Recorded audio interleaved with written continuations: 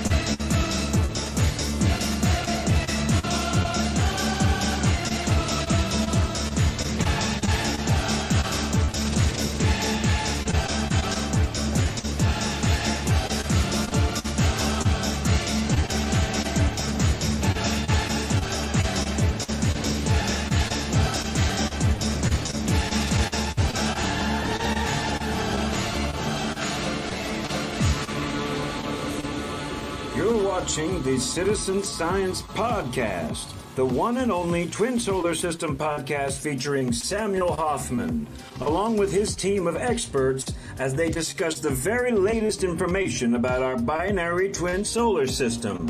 Welcome to the show.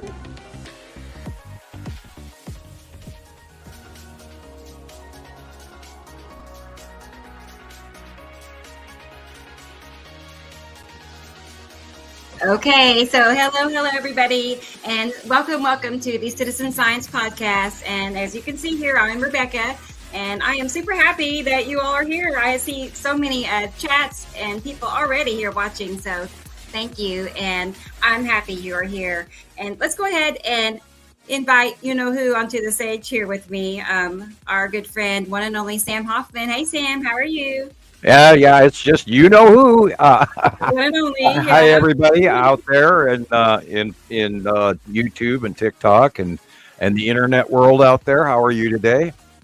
And I know that Jesus is hanging out, ready to come in. Yeah, let's go ahead and get Jesus in here. Speaking of, hey there, Jesus Marquez. How are you doing? I'm good. How y'all doing, guys?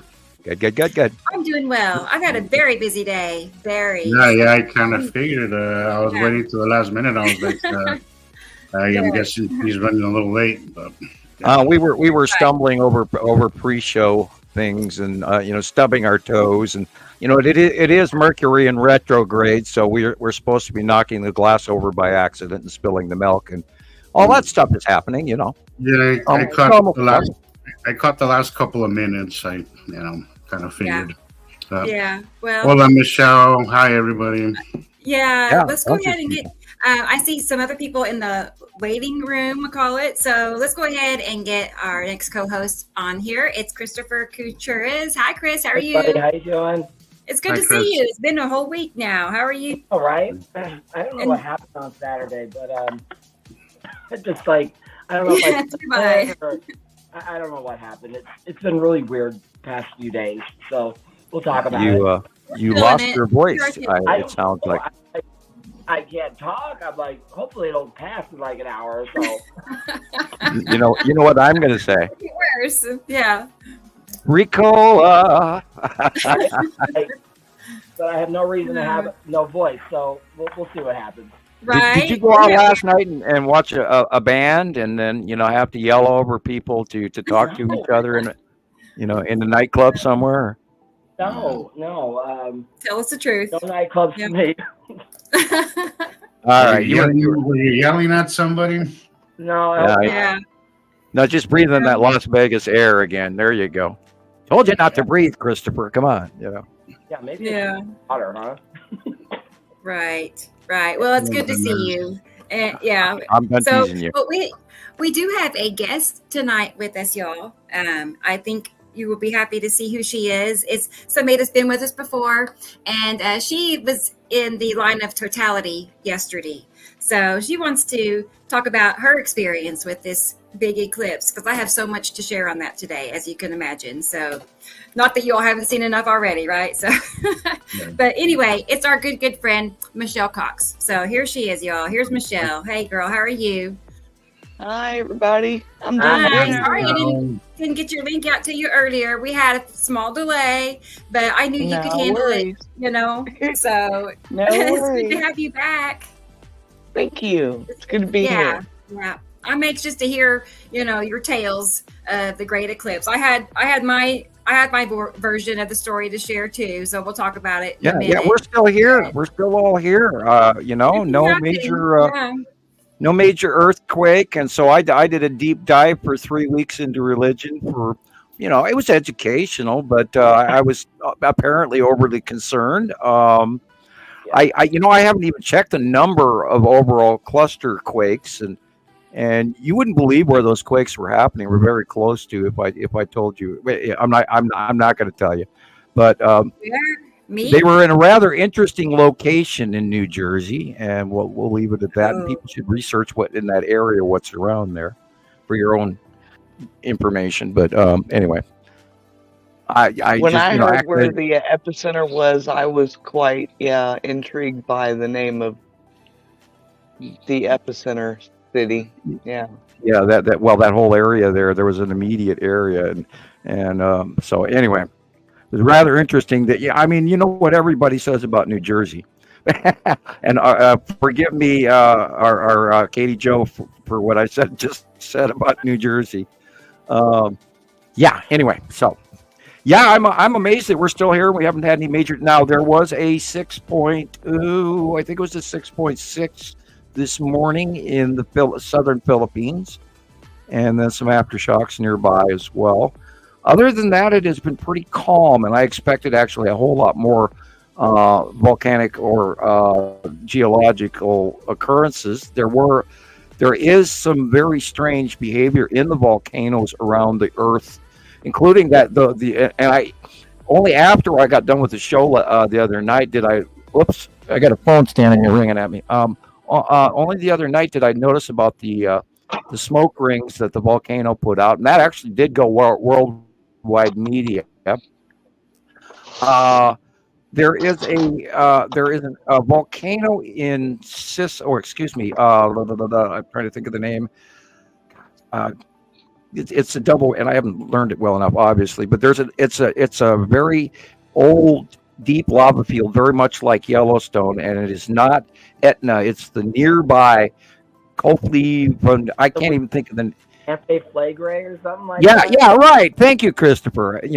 Lately I can't pull names out of my hat for any reason. Kefli, whatever. Anyway, if I can't pronounce it, how am I supposed to remember it?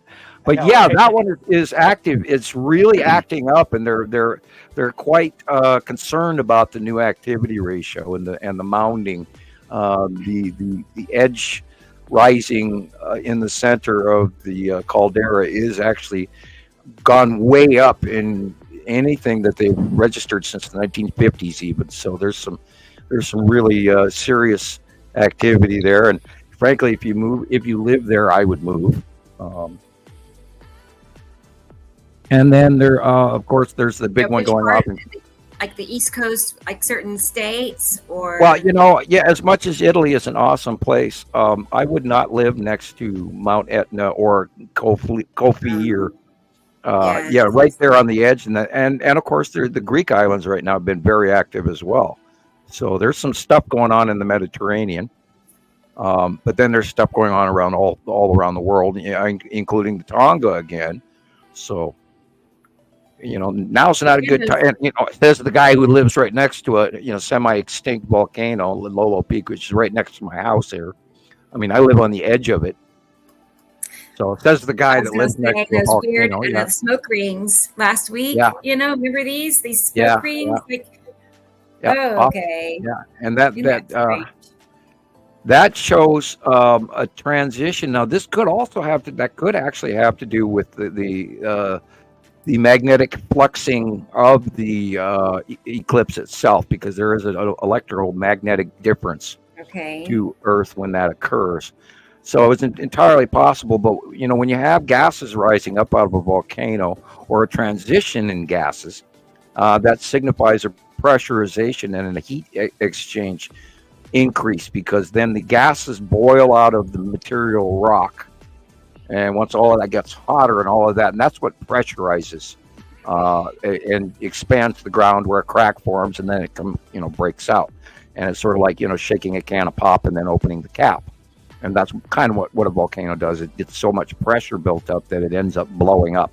And in a lot of cases, like an example with Mount St. Helens, it was so pressurized for so long, and the mounting took so many months, and the heat and the transfer of water pressure from underground water sources and all of the crystallization and the rock and the gases and everything forming up literally completely changed the whole structure of the rock, which is why Mount St. Helens did this side burst. And side burst volcanic explosions were never really known about or very well studied back then until Mount St. Helens was a very great example of that. And the one I'm sitting next to did the same thing. Anyway, I had to take a sip off that top there. What? Oh, what's that last part, Sam? What was that I last just part? I had to take a sip off the pop there, so I had to break in between. Yeah. Oh, okay. I get it. Okay. I thought you said something like a volcano was by you. Is that what you said? Yeah. Right next to me is Lolo Peak. I live at the base of Lolo Peak, and it is a volcano that did side blow. And we do have, Lolo hot springs, and anytime you have hot springs, you have, subdermal volcanic activity mixing with groundwater. And there's lots of that in our area. And I'm sitting on the base of the local volcano. I see. Okay. Although it has not erupted in 15, 30,000 years or something like that. But we do have a cone, and it is mounting and has changed over the years. And I tried to talk to the University of Montana about that, and they never returned my calls. So, right. Oh, some nut thinks he knows what he's talking about. Forget him, Right. And I was, of course, using Google Space at the time and weather satellite pictures to see that over the years, the mounting core of just what's up on top of me here has changed in the last 10, 15 years. Wow. You can see the changes. I bet. So, but I'm sure they got people up there watching it, but we don't, and I feel constant seismic activity going up here, but then you never know. I mean, it could be Idaho, which is still been going on. And that Idaho quake we had a few years ago, which was a 6 point something. And I think it's Stanley, Idaho. And that is still going on. And there are still aftershocks been going on for like 3 years now. Wow.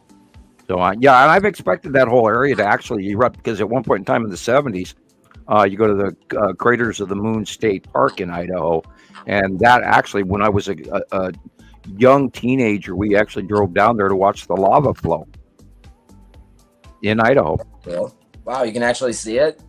Oh, yeah, it went across the road and everything, and they had to stop people. And, when we started driving down there, we didn't know that the road had been cut off. But by the time we got there, the road had done, like what it's doing in Iceland again. The Aihe volcano close to the Marianas Trench was showing some activity over the past week or so. We have an echo. Yeah, it's probably Michelle. It's me. Sorry, hold on. Okay, that's okay. I had to switch my phones because my other one was all jumpy. Yeah. That's okay. All good now. Sorry. Well, you know what? Let's take a minute and look at the comments because they're filling up. So it's going to take me a minute. So let's take a peek here and see. They were full about 2 hours ago. Honestly, it's kind of cool. So anyway, but here is Dennis, you all. Dennis is first in line tonight. He's usually towards the top. I don't know if he's ever been. Maybe he has been first a couple of times. But anyway, that's cool to see you, Dennis. I'm happy to see you. And then right after Dennis, it's Experimental. Hi there. Hello. Good to have you. And as expected, T. Racy would be in the top 3, So hi, T. Racy. Good to see you. Good. And let's keep going here. They had a little conversation, didn't they? Cool. And then after them, it's our friend Katie Jo in New Jersey. We were just talking about your area. So good to have you, Katie Jo, or good to see you. Shoot, we could have you if you want to. So let me know if you'd like to join us. So. Oh, by the way, Nicole is also still waiting for a link. Yeah, I messaged her. Did she message you? She responded back to me. Well, she had commented a couple of minutes ago, and I had just read it on Facebook again, and I said to her that I would tell you. So I told you. We're good. Okay, we good. You sure did. So we're good. Okay. If you hear from her again, though, tell me. So I could go look. Let's see. Katie Joe. So good to have you, Katie Joe. And then let's keep going. Hi. Oh, guess who's next? The one and only Egg. I have never heard that name as far as a username before. So that sets her apart for sure. So I'd love to know the story behind that too. So maybe one of these days we'll get the story, the scoop. How did you become Egg? So, and then Brendan. Hi. Good to see you, Brendan. He's, well, he's always here. There's a word for it and it just disappeared, but consistent, that's for sure. But thank you, Brendan, for being here regularly too. So we appreciate our old faithful. We have a few old faithfuls. I know. And I don't know much about him. That's just it. He's like a mystery Brendan. So, but I'm glad you're here. And then Erson77 is here. And that's a new name for me. I don't know. I was gonna say that doesn't sound like a familiar one. That might be new. That's cool. Great. I wonder how he found us, but I'm glad that you are here. So we'll have to get to know you better, Erson. So I look forward to chatting with you.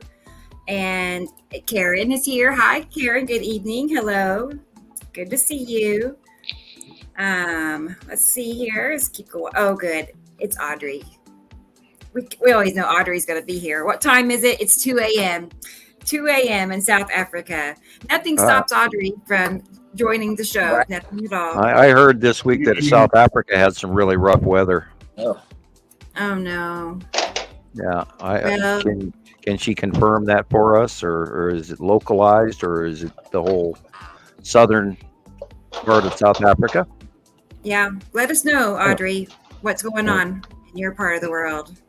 So it's like we each get our turn at that, Right. So let's see here. Okay, next is David. Good evening, David. Good to have you. Always enjoy seeing your name on the screen here. So perfect. And then it's Gators. Is it Randy? I want to say it's Randy. Randy Gators. I think so. Tell me if I'm right or wrong, but good to see you, Gators. And then let's see. I said experimental. Let's keep scrolling. Oh, good. I guess who's here, y'all? It's Alex from Germany. Alexander. So good to see you. And I know it's probably 2 a.m. for you too. Wow. Good work. Definitely bedtime. Yeah. So good to see you, Alexander. I shared one of his pictures today. I'll have to add it here in a minute so we can look at it. But it's just a perfect shadow of the planet Ice Atom. I was just like, that's so, you would just overlook it so easily if you didn't know. But otherwise, it stood right out. So we'll look at it in a minute. But I'm glad you're here, Alex. And here's another person from Facebook. Good evening. It's a mystery, but I'm glad you're here. If you do want to show who you are, you can go to that website and StreamYard.com/Facebook. And one time it'll ask you to approve your identity to StreamYard, and then that can show your name. But either way, we're glad you're here. Or you can type your name or not. So it's whatever you want to do. Let's keep going here. Where was I? Got Adri. Don't want to miss anybody. Sabrina is here, you guys. Hi, Sabrina. And it's really good to see you as always. And you should highlight Egg's comment real quick because okay. Yeah, we were wondering where the name came from, and we got an answer. And Egg is actually Emily. That's interesting. I don't know. For some reason, I was picturing a guy. Oh, really? Yeah, I knew it was Emily. I didn't know that much. Really? Did you know? That. Yeah. Well, that's an interesting story. So cool. But Egg is her dad's nickname for her whole life. And sometimes it was Eggy because her real name is Emily. Okay. Well, now we know. Thanks for sharing that with us and pointing that out, Jesus, because I didn't see that yet. Eggy. That's cute, though, for Emily. Okay, I might have to start calling her Eggy now. So anyway, so it's good to have you. And Nancy is here. I see Nancy. I see a new name. I haven't spoken yet. So hello, Nancy. Hi, Nancy. And Robin is here. Hi, Robin. Boy, we have such a big crowd tonight. It's great. It's great. Lots of comments down the page. I know. And our dear friend Lauren, I really have Hi, Lauren. her comments. You know, her comments are so like thoughtful and well thought out. I don't know. You know, I always know something special is coming from Lauren, really. So anyway, I'm sure she's a super nice lady. I know she is. Always has been. Right. Oh, and here is Big Sky Girl. Big Sky Girl. I got her added Montana in the house. Yeah, she had requested to join, you know, my group, and me and Sam's group. We have Montana Skywatchers Anonymous, and so I got her added today. So she's now in the loop. I've been seeing she's been active on some of my accounts, some of my videos on TikTok, and I think I've seen her on Facebook now too as well. So yeah. good to see her. Hanging out. Yeah, she's getting hanging out in our circles. It's really nice to see that. Yeah, well, definitely. And her name is Shannon. Just so you know, her name is Shannon. Yeah. Yeah, you're welcome. I'm looking forward to getting to know you better, really. So that's takes it one step further, you know. Right. And then let's see. Oh, here's Amanda. Amanda, hi there. Good to have you. I was going to say, who's That's mom? my daughter. Oh, that's mom. Daughter? Okay, I thought my daughter. I was like, I don't have a daughter. I was going to say, I thought you had nothing but boys, Rebecca. I know. That's the one that actually got the pictures of totality that I couldn't get. Okay. I get it. Yeah. She's got a nice phone, and the phone I use to take pictures isn't as good as hers, so. Oh, that's okay. It make a difference. I couldn't get any pictures. I could not get none. Yeah, up here in Montana, we only had a sliver, and then right before it started actually getting bigger, the clouds moved in, and we had a storm come in, so I didn't get to see much. Oh man! But I did watch it on TV, right, from around the world, live on YouTube and on local CBS. Sure. There's so much to look at, of course, on all the social media. There was also a post by Mr. BB333 where he recaptured that red orb like he did in 2017. That was crazy. I saw that video. I saw it, and I still don't know what to think of that. I have a couple of ideas, but nothing I could actually. Are you talking on that looks like it's connecting to the sun? Yeah, right. And I'm wondering if that's a very large orb that's repowering itself and then leaving. I watched. Yeah, that's really the conclusion everybody had. I rewatched it. We did see it, and we paid attention to it in 2017, but there was no full summation that I could come to because of the size. And the fact that it sat there connected. Wasn't it 12 years ago? Didn't it take 12 years ago? Wasn't it? It was 2017. I might be wrong. 12 maybe. 2017 was the last one. Was it 17? Okay, all right. Yeah.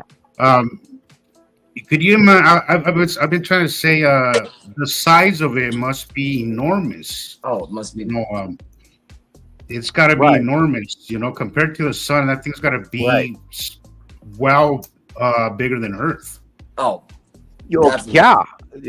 I mean, literally like the size of like a Dyson sphere.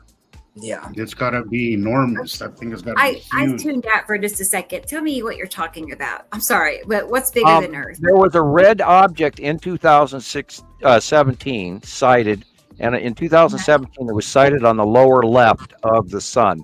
And it was very large, but it was smaller. It's like, a golf ball sitting next to a beach ball. Maybe a softball sitting next to a beach ball. And then it was attached with this thread, coronal mass thread to the body, and then it just took off and left. And they called it disconnects, and then it just they called it some sort of a vortex, and I was going no. Yeah. And then this year they called it a sun cavity. Cavity. You see this? Keep this picture right here. Okay. You see that little down thread of white on the bottom? Yeah. That was That's right about where it right. was sighted on Mr. That's- BBB 333. And if you look, there is a little red ball there. Yeah. There was it was on the same, it was on the same location, just on the opposite side, the bottom right, as opposed to the bottom left that it was last time it was spotted. I'm wondering if we're looking at the big star and our star is the small red ball. Wow. Which red You know, ball? 'cause- well, you can't see it in this, but in the Mr. BB 333 video, which is on, if you'd like, I can go look for a copy of it. It's Something recent? probably on my personal page Okay. or on Skywatcher 1. I imagine I come up with a copy of it real fast without typing his name in, which would probably be the easy way. Yeah. Okay. Oh, it returns. I found it right away. So I will Okay. send you the link. And I don't know if we want to use his video, but I can use a little clip from it. I mean, we can do that. Okay, I will send it to you where you sent me the link to today's show. There Okay. you go. I'm sending it now on Facebook, of course. And before we do so, we want to say, all this is for entertainment purposes only. Right. Right, and educational purposes, and We do have not- we have no copyrights to said videos. nor we're are we just- intending to make any money off of it. Yeah, We we are use it for just, science. we are just using fair. What is that? Fair use. Fair use. Fair use. So Which just, I understand that actually varies case by case. I did not know that, but I just recently learned that too. So it's Oh, hi, Lana. Lana says, I saw the red ball with my own eyes. Oh. wow. And I she was in believe the it. path of totality. Wow. She did. Wow. I have a friend that was in Mazatlan during the eclipse. She sent me some pretty cool pictures as well. Oh, wow. I have yet to post them. I told her I was going to share them. She said go ahead. So I have not posted those yet. And there was a quick video as well that she sent that I thought was pretty cool. I wish I knew where this was captured. Oh boy. That's awful Right. big. That's awful big to be the moon. I know, Sam. Like, There's a lot of it's videos wild. surfacing on TikTok that are showing the moon. I don't know. I think it's early to really. Yeah. Most of what I saw was a little questionable. I'm not sure if it was Yes. if it was real. So I don't want to. But I have seen. I think a lot of videos are coming in as time goes on after the eclipse. So I think we're gonna have to wait and see what else surfaces. But so far, what I've seen is questionable. I saw a video. I was going to get it. I just saw it at the last minute. I'll share it in a second. But it was a video where somebody was looking at the eclipse through their paper glasses. They were holding it up over the phone or whatever, and I saw that one. see the eclipse. And then he'd take the paper glasses down and turn the phone Yeah, around. I saw that one. I think behind that it. one was the Sky, best one yeah. I saw. That was the best one I saw. That I was. And I kept wondering. At first, I was like, "Oh, it's iffy," but it looked towards the end. It looked like he really was pulling. I wish we could slow it. I wish we could see it and slow it down to see how if there's any cutting between both of the things. Yeah, because we're scientists and we will get to the bottom of it. Right. And some of them you can just tell right away that they're just totally bogus. Yeah, It's like, some of them definitely. But that one I feel was questionable. Was like something to look into. That's cool. Yeah. Hi, Lana. I didn't see your comment till just now. So Yeah, and we don't really want to speculate too far. We'd have to have. And I did the fast look around when it was going on too, but then I was looking at nothing but clouds here locally, so it was nothing I could call. And I when it got dark, it was like, okay, it's pretty much sort of kind of dark here, and the birds changed their tune a little bit, and the animals were behaving differently, and it got really quiet. It was really quiet outside. But we didn't, we had only a sliver up here, so. That's something that because I went live. Hi, Irene. Just want to make sure you heard me. Hola, Irene Bencomo. Hola, saludos. What'd you say? Hello, Irene. It's Irene Bencomo in Spanish. Yeah. Okay. That's pretty. Right. And that's something I want to talk about here soon. About I recently posted one video in Spanish. Okay. And I feel was actually quite a success. Actually, Great. And we'll get into that later. But yeah, let's yes. I'll get off topic here, but I do want to talk about that later. Okay. Well, I'll put it in my notes that we're going to go back over that in a minute. So, because that's exciting in itself. It is. It really is. It really is. Big doors. I don't know why we really didn't think of that sooner. But I know. I've been procrastinating about it for a while, but yeah. I think we need to explore that section of all this. But anyways, go on. Exciting. What do you think of this one, Sam? Also, I think we're looking at a lens flare. Okay. The size of the moon is more believable in this shot. And you can sort of kind of actually see the facial properties of the moon. And remember, I'm looking at it on a very large screen. Not very. I wish it was bigger, but yeah. There's not much we can do, but it basically does look like a lens flare. Now, yeah, we have a lot of this stuff coming out, and I don't think people realize that it is. You're gonna have one you go through the glasses, light, and then you will have a lens flare. Like what I was getting, I use my glasses to watch it, and I even recorded a little video with the glasses over the camera. Oh, cool! But when I would take it off, I wouldn't be able to see the moon in front of the sun. What I was seeing was the lens flare, and it was easier to see it through the lens flare, actually. Yeah. Right, you're gonna get a lens double every time you put a pair of glasses or a piece of glass or window or car window. You're gonna get a double. Yeah, exactly, and it's the reason why I didn't post anything like that, because I knew it's not anything that we can use. So Yeah. Right.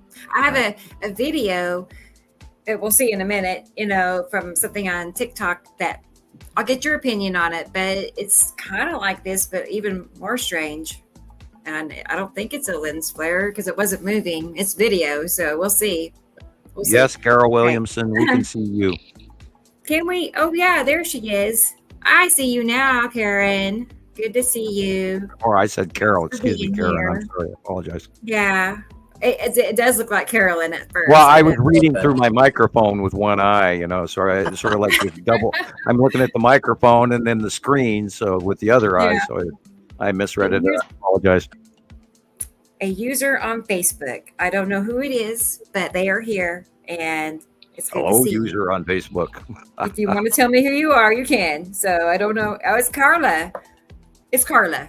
Our friend Carla. Our main folks, where all our members are wonderful people who help us every day. Right. No longer a secret. All right. Well, good to see you, Carla. Okay. Well, I'm going to pause here and I'll drop this down for a second because we have another co-host in the waiting room here to join us. Okay, guys. Dun, dun, dun. Suspense. Okay. Well, it's our good friend, Nicole. Yay. Hi, Nicole. Hello, everyone. Good evening. How is everyone? You look all clean and combed and made up and pretty today.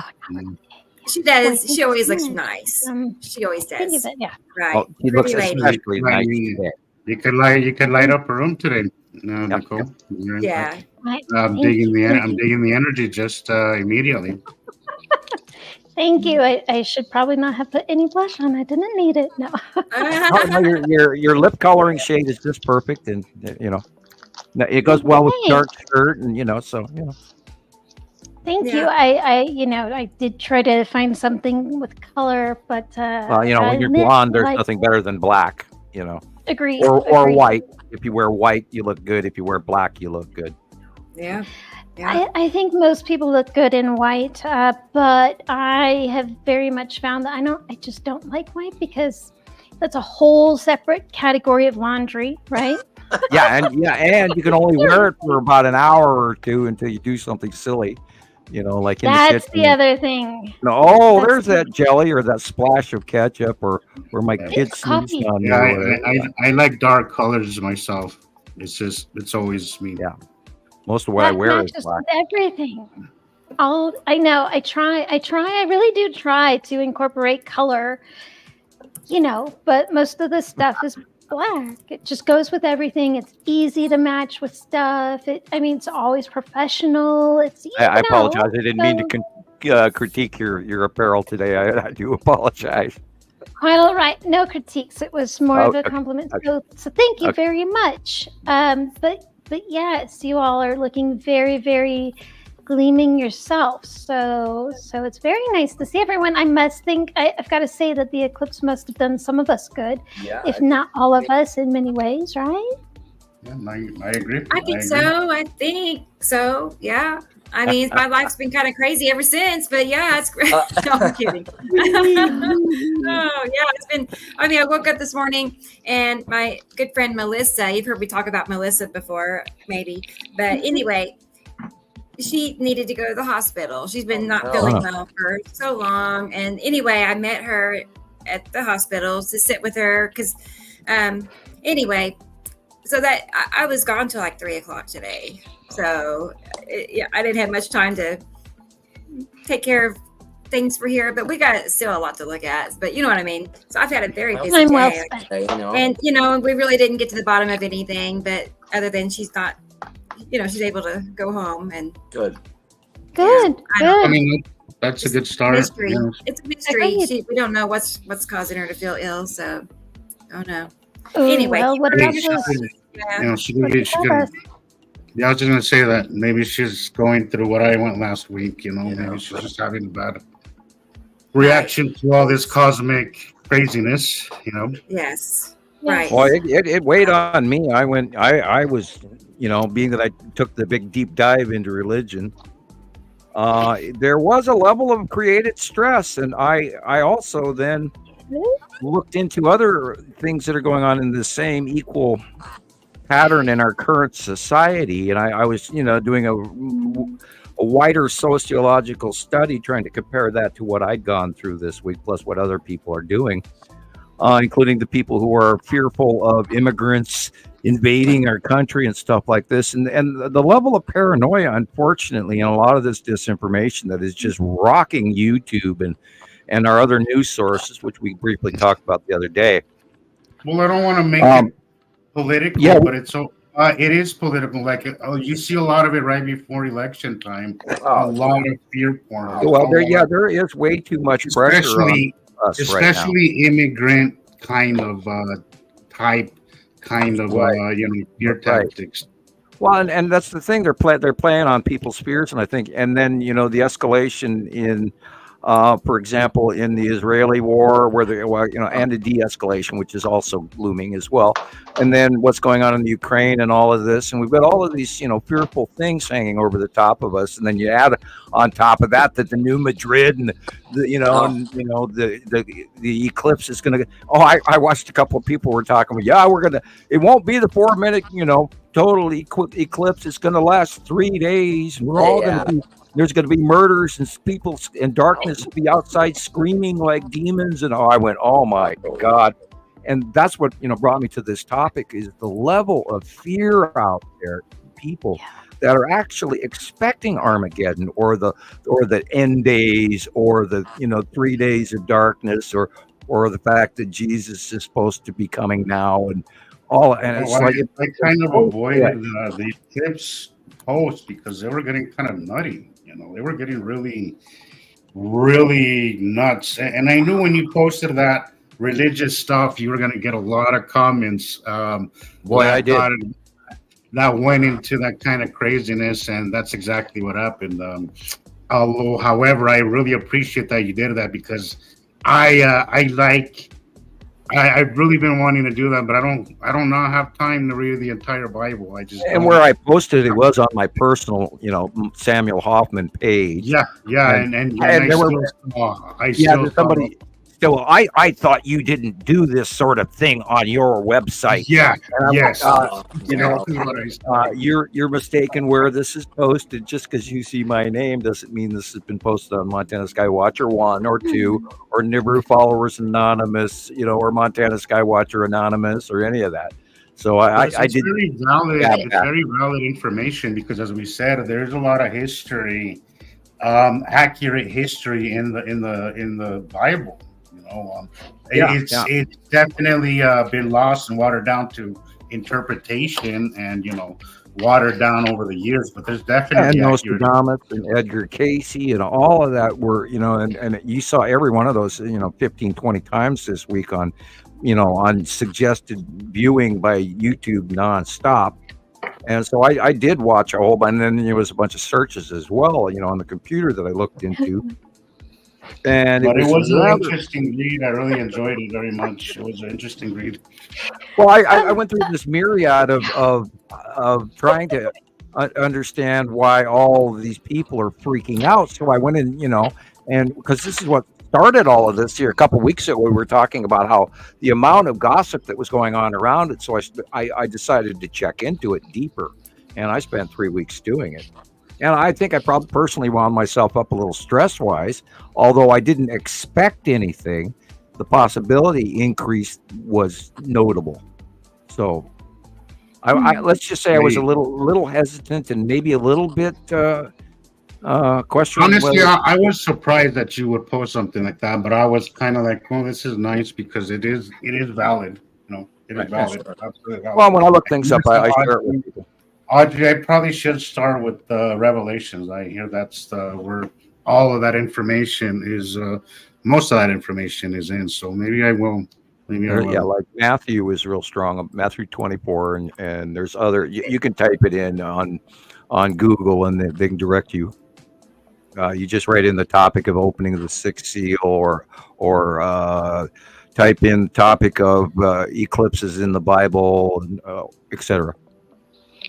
And yes, Katie Joy, that's right. It's connecting the dots. That's why I think that getting a broader view of everything, even including the Bible, including manuscripts, whatever you can get your hands on, you can pick apart things that make sense and things that correlate with one another. We've had people talking to us in Arabic about it. On last week's show, for instance, they were saying that we were going to experience this great earthquake in the United States.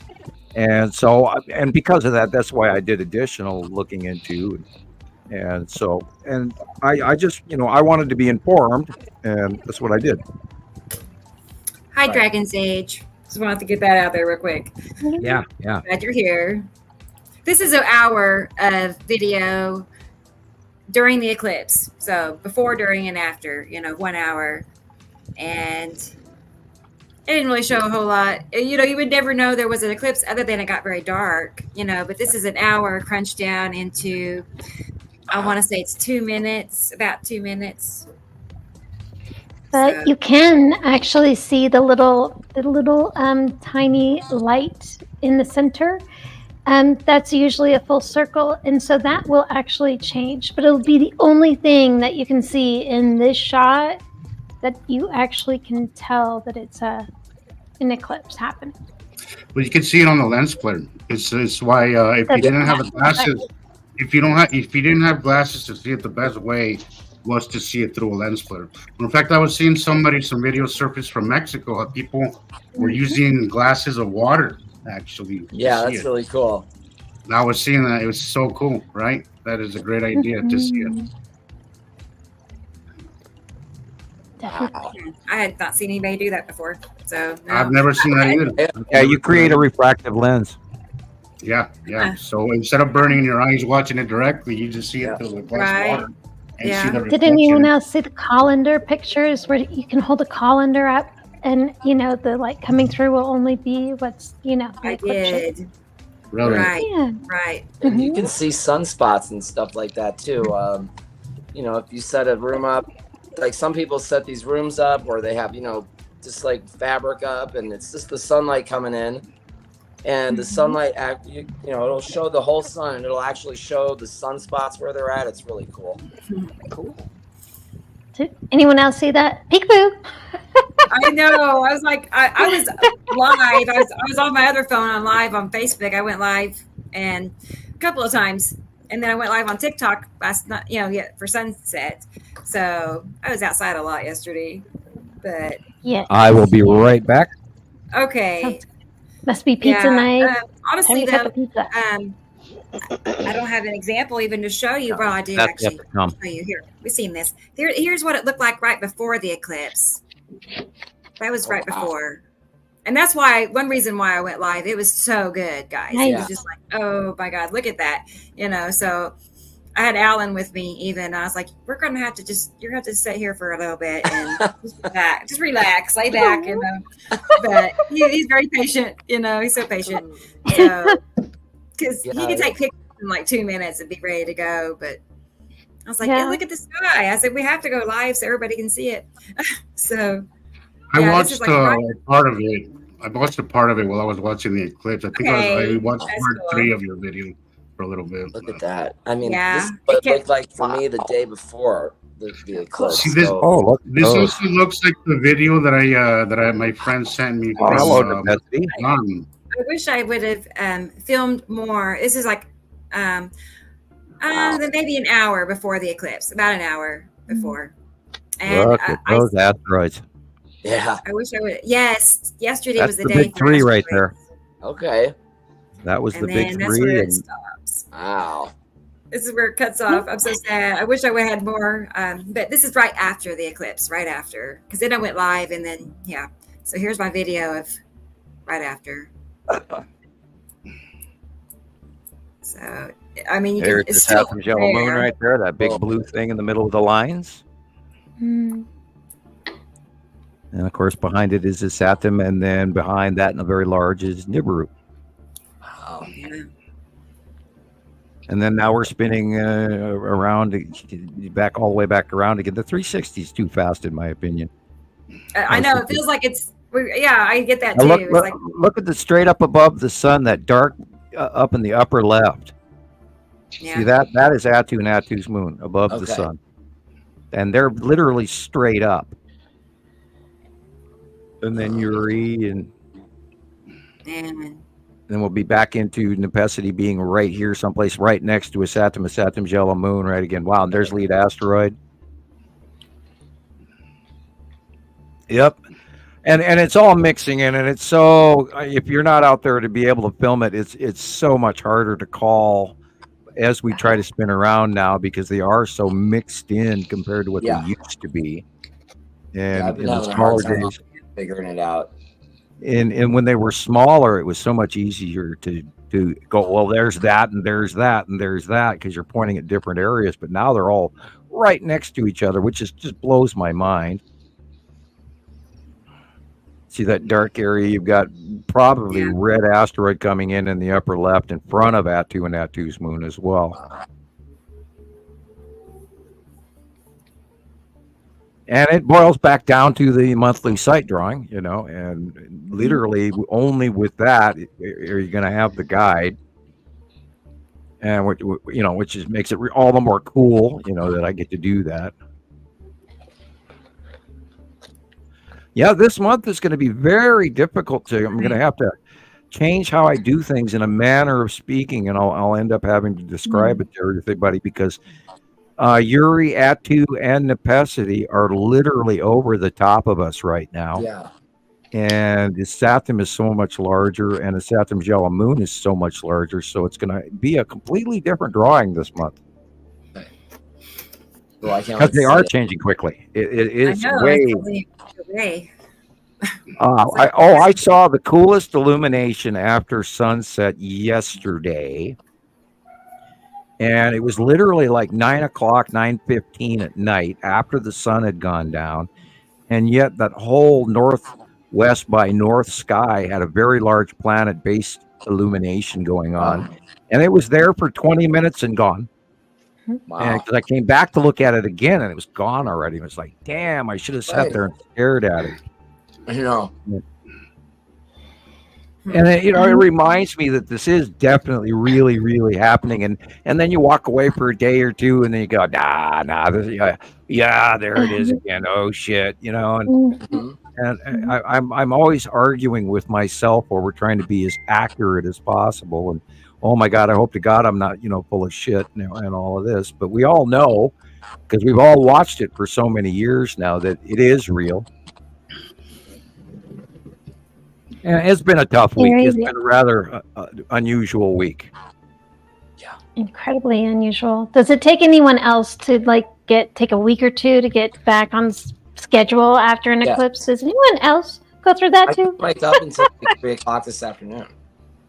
Yeah, it feels like, well, you know, and my kids wanted to go to the store that day, and I had to go, no, we can't because the eclipse is going to happen. And I did that for 2 reasons. A, I wanted to watch it, and B, I didn't want to be away from home. Sure. And, Oh, wow. Jeez, look at those stripes. Right? Wow. That's cool. Yeah. You know, I have to admit that I was sad for the, you know, the conspiracy theorists that really were all really gung ho for something really going to happen this time. This time. It's going to happen this time. Yeah, I had a feeling it was just gonna be like another doomsday thing, and nothing was gonna happen. But I did feel curious to see what was gonna happen around. Maybe there was something else going on. No, there's all kinds of stuff going on. There really earthquakes is. I mean, galore, volcanoes going off, tectonic plates shifting, power stations, internet New going down, Jersey, the end of society as we know it. Yeah, celebrity news going on. Like, I don't pay any attention to them. I think it's more of a false icon kind of situation with any of the celebrities, right? That's the edge of Saru right there. But yeah, like big names coming out with big allegations. So, and I'm not going to say any names because those are like, you know. I'm sick of celebrity culture. I'm so sick of it. So I'm kind of. I think this is why I think it's a good time to wake people up about a lot of things, because I think people are so past all that crap already. Agreed. At least most of us. Here, but also, there's a volcano close to the Marianas Trench that was showing activity during this past week, guys, as well. I don't know are we if you're still hearing about the comet? No. Yeah, I have, of course, one thing or one picture about the comet yesterday. Nothing. Nope. I looked for it. I couldn't find anything. No, where was the National Guard? Yeah, where was the National Guard? They deployed. Anybody see any of that? Anybody? No. Nothing. No. Hey, they were all mainstream media hype. PSYOP. They were at the community center having punch and cookies, you know, brought to you by the, you know. So, is that a cube, Sam? Like, what is in there? You know, I was just looking at that. Or is it round or square? I mean, there's both. You've got an asteroid and you've got the Texas cube.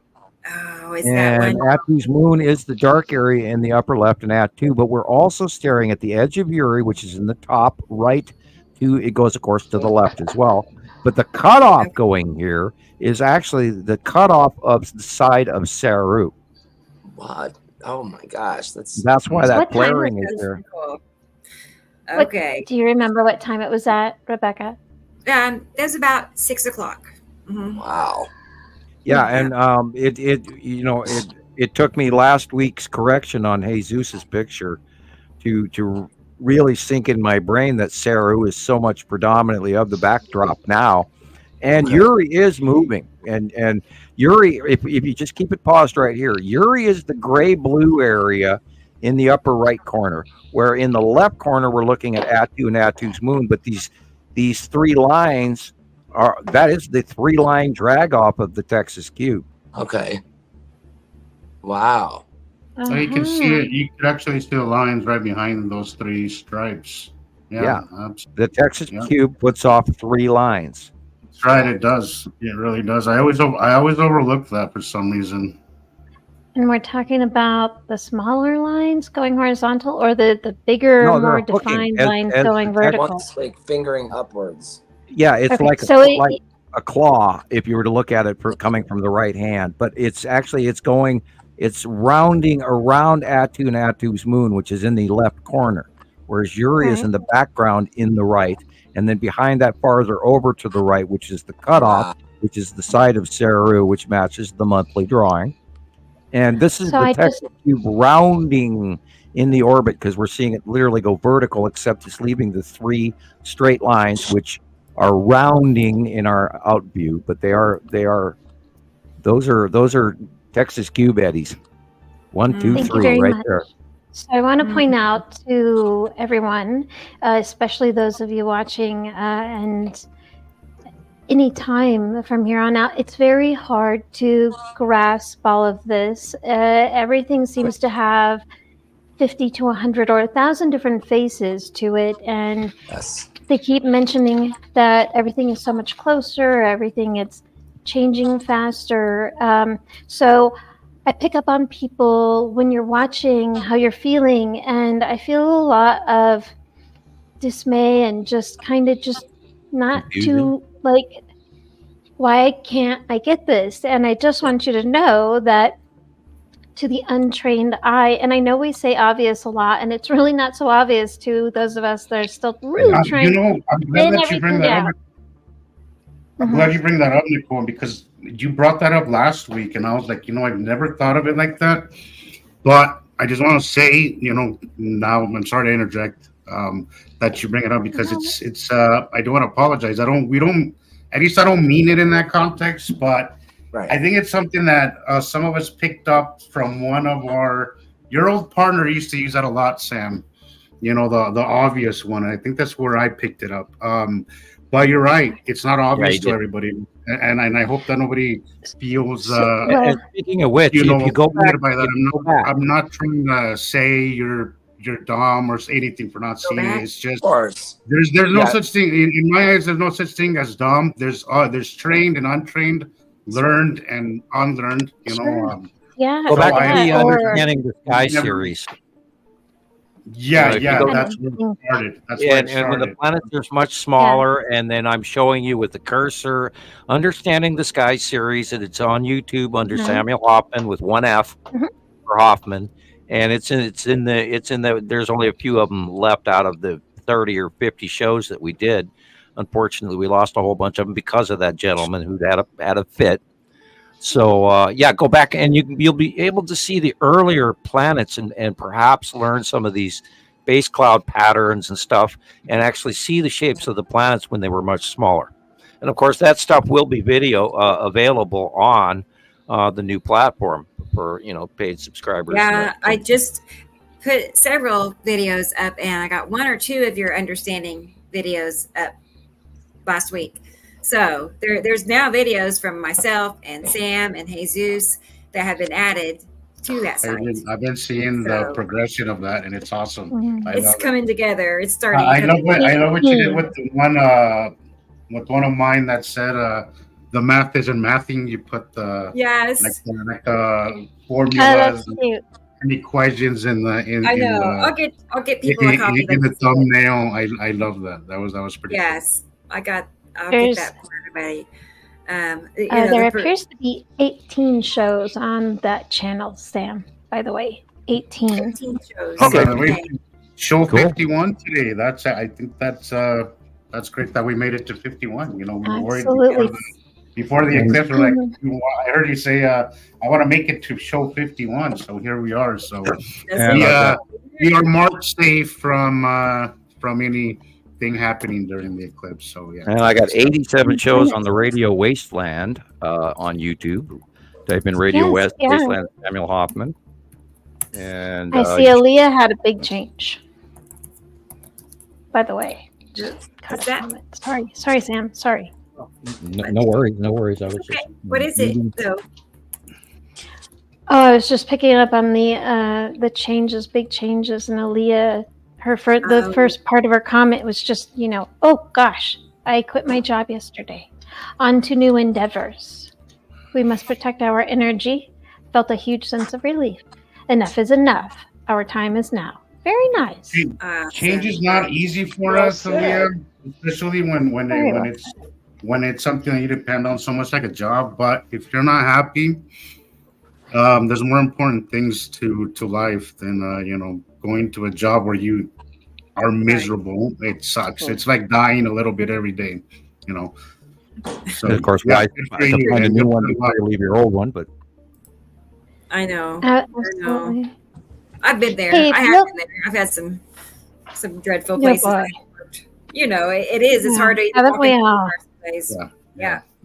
Yeah. Before we get too far out from that video, I wanted to point out that to someone who's new to this, that finger-like pattern could look like Nepicity. It could look like, so I do understand that that's not at all what it is. Please don't stick that in your brain at all. That was the Texas cube, the rounding. The planet with the most faces of all of them is Nepicity, because it's smaller and it does have different pass effects when it's close and when it's covering. I mean, we forgot 2 years or so.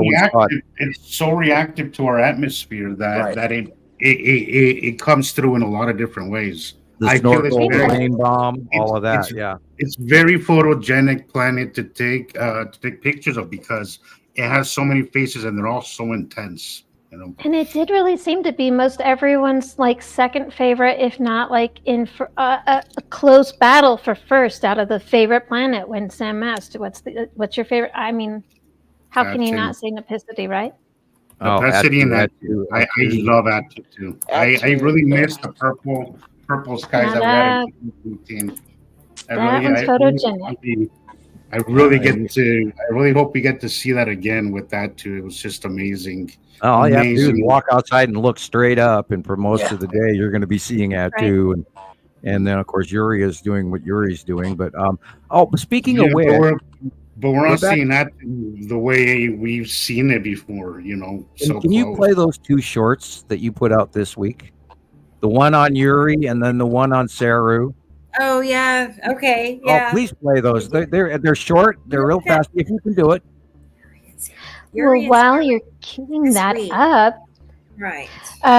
Did anyone else notice how high the sun still was in the sky in Rebecca's video? That was at around 6 p.m.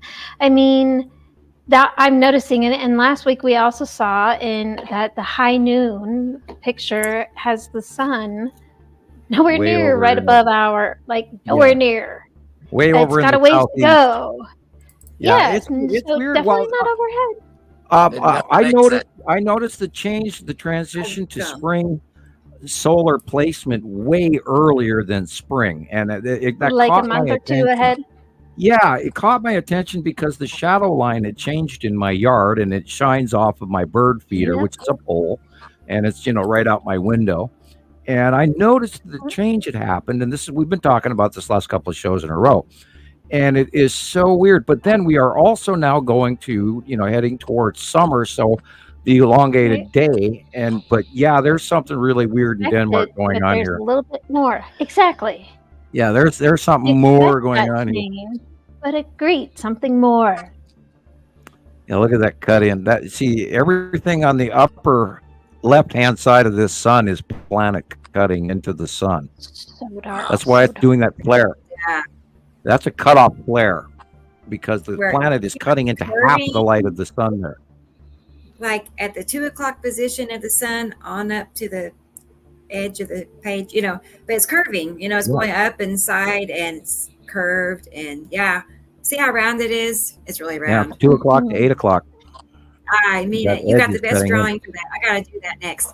I know exactly which drawing that is. Okay.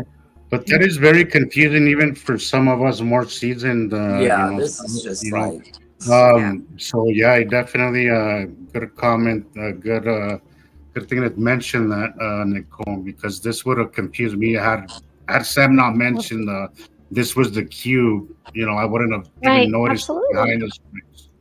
Because things are so close that we've never seen the stripes that it puts out like that big. I haven't seen like that. I mean, I would have honestly, without pulling out any drawings or comparisons, I would have thought that was one of them. Definitely could have been Nepicity for sure. Because there's there's really only so many that look like that too. Wow. Well, you gotta keep in mind which direction the pathways are. These eddies, these leave-behind trails that are happening, as Jillian calls them, tendrils. These cloud patterns that are being left behind as pathways. And if you keep into account what everything is and how big everything is, like this, for instance, you're looking at the red asteroid and the spiral asteroid here rounding underneath Attu and Attu's moon right here. See, this is what to look for right here. This is a perfect example of what to look for. This is from Alexander in Germany. Wow, that is awesome. And here the asteroid goes away from us, and they are rounding, and you can see they're sort of turning around the bottom as the planet rotates. But yeah, this is a very large, very, very large red asteroid and spiral asteroid leaving that trail. And that's the much darker area. Cool. And the rest is Attu and Attu's moon, which are huge right now over the top of us. That is awesome. That is awesome. Alex, bam, home run. That is a great. Yeah. Very good shot there. You can see the dark mark craters on the side of Attu's moon there. Wow. And so we learned last week. You can even see the difference between dark side and the lighter side on the right, as where the light is coming from. That is the Saturn shell of moon right there. See the flame-like clouds? Yeah. And see how close they are? It's just like, no way, how are they close? And yet they're spinning together towards each other. And it doesn't make any sense that they would be that. Look, there's the dark edge, and look, there's the moon from your Saturn shell of moon. How the hell are they that close to each other? It doesn't make sense. You do say that the light, they're on how a it different changes. level plane, higher up versus lower down. See, this is what I've been talking about. Like, I can't. The pictures I've gotten, I don't even want to post them because I don't know what's going on. It's been crazy this week. But I don't think that's a good. I think you should post them. You simply, so a rule to abide by would be, nothing through glass. And if you don't know what it is, at least say what time, what day, where are you facing, and where are you located. And if you don't know, don't say anything. Don't even.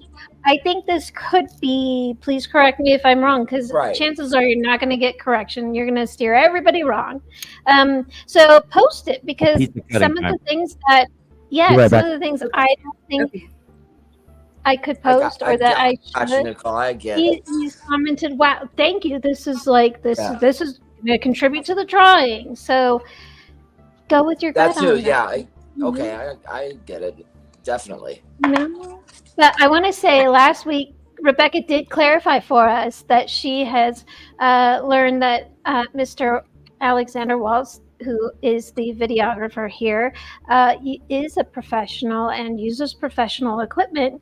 And so we are so lucky to be able to feature these incredible. I mean, there's not been one that has not been just, look at that and look at that and look at that. And I just saw those flame-like clouds, like actually looking like that and not just looking at the drawing. I'm always looking for those, but I just saw them. So. Well, I like how he's panning wide. I love how he's panning wide. It's such an important thing sometimes when catching these planets. I mean, it takes up so much room, so much part of the sky that it's really impossible to get that in just a normal shot. You really have to go with your phone sideways at very least, or something that'll give you more of a wider angle. Right. Yeah, what I notice when I go live, whether it's on TikTok, Facebook, or YouTube, it doesn't matter. It wants you to hold the phone up and down, Yeah, it does. It does. And it does. if you turn it, it'll have a message, on some of them, like on Facebook, it tells you to turn it back. But anyway, I don't know. I feel like this should give you an option, Yeah, I agree. So, because it's hard to really see, so I do turn it back and forth, so and people just have to, follow along. That's all you can do. So, well, Rebecca, that night that you caught that storm and you turned it sideways. Oh, yeah. And you said that it said, turn it back. We could still see it when you turned it sideways. Yeah, I never listened to it. It didn't block it off or anything. Yeah, it'll still record. It'll still record. Okay, so it'll still show it sideways. It just shows it, but I see. Okay, so it does show it then. Okay. Yeah. It'll show it, but it shows it up and down. So you'll have to go in there and. So they have to look at it, but we can do that. to see the bigger picture, it's worth it. So, okay, bear with me a second. I got those videos that Sam asked about. I know I got one of them. I'm not sure about And I'm back. the other one. We'll find out in a second. Hang on. Welcome back. Okay, let's see. I was saving that video, Sam. I know I got one video that you mentioned, or was talking about. The Yuri and the Saru shorts that you made this week. Yeah, see, that's just it. I thought they were awesome. Very well done. Here's what I have. One was too These are the short last for me. It was 3. one I wanted longer, but anyway. Just my opinion. If I don't have it, I'll find it. I know. Some are too short. I agree. Could you highlight the question in Spanish, Rebecca? I sure can. Hang on. I'm not sure who's asking. Let me see. Maybe it's on Facebook. Oh, this one. This one here. Yes. Yeah. Nibiru. I'm not sure what no sé quién eres, pero si quieres compartir tu nombre, could you put the link so he can share his name, Rebecca? I can. Yes. Si quieres compartir tu nombre, ve a StreamYard o puedes poner tu nombre en el comentario si quieres compartirlo. Pero Nibiru está aquí. No estamos esperando por él, ya está aquí. Mucha gente lo está esperando, piensa que está detrás del sol, pero ya está aquí, muy cerca y muy grande en nuestros cielos. So, sigue nuestras redes sociales, tenemos mucha información. Vean Nibiru Followers Anonymous, Montana Skywatchers 2. Y únete a los grupos. Tenemos muchísima información y fotos y evidencias que te podrían interesar muchísimo. Y gracias por estar aquí. Nice. Wonderful. I love you, Jesus. Yay. I know. Love it. Thank you so much. That's one of the most exciting things so far. It's parental language, Yeah. And I love speaking at any chance that I get. So, Well, it's just you do it so eloquently, and it's like music. Yeah. It just sounds. It's very beautiful sounding, and so helpful to those that actually that's a first language or a second or it spreads the message to so many more people. It does. And my last video, I posted one of my old videos, and I just added Spanish captions to it and Spanish information and links as well to that. And so typically I share my videos in around 30 different groups, right? And I'll see anywhere from 1,200 views to up to 6,000 views. This one, I only posted it on maybe 5 groups, and I got over 1,000 views within 5 hours. Wow. Nice. And I got about 15 Spanish-speaking followers. So there definitely is an audience. They're out there. It's definitely something that we have to, that I'm going to have to take a little bit more seriously and kind of start sharing that, And as Rebecca shares, she's got a spot for your material on the platform. So that would be a great place for we could even create a row, another row for your Spanish videos. You know what I'm saying? We could make a row just for the Spanish videos. That's right. Definitely going to start working on that from now on. I'll do a video in Spanish, and then I'll do something in English as well. So it's definitely something that is that I must do. That is one thing out of the last show that's the favorite thing out of the last show, and I'm so excited. That's the most exciting thing about this show. I couldn't wait to, so woohoo! Yeah, there was a very positive response to that last video. And it was just a quick video that I did just to see how it was. So yeah, I'll do that again. I'm still waiting for the short. Yeah. Oh, I know. Okay. Well, I got caught up in this question. Surfer Girl wanted to know what she saw, and we're wondering if she has a picture she could share. Oh, it looks like not now. Okay, so no picture. She just saw an enormous. It's Planet Atu. Right. Yes, it's Atu. That's got to be. There's nothing else. No. I mean, years and years of studying her when she was smaller, and Atu is literally the most captured out of all the planets because it's purple, and you can't argue with what you're seeing over the top of you. And yeah, right. This is a 2023 drawing from last year, March, and even then the planets were more discernible. Right now they're so huge, and God, it's amazing how close Atu proper is to even a Saturn's yellow moon, and it's just this 2 inches away by the eye, and yet there's this vast distance in between them, and it's entirely on our out view. The fact that they're going over the top of us, and now we're in the middle of them. Before we used to be outside them watching them come to us, and now they're rotating and doing their thing directly over the top of us, which they weren't doing even last year and the year before. So this is a whole new ball game, and it's almost twice as hard to really gather and actually be able to draw what is going to go on. And I'm going to have to, include slivers of Nepenthe and slivers of Atu and Atu's moon, and a corner edge of Uri, in order to incorporate the size of Saturn, Jalamoon, Nibiru, and Saru now coming in, which is predominant in the out view. Any side, as we saw earlier with the cutoff, where Saru is actually doing the left-hand side cutoff. And prior to that, 6 months, a year ago, it was Uri cutting in. So, and all of that's changing now. So the dynamic of what we're going to draw and what we're going to see next month here, in 6 days. But the sight drawing, I get to stress out again and go, oh, I got to do this right, I always get a little, 3 days ahead of time, I get a little paranoid going, oh, crap, I've got to do the sight drawing again. Here we go, I always want to be right. That's where the stress comes in. I was going to say, you make it look easy, Sam. So I feel like to me, it's just easy. I know. It's like, well, he'll always get it right because it's, always been right. So I don't know.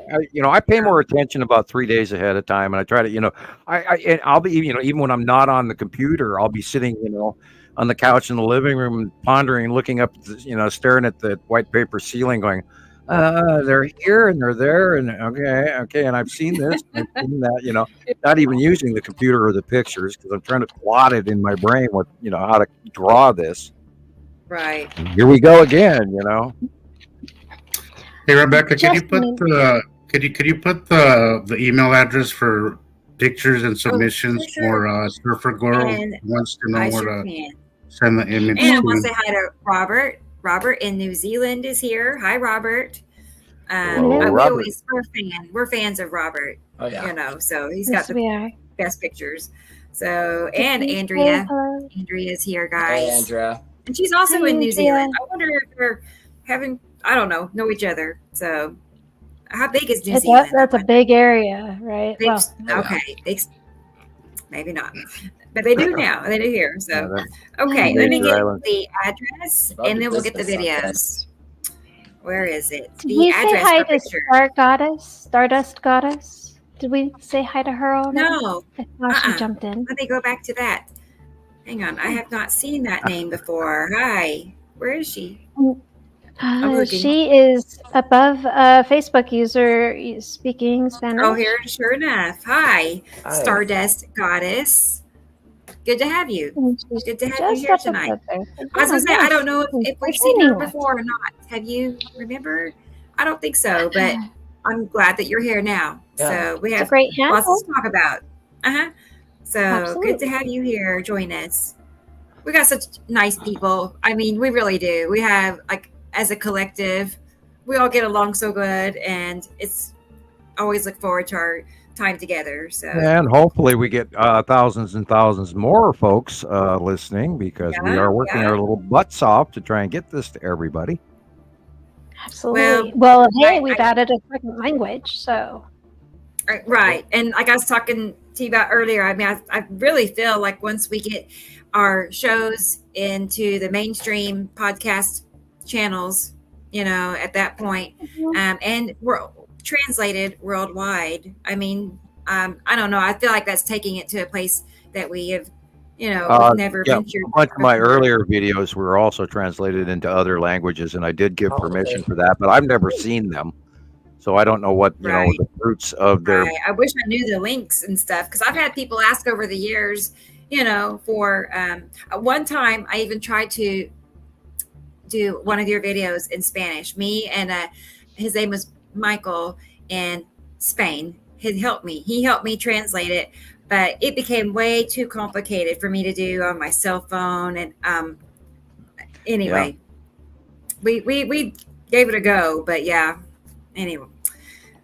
But I feel like we're now there, especially with Jesus. My goodness, we have an expert right there at our fingertips. Translating is a really slow process when you have to go through it won't take several paragraphs. Unfortunately, even on my computer translator, I can only put a few sentences in at a time, and then you overwhelm the translation. It does take forever to do the translating. Way longer.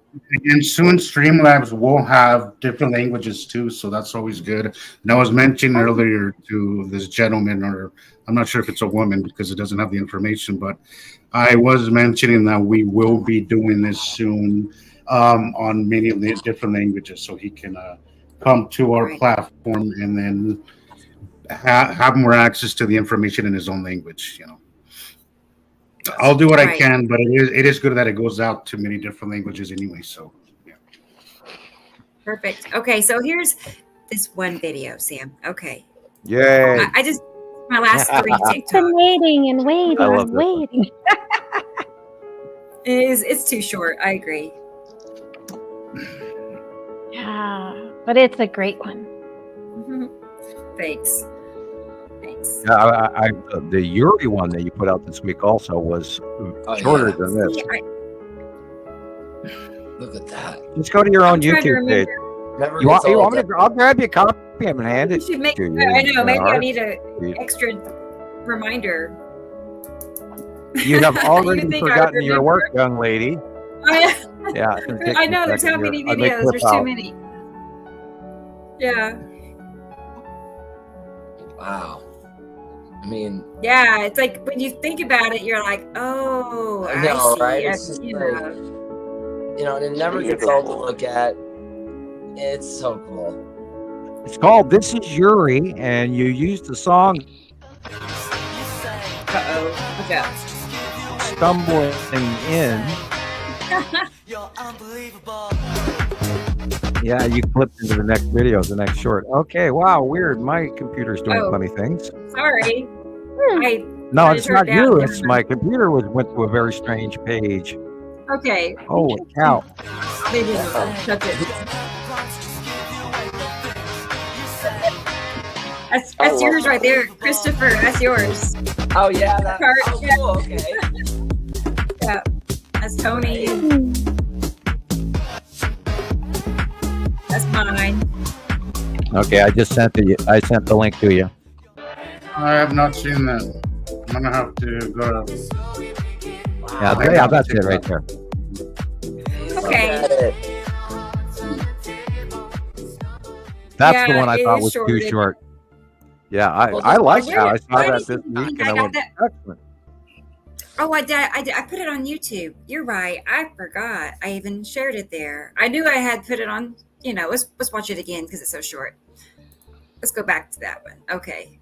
Because Christopher, he didn't know that was his little clip. He's got a cameo here in this video.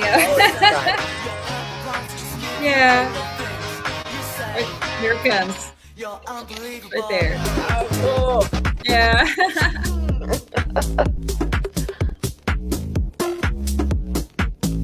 Yeah, that light pinch was so wild. Yes. It was. They're one of my favorites. Yeah, you can totally tell there's just something totally. There's good old Stripe Fury. Look at that.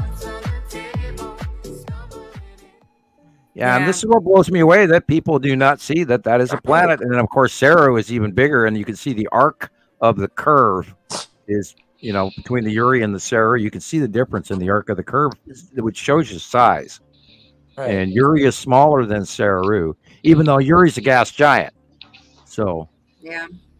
For a moment, I was thinking, what if it's Saru? But then I saw those stripes. Stripes, yeah. The stripes. And that's how we also on the Terry Wade video that she got from somewhere. I don't know who she got it from, and I wish we did. But which is this one, and you can see the absolute color difference in the sky, and there's no other way to explain this. And when the sun goes down tonight, everybody watch a little after sunset, and you're going to look either to the southwest or the northwest, and you're going to see bottoms of the planets will be illuminated after sunset, but it'll be brief. So you got to be ready, because those planets are going over the top of us, so the light angle changes quickly. But this is an example of an illuminated bottom of a very large planet, while everything else is in a deep red sunset mode. And it really messes with your head. It does. Like, that's red clouds, right? It's red because that's normal. That's normal out there. That's normal, our atmosphere, exactly as you've got it written. That's our sky. And it has that red refraction because the Saturn is far over to the right, creating a red illumination off the Earth's illumination factor. Because a lot of the light that we see right at sunset is a direct refraction of the angles of light changing on the planet face itself and how we outview that. Okay.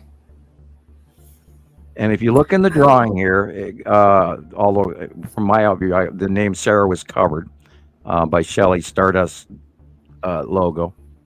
But Saru is there, and Yuri is moving up higher now. And Saru is cutting into the sun, where Yuri is now moving a little bit farther over to the left and up higher. And Atu is overhead, and Nepacity is overhead. And the Saturn and the Saturn's shallow moon are still in front of us, but they're partially overhead to the right. And Nibiru, of course, is to the far right and beside us. And at sunset, Nibiru is literally filling from the western sky all the way to the northeastern sky. That's how big Nibiru is. It's just sky pillar. And so we don't get to see her, but now you'll see the bottom of the Saturn and you'll see the bottom of Saru as well, just after sunset, being illuminated on the bottom. And I saw that last night. I just want to also mention that I do know who Shelley is. So it just dawned on me. I was like, Shelley, I know Shelley. So Shelley's my moderator over on TikTok. So I didn't recognize that name. She really is a natural. She is everywhere. So good. She'll She's post her videos. Yeah, she reposts her videos. She comments. She'll share some of mine as well. Yes. And she's on that. So thank you. Thank you for your work. Thank you. Right.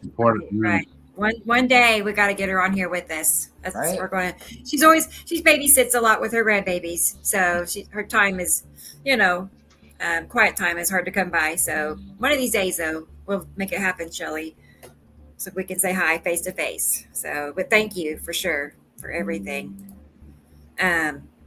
Okay, who else? Have I see something? I saw another comment in Spanish. Was this from earlier, Jesus, or is this a new one? That was me responding to Irene. Okay. We've been having a back and forth. Okay, cool. All right. Yeah, she was mentioning that she had posted something, some pictures, and mentioned Sam, and then she got a lot of hate for it. I'm like, unfortunately, there's a lot of people that hate on Sam. That's something that we must learn to not take personally. Okay, I'm sorry. It's all my fault. Blame me. Yeah. I don't understand that. Yeah, well, I mean, there's a lot not to like, I promise you. So stop. I think we can all say that, right? I'm of course, I'm being silly, but if I have somehow offended you, I do apologize because it wasn't intentional. Right. You know how sometimes, when you read something, it comes across one way. And I think people, they read it and they don't even know you. Have they ever talked to you? They don't know. But that's why I was so nervous to talk to you that first couple of times. My mom always called me Mr. Know-It-All, so I can see where people would, you can take that two ways. It's either a good thing or a bad thing. Right. Yeah, it's a compliment, right? Yeah, right, right. Yeah. Exactly, And Gray Guy exactly. is here. Hi, Gray Guy. Good to see you too. Yeah. As always. Yes. You haven't sent me a picture lately either, Gray Guy. So send them in. Send me a picture.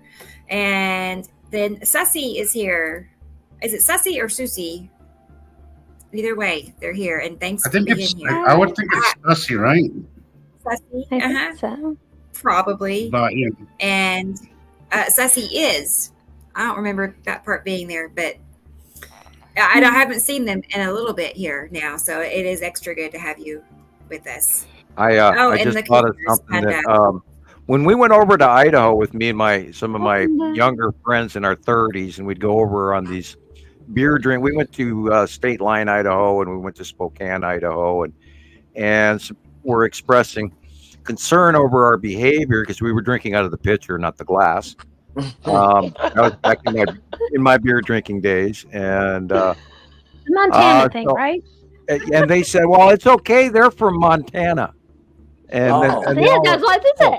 Okay, and they were immediately no longer aggressive toward us, and they understood. Well, okay, those guys are jerks. They're from Montana, so I mean, you can blame it on Montana. I'm from Montana. Okay, it's my fault. That's it. I was telling Robert goodbye. He's checking in for Robert. Goodbye, Robert. I'm glad you were here. I mean, it's wonderful that we get to see that he's here as well, because we look at his work all week long, and it's excellent work, and he does such a good job. Right. And this is Robbie from Australia. It's so cool when you think about it. Right this very minute, how well connected we are. And we did this on our very own.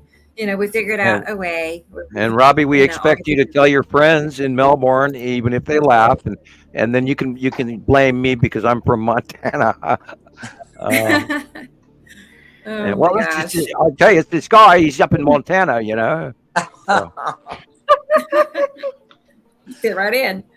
Right. I see a video here. Oh, and here's this Dawn. hermit in some cave or cabin in Montana. Yeah. Hi, Dawn. Good to see you too. Hey, there's some commentary going on in the chat real quick, and you don't have to answer it, but I at least want it to be like, so Andrea's wondering, but there's been some other people mentioning plasma discharge from some of them are saying the moon, some of them are saying that would be from the sun. I don't know. You want to go there? There was tendrils. There were coronal. That's right. Coronal mass ejection tendrils, and see that's part of the coronosphere. And when the moon blocks the sun, we actually can see the coronosphere in action. And I believe that was part of the reason why they sent up 3 rockets to one or two to judge the coronosphere, and the other one was temperature changes and transitions around the planet and all of that. So they were some scientific shit they were looking up. And you can. This is where they get the best opportunity to study from an Earth-based observatory or whatever, or cameras or whatever, or guide towers and the array dishes that they stuff with their spectrographs through radio waves and God only microwaves and you name it. But when it is in the middle of an eclipse, then this is their best opportunity to study the coronosphere and the output of the sun. And if they're hiding stuff that they're not telling us about the 2 stars, which I think they are, then they can study even more and figure out what's going on, because they have an opportunity. And I'm still believing that our star is perhaps being left behind and smaller to the right hand. We haven't confirmed it yet. We've had 5 sightings of it so far, and from South Africa, a couple of different confirmations of that, and then one in Australia, and then one from the Philippines, and I forget where the other one came from, but they were all in the southern hemisphere. And then, of course, we've seen evidence of that as well here in some of the northern hemisphere shots over the last month and a half. Rebecca, has it been month and a half that we've been seeing the smaller? We believe that the larger star could be out illuminating ours, so it makes it much harder to see ours in the lower 5 o'clock position, below what we believe is our star, but may not be. So, and then, we could have actually been seeing a eclipse of that larger star by the moon, which would account for why other people were going, wait a minute, the sun's not in the proper place for it to do that conjunction according to the charts, when it's supposed to be X and it's ending up being Y. And we know that the second star got here in 2011. It started rising in the northeast sky in 2011. And then over time, the two of them joined all the way up to 2012. Wow. And now we believe we are past secondary half of the equation of the passing of us through the Nibiru system, not the other way around, because it's not Nibiru coming to us because they're bigger. So it's us smaller going through them. Oh. And now we are believing that we are at past the halfway point where sun separation, due to the solar activity and immense X-flare class coronal mass ejections that have been occurring, and new activity in the star that has not existed for quite a few years, and they were really stumped as to why. And I do believe that that our sun was being dragged off, the energy was being dragged off backwards to the larger star, which killed the entire facial output and coronal hole development and CME clusters as they rounded, and their magnetic positive and negative charges were separate of each other, moreover, and less interaction to cause the coronal mass ejections that we see regularly in the corona sphere. Hey, Sam, I know this. Sorry, Damien, go ahead. Oh, no, by all means, go ahead. I was done. Okay, so I know this is not an easy question to ask, and we get this question constantly, but yeah, seriously, wow. The two suns, we know that they're joined together, but that doesn't mean they're very close, right? Or what's the deal there? I heard this guy at Geomagnetic, whatever, saying that I don't know if it was him, maybe I'm wrong, it could be somebody else, but I heard them say that just because they're co-joined doesn't mean that they're really that close to each other. There could be really long distances between each other. 30 million miles, 50 million miles. We have no way to measure that. And of course, unfortunately, we're all glued on Earth here, but we're not now. But I mean, just relatively speaking, generically speaking, would you say it's a long distance, or would it be? Yeah, it would have to be.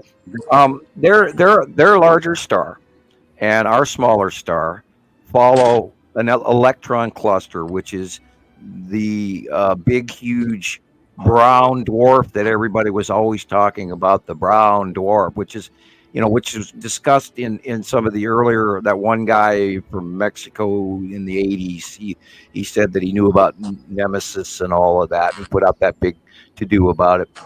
And they're cross-referencing all this information from tidbits. Are you talking about Ferrata?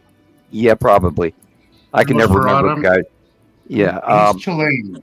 I believe he's Chilean. Okay. I apologize. Basically the same.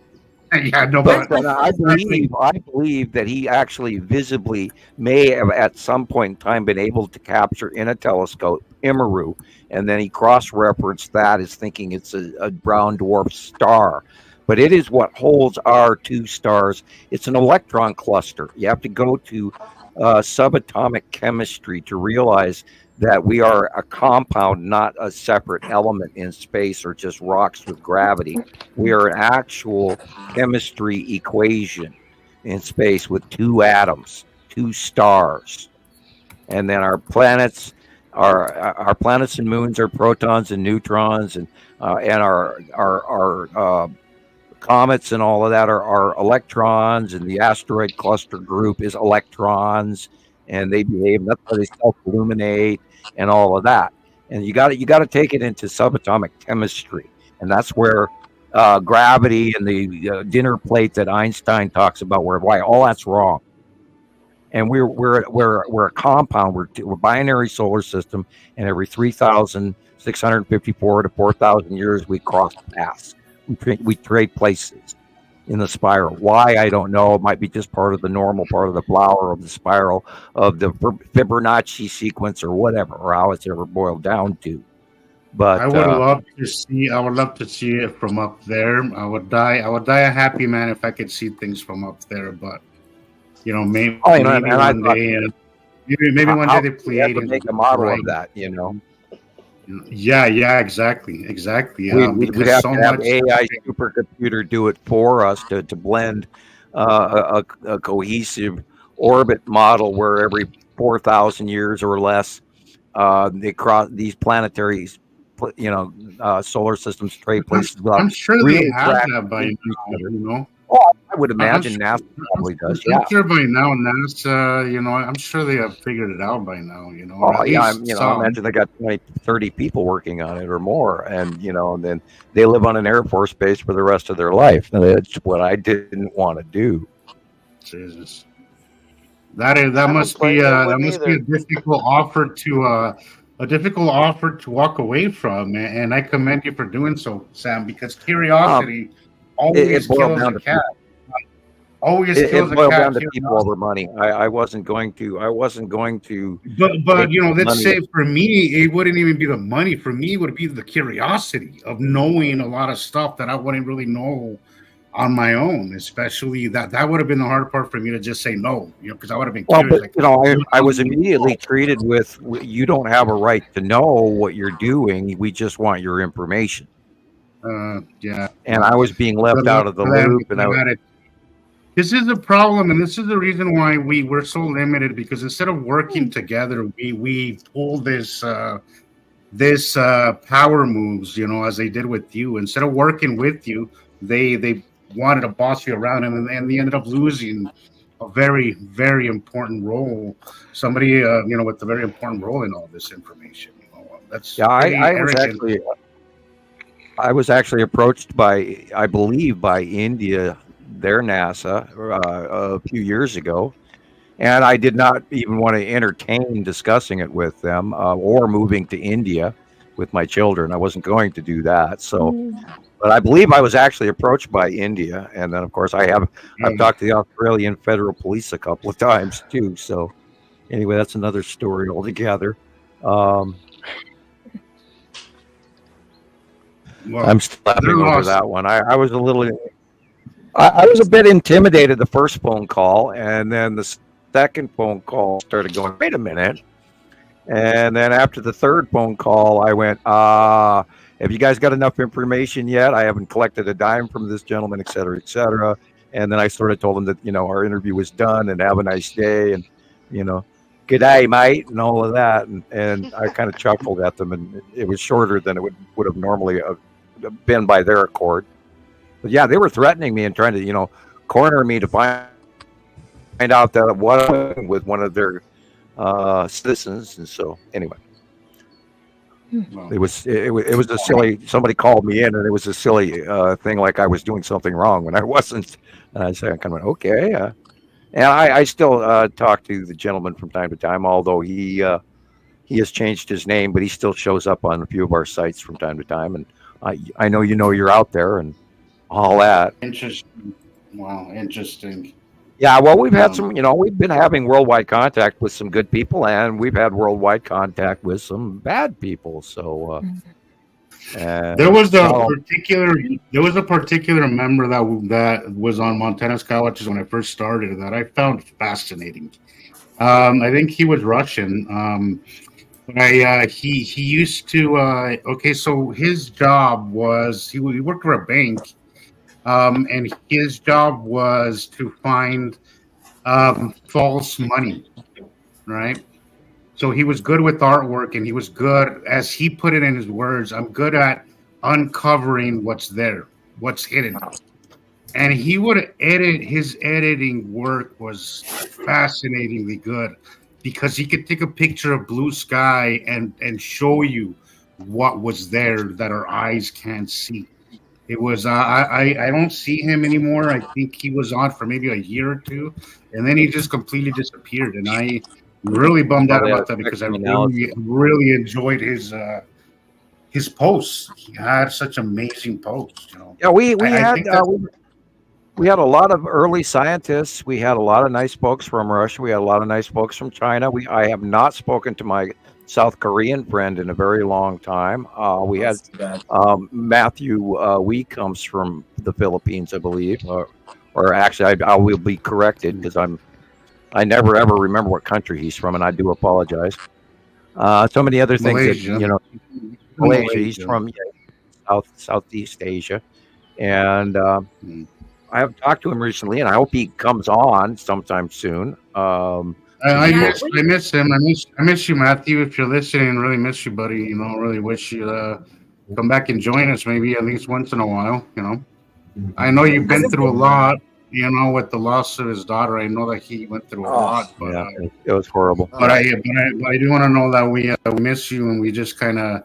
For me, I just try to give you your space, you know, because I know we're going through. And you're welcome to come back when. And I mean, he works from time to time, and on the Montana Skywatcher too, and I see his work, but we see far too little of him, and I hope he feels comfortable and joins us again soon. And then I'll see him share memories stuff, but I don't really see him share anything new. So, and he was a very good Skywatcher. He picked this stuff very, very quickly. Yeah, one of the earlier members. So, he was there before Jesus and I were, right? Yep. Wasn't he? Yeah. He was there before us. Yeah. Okay, because that name goes back to day one for me. So, I just want to point out that video is from Alexander too. Yeah, there was something on the right-hand side of the sun as it was finishing. But I love this. I got to make this into a video because you see this.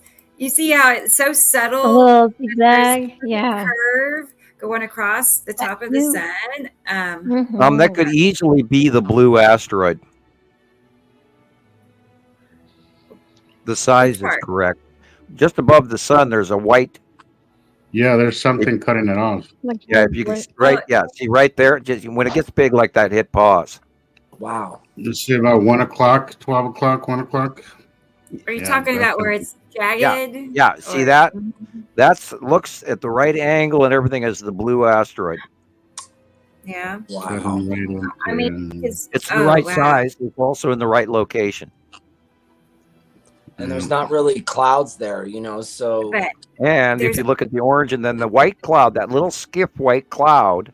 Yeah. On one hand is above, and that is, of course, and it's very orange because I'm looking at it on the big screen here. That is the Saturn's yellow moon, and if you look over to the left in the upper darker area, there's Attu and Attu's moon, and then Striped Uri is on the left, as well as Saru off in the distant background at the horizon in an orange at the horizon. That's the side of Saru, and then the orange at the horizon on the right hand side is the side of Nibiru. Wow, they're all there. Yeah, that's the blue asteroid. I believe that's the blue asteroid crossing over the top of the sun. Because the size is right, the location is right, including the little tiny tail behind it. Right. I was looking there to the left of the sun. It just looks to the left. You've got the red asteroid, and you've got Spiral asteroid and Attu and Attu's moon. Even the long box cube is right there at the bottom. See that square? Yeah. It's all there. And then if we really look over to the right-hand side, we're seeing literally the ion tail line, which is that white line going straight across there on the side of Saturn's yellow moon.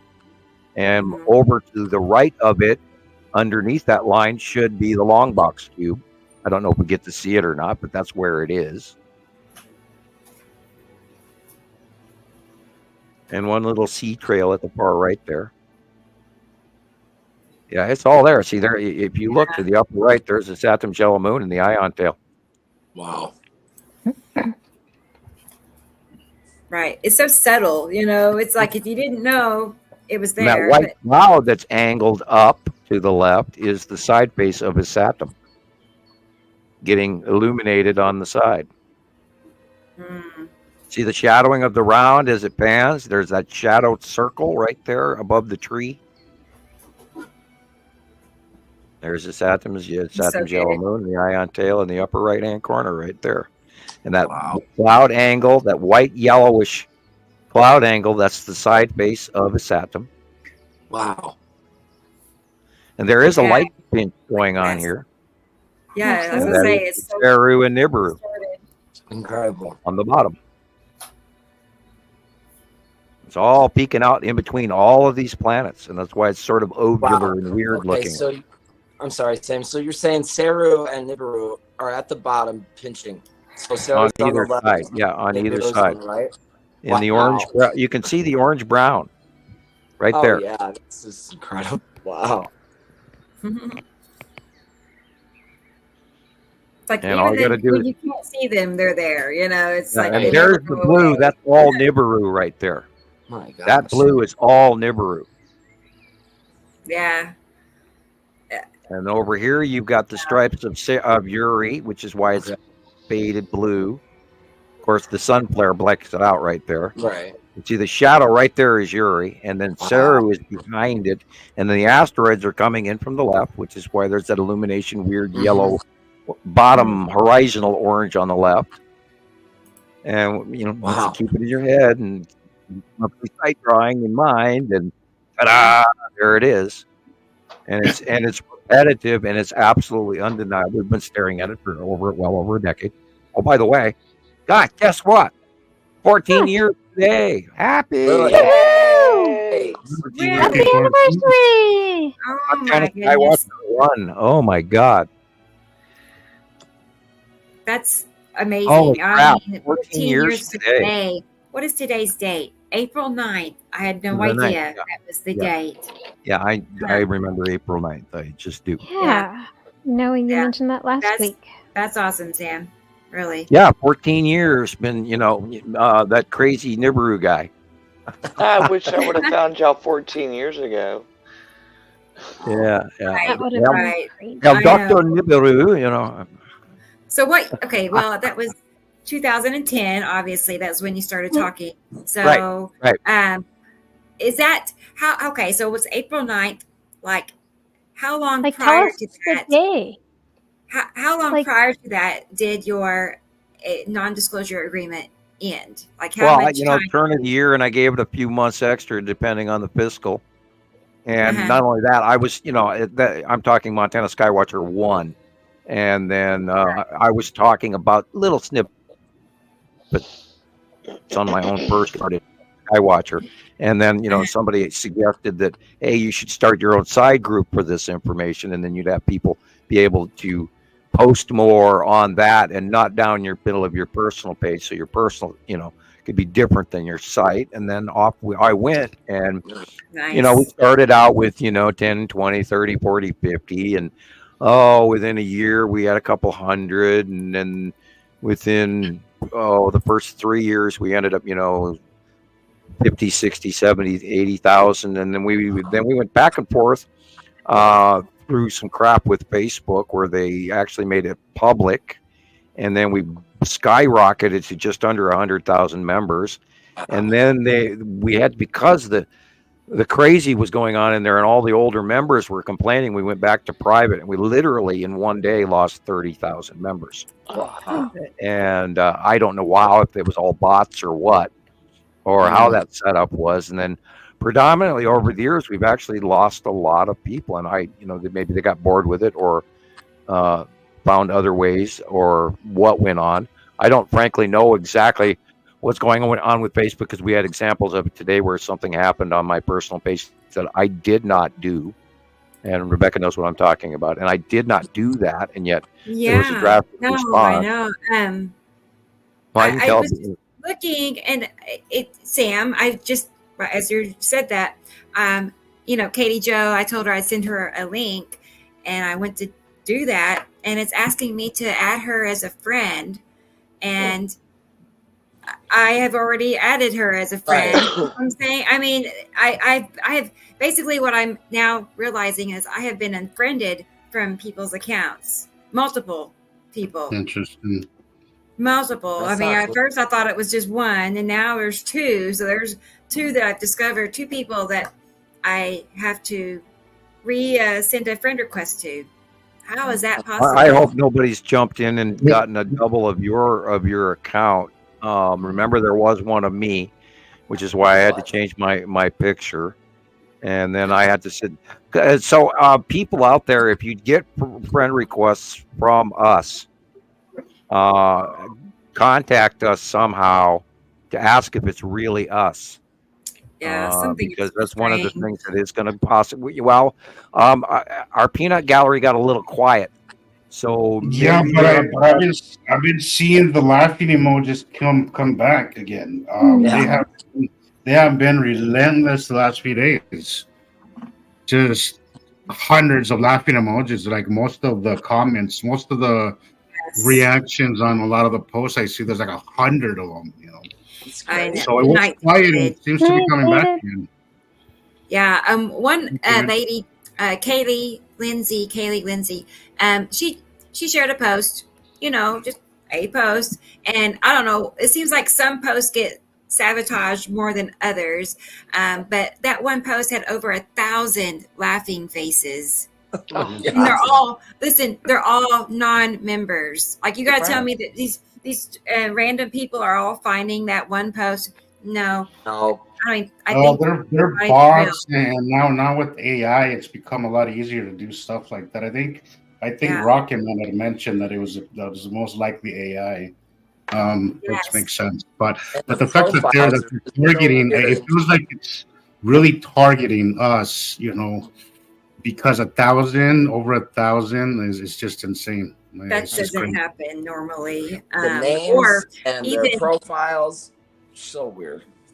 Yeah, the profiles aren't really real profiles. You know, I've gone in there and it's just like, people?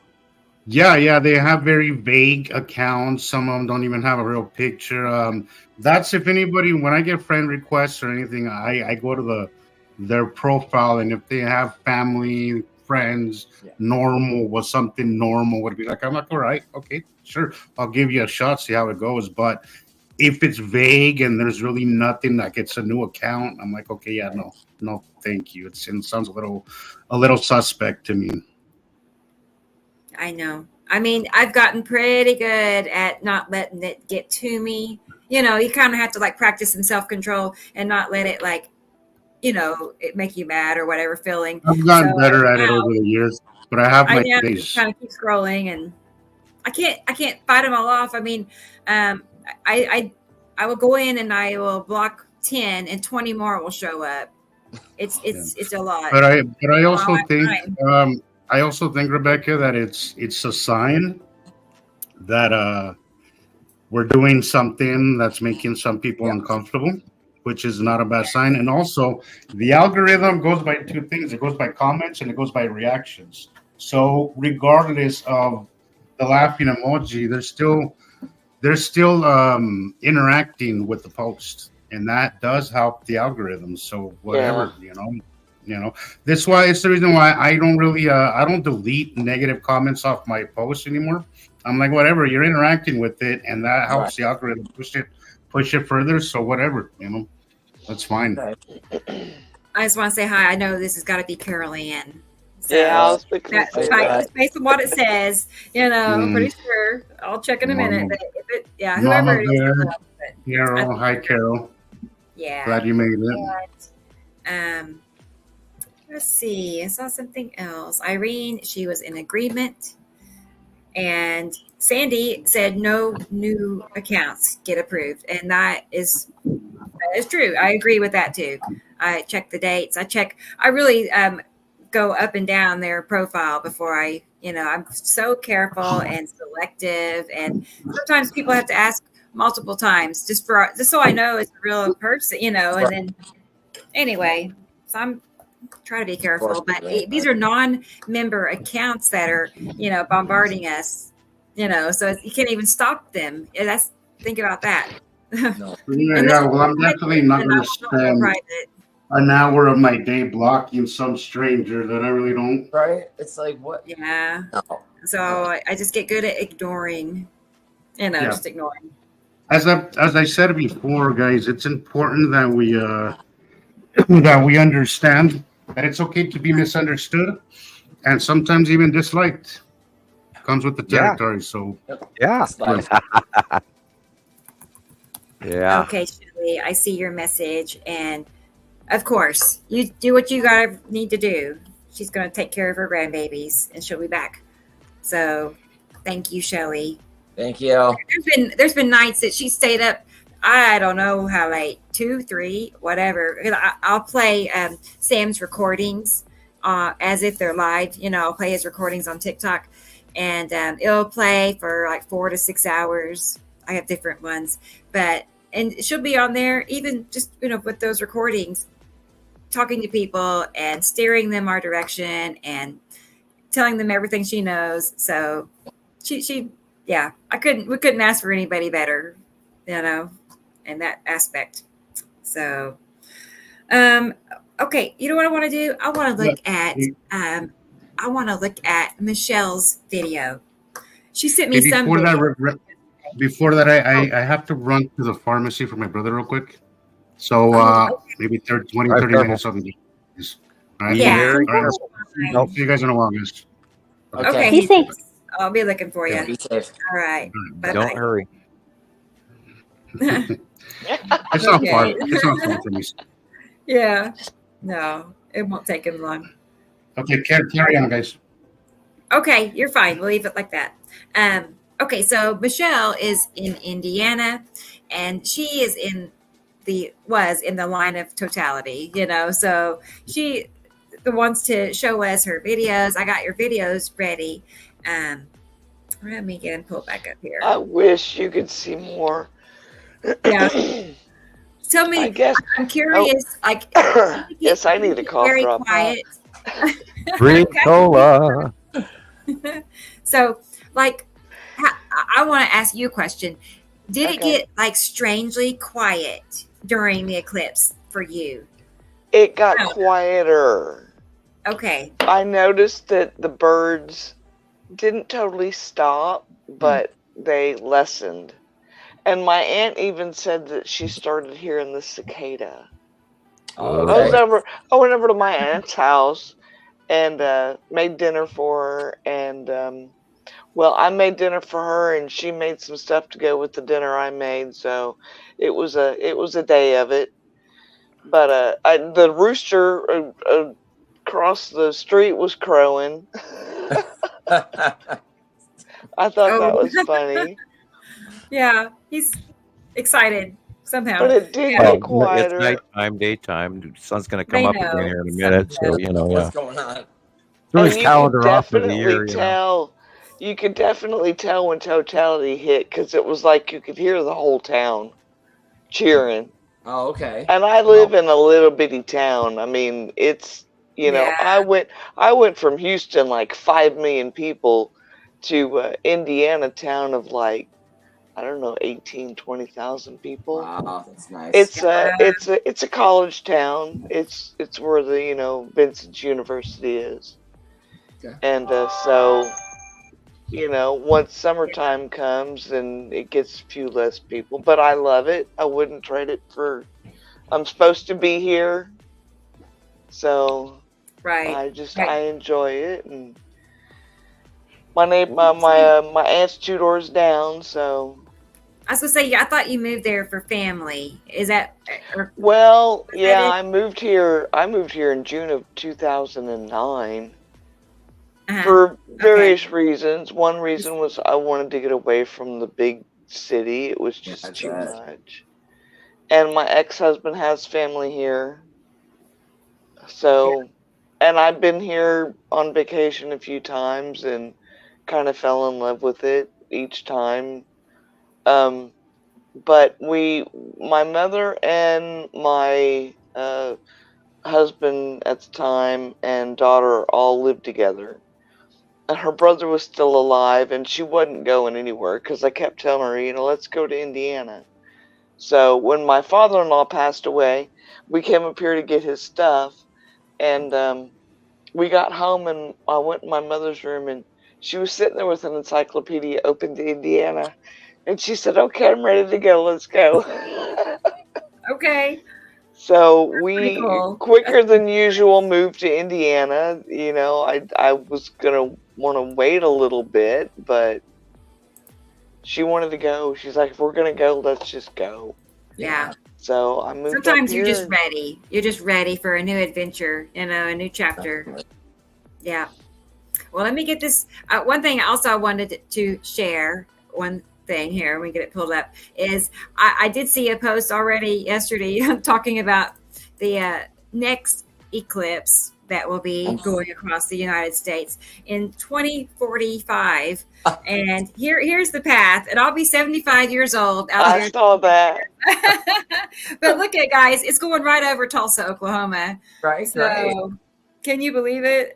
So I just got to hang on 21 more years. And oh goodness! I'll go live that day. Right. Alpha and Omega. Well, hopefully I'll be here to watch too. I know, guys. We got to be there together. Right. So 2045, August 12th, 8/12. Okay. 8, 9, 10. Okay. I'm already going to put it in my calendar, you know, so. All right. Yeah, that's your next tattoo. 8/12/45. Yeah.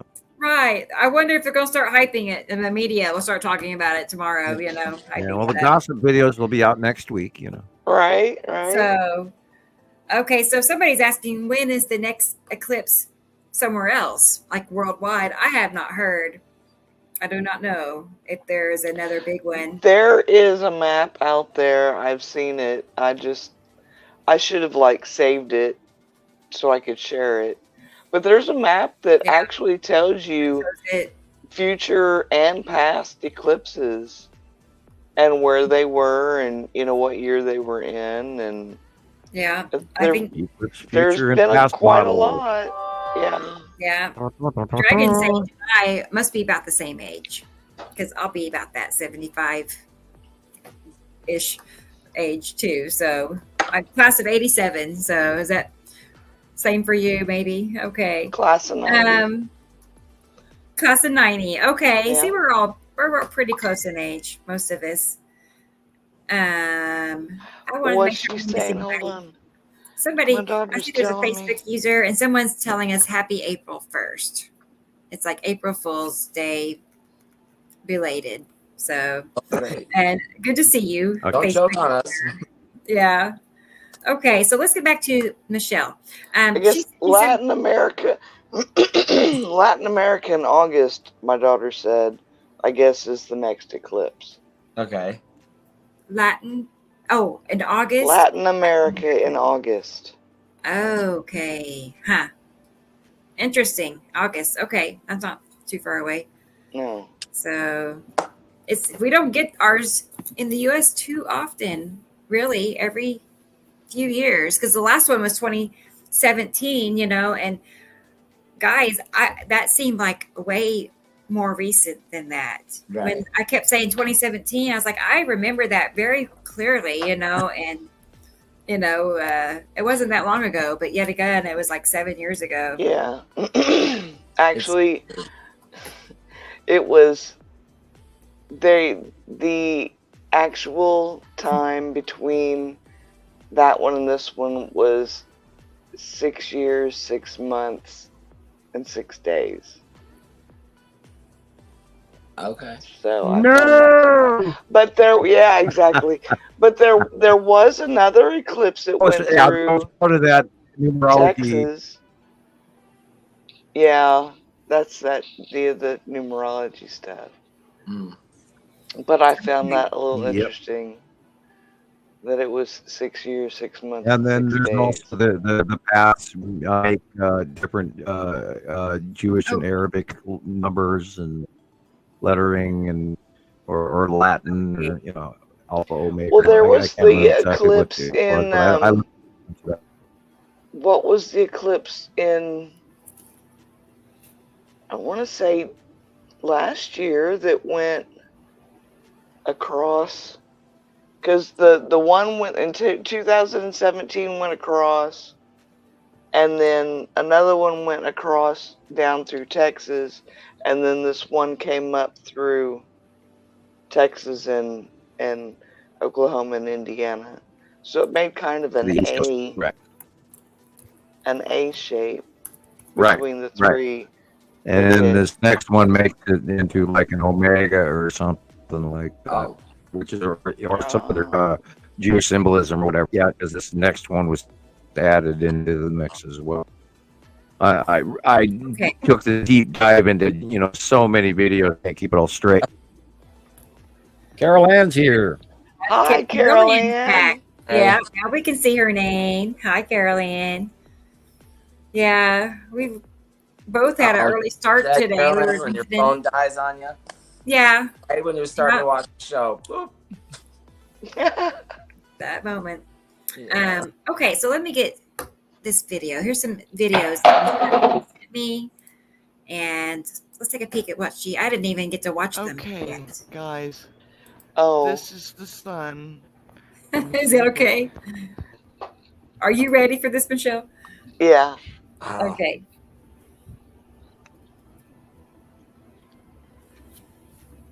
See, I could not catch it with the actual sun. I had to get the lens flare. That's so wild.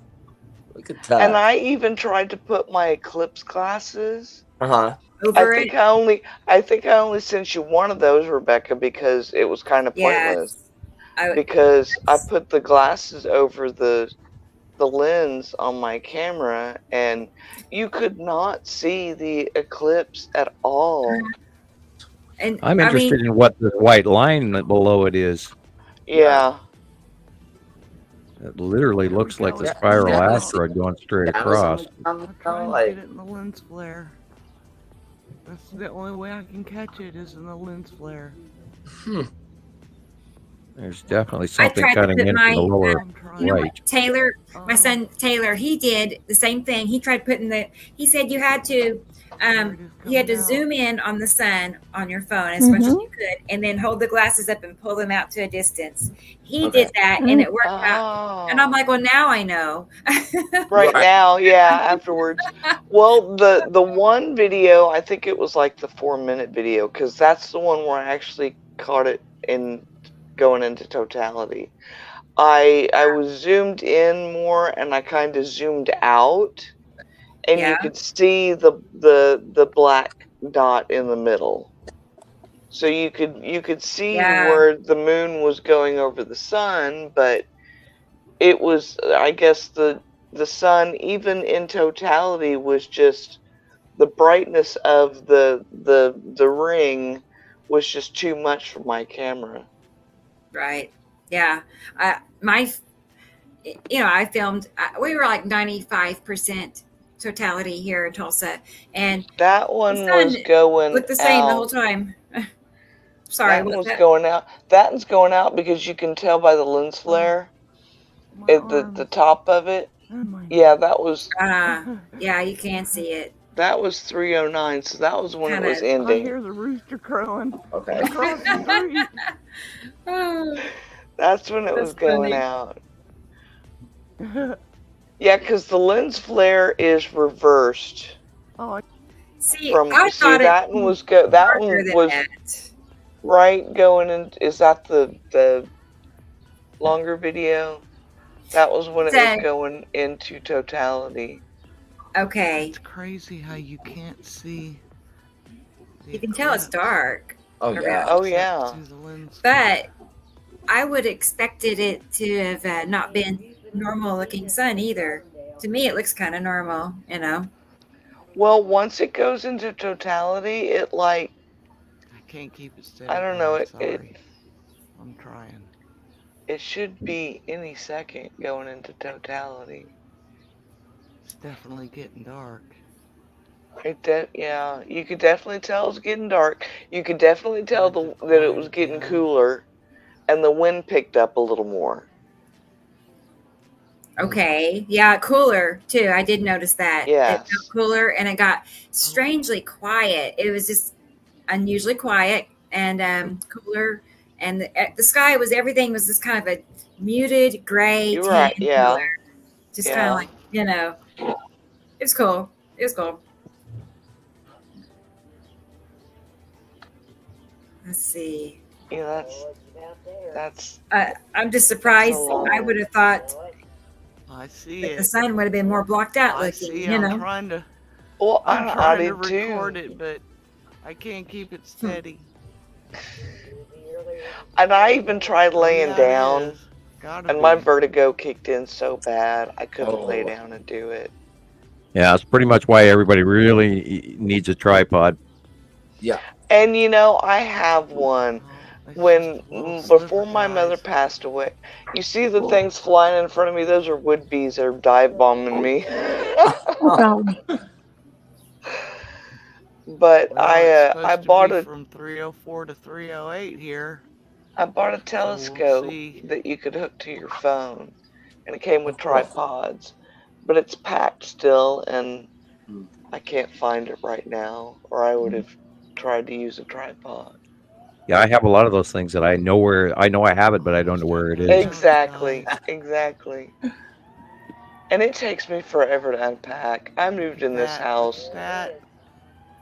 There it is. There it is. Wow. It's crazy. You can still see the sun on my camera. Yeah. You just can't see the lens flare anymore. Wild. Wow. I can't see anything in my glasses. What? Really? No, I know, couldn't see but anything I'm in my trying to wait glasses. just a minute. My aunts tell me, take your glasses off. And once I took my glasses off, that was it. I was like... I'm not... Oh, wow. That's when I took my glasses I wish off. I could get this on camera. It was amazing. It's just, it's, I see it. Oh my gosh. And there's Venus. I see that little dot. There's a star over here. Yes. There's a star over Yeah, there here. were several of the normal planets in I that cannot get same a picture view. of totality. It's like the sun is still there. It's just darker. You can barely see a I little want to black get a dot picture in the of this so middle. bad. Look. Shows to the size of the sun. I do snap out of it and kind of try to do a 360. That's not a star, duh. But That's probably Venus. Venus, and then That's Jupiter. probably Jupiter. Yeah, there was like three that was in guys, the out view. it is so Now dark to your out left should be But I the can't catch totality on my. This is God, for that time of day. amazing. Way, I yeah, it would wish be I way could left catch for it for the everyone. Devil Comet or P12 or stop whatever this it and is. take a Yeah, picture real I quick. couldn't see that. PB12 or what? I can't remember the That was really good, Michelle. I feel the same way. I think the next one I did a 360 and tried to get all the way around. I did take a few before it was like, I don't know, 12 something, almost 1 o'clock that I sent you that I did. Right. I think I did the sun and one on either side, but something told me to look over and it was like northeast, and something told me to look over and take a picture. So I did, and I don't know, to me it looked like Uri.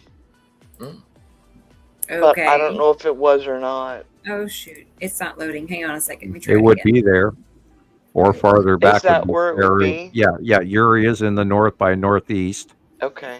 and it See, it the sort of streets spins in here- a circle over in that area most of the time, while the other planets are a little over the top of us. But Uri is still pretty predominantly left in the northeast until throughout the See, day, that's the and then one at I the tried end to of the lens day, flare. it is in the southwest.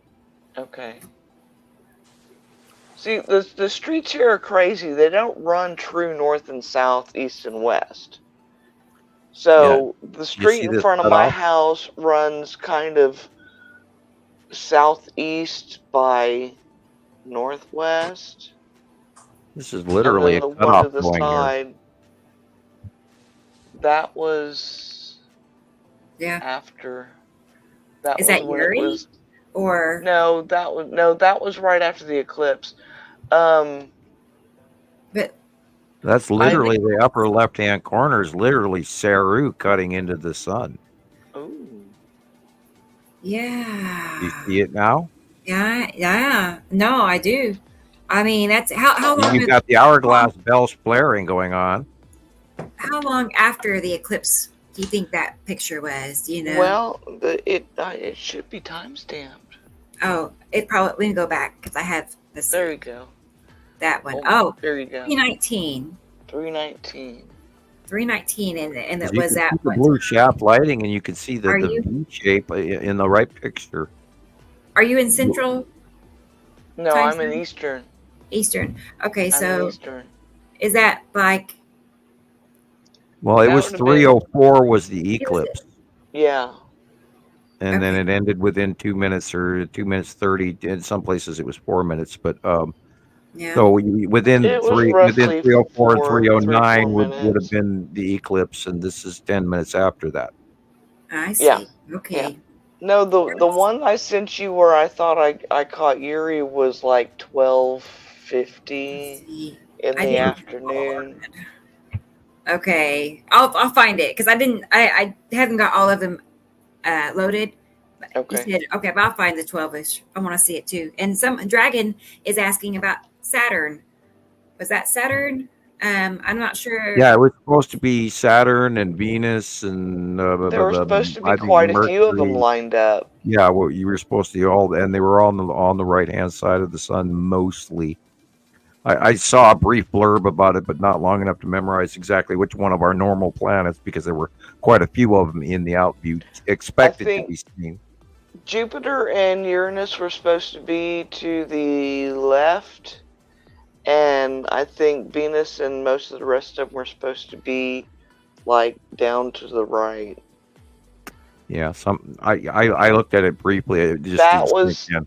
Courtesy of my daughter Amanda. Yay! I I love it bet when you people it's actually like- share competent information. Yeah, those are what kind of is that with a cell phone? She's or a got camera? no. She has one. She's got an awesome phone. It's a Samsung S22. Yeah, because she sent me those, and I'm like, "Are those with your camera?" She's like, "Yeah." And Oh I'm my like, "How God. did you get such I need- awesome pictures?" She's like, "I got a one of those badass phones. camera." Yeah. Wow. Well, see, my other phone that I use for my phone and texting and stuff is an 813. I went through HE double hockey sticks and back with my last phone, with my service provider, and they just messed around, and I finally said, well, forget it. I'll just, do away with you and find another provider. And I couldn't afford a nice, Samsung S22, so I got a little, I think it's a A13, which it's got the better, which is what I probably should have used for the eclipse. I probably could have gotten better pictures with that one, but it has no memory on it, and no room on it, and my old phone has plenty of memory and plenty of room on it, so that's the phone that I use for all my pictures and videos and stuff like that, because I have way more room. Yes, and then she sent me a picture of my grandbabies watching the eclipse with their eclipse glasses on. Oh And yeah. that was so adorable. I meant to include that too. I'll get it. Don't worry. I think that got me as just as emotional as seeing the totality of it when she baby. sent me that. Yes. Did anybody notice in this picture that we're staring at here? Did anybody look in the upper right corner all the way to the upper left corner and see that big dark circle right there? No, let me zoom in on No. that. Which Look part? at the dark area in the picture first. I see it. Uh-huh. I see Right. it. In the upper right corner, and then you go all the way into the coronasphere, and you can see the black edge. Yep. I see that now. What is that? I looked up and saw that first thing because my eye is trained to look at the dark areas in pictures first, not the light. And bang, there it is. And that is most likely is Saturn or Saturn Jello Moon right there. Awesome. Nice catch, Amanda. Awesome. I mean, it's all the interplay in a very unusual, I can't believe it, can't believe it's not butter moment. These planets this is what, the eclipse and all of this just blows me away about, because there's so much of the other shit going on right there. There it is. And yet, wow. How do you express that to the rest of the world? Right. It's there if you just look at the dark areas first. Did we talk about whether we thought that was the moon for sure, or did you say it was too large? The problem is there's no way to prove it. I know. We know that something's hinky, and something screwy in Denmark, as they say, or whatever. So the point with it is we have to try to take what we can get, the information that we can get, and then we have to wait, to come to a summation. But look at the evidence that we've already, we've seen numerous objects in the coronasphere that, average ABC or NBC or CBS or whoever you'd watch even mention. I don't watch those. Yeah, well, whomever. A lot of stuff coming through YouTube. A lot of people. There it is. I didn't notice my grandson at down to the bottom corner at first, and then I saw that he's like not even 2 months old, and it's so cute. He saw his first. Burn those corneas early. I'm joking. So he'll be 21 when the next one comes around. He'll be a grown man. Well, cool. Maybe he'll. That's what I told him, Amanda. I'm like, it's a shame that she gets to enjoy seeing this eclipse, because she commented, about how, moon and it, got dark and stuff like that. I'm like, it's a shame because she's so young that she probably won't remember it. I hope she does remember it, because I remember my first eclipse. I think it was 1979, because I was in elementary school. You are correct. It was 1979. And I didn't have eclipse glasses then, but my mother owned an answering service, and she had this this little square thing with slots in it to put the messages, and it was a smoky color. And it was like layers. It was like 1, 2, 3, 4, 5, it's like 6 layers. And so I used that, and I actually got to see the eclipse through that. Yeah, we used that was so long ago. You just bought. We went to the store and bought big, huge, normal Kodak film, the bigger the better, and we just bought it and pulled it out of the strip and made a whole bunch of glasses out of that stuff in 79. Nice. It works. It's I wouldn't recommend it for doing it long, because there is right. possibility it's not up to standard, but it does work. It's what I used the other day, and I only got to watch a little wedge of it get covered up, and then the clouds moved in. Oh no, not fair. It was like, okay, cool, now I can watch it on TV. Well, you could see little wispy clouds. Oh, ours were kind of going over the sun. And rain and very, cumulus nimbusy, and so we had big weather move in. Yeah. No worries. I watched it on TV, and Well, I wasn't even thought of then, Carol Ann. I was I was born in 71, so I wouldn't even have thought in the 60s. Yeah, maybe in the 60s. I don't know. We'll have to look and see if there was a, Yeah, I'm not even going to do the math for me in 2045. Nope. I don't think I'm going to be around in 2045, but hey. I am so ancient after all, the old man in the cave up here in Montana. It's okay. He's from Montana. It's getting deep in here. Ancient. I couldn't go that far north. That's too cold for me. I'll get out my old cane now and hobble to the kitchen and get another Coca-Cola. Oh gosh, Open as a cane. She graduated in 71, the year you were born. Oh, I was born then. Oh, no. That's so cool. And I mean, I've seen pictures of Carol Ann, and you would never know that. No, I know. Her age. No, never. She looks good. Really. So you would never know. What's your secret? Right, exactly. Right, Please tell us your secret. Yeah. Oh boy, Audrey says I'll be 85. Is that when the next eclipse, Audrey? Is that what you're talking about? Maybe. I'll be 75. I bet that's what she's talking Maybe about. in 2045. Yeah. I'll be 60. Yeah, I'll be 75. How old will you be, Chris? 63. I'm like, wait, what? Oh my gosh. Okay. I can't picture you being Shy of 63. 100.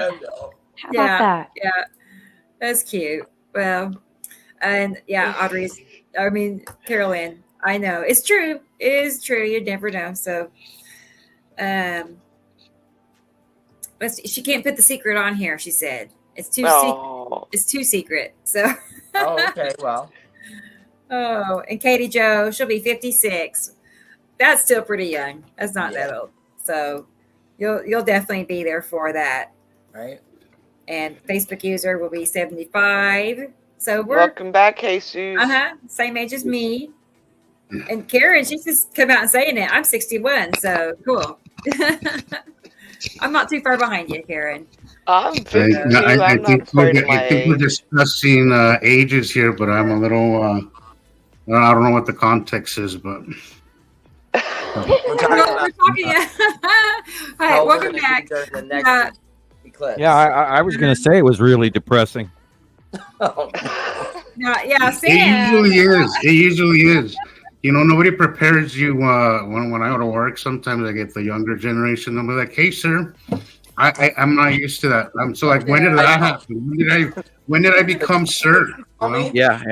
Now I'm Mr. Hoffman. Yeah. Nobody prepares you for that. You know, it just happens one day. And you're like, oh wow, they're talking to me. You know, it's pretty funny. When I was 14, I had a waterbed, and my brother and I went to a waterbed store to get some new sheets, and we walked in. And the guy, now mind you, I'm like 8th grade, you know, and we walk in and the guy says, you know, well, how can I help you, ma'am? And my brother looks at him and looks at me and he's like, he's calling you ma'am? You're like a teenager. And I'm like, I guess, you know, he was raised by, you know, people that taught you to say sir and ma'am. And that's me. That's how I was raised. You know, that's how I was raised. Myself. Talking to my aunt says something, and I say yes, ma'am, or no, ma'am, and yeah. Mm-hmm. Please and thank you. Yes, ma'am, no, ma'am, or sir, ma'am, please and thank you. The forgotten art. Yeah, people are not as kind as they used to be. Do you remember when people used to actually clap and sing in theaters? Yeah. Where you actually wore clothes on purpose that were special to go to the movies? Right. And you were quiet? Yeah. I don't remember singing at the Well, that movies. was in the 60s. They were still singing in theaters in all the way up to about 67, 68, and then you know that's when the 69 hippie movement in Hollywood changed, and so did a lot of, you know, back when they even had these, you know, great organs in theaters and stuff, you know, and a lot of that was still used in my early childhood. And we went to this, you know, Saturday matinees with the Lone Ranger and Three Stooges and, you know, Tom and Jerry, and that's what we, you know, went to Saturday theater in town. When movies were a nickel. Yep. And then if you brought a bread wrapper and a bottle cap from one of the local companies, you also got a discount on your candy. Cool. Yeah. Well, that's where they get you now. You know, the prices on the tickets sometimes can be. I'm not going to say reasonable but I mean reasonable compared to the prices of popcorn and Right. stuff. But it's a popcorn when they get there. Like, holy crap, $15 for a medium freaking popcorn. Like, what do I get with this? Does this come with the Coke? Does this come with the whole meal? High blood pressure. That's when you go to the store first and you sneak in your own candy.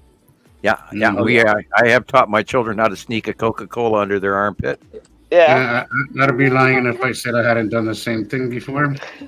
I am, of course, joking because they were small and you couldn't put a Coca-Cola under their armpit. But yeah, we always wore a heavier coat to make sure you had plenty of room for candy bars. Yeah.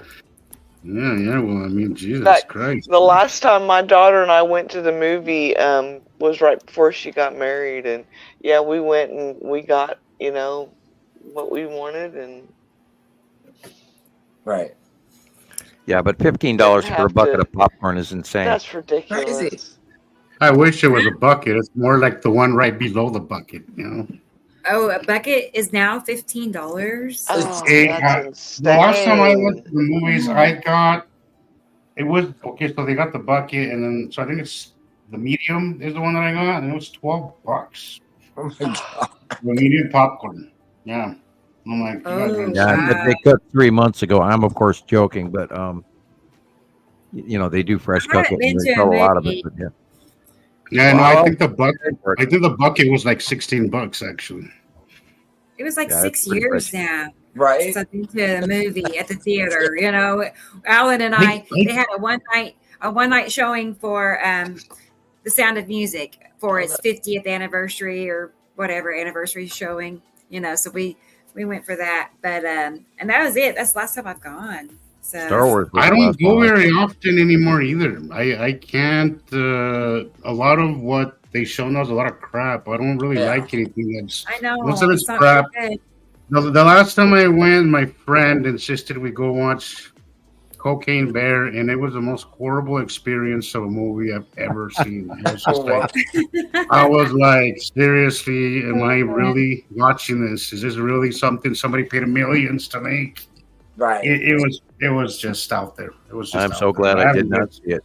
Well, you notice they're not making, movies and music as good as they used to, and I really feel like it's on purpose. I feel like they're going downhill on purpose. Well, a lot of it is, and when I did Sundance Film Festival this year, I got a chance to talk to a lot of the young directors and producers that I give a ride to, and they were talking about how streaming really ruined Hollywood, is killing Hollywood.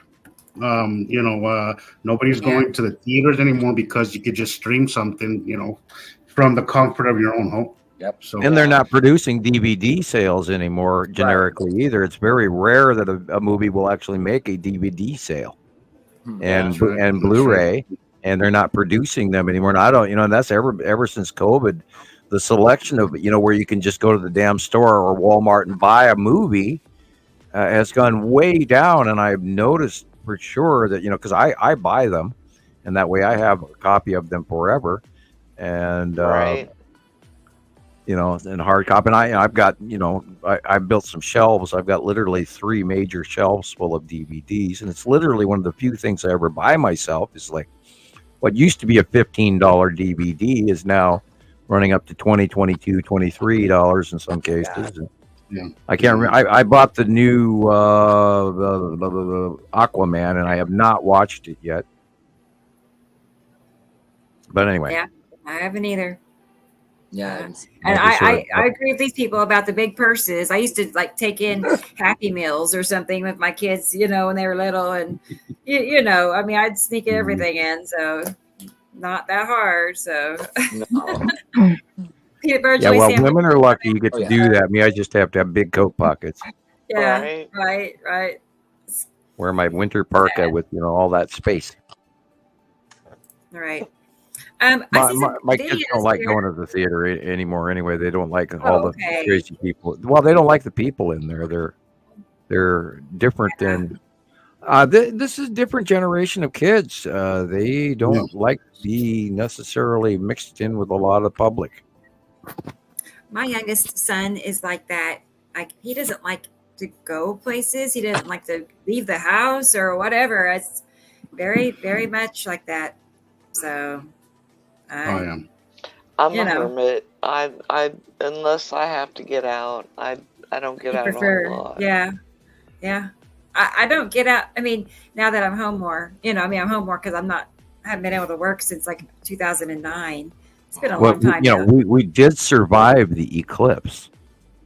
Yeah. Of course we did. Yes, sure did. Everybody was so freaked out. Now watch. Now, granted, there was a 6.6 in the Philippines today, but and there more are expected. And I should actually just be while we're talking, I could look at the latest earthquakes and see if there's anything new that's happened today. Give us the update that I didn't know.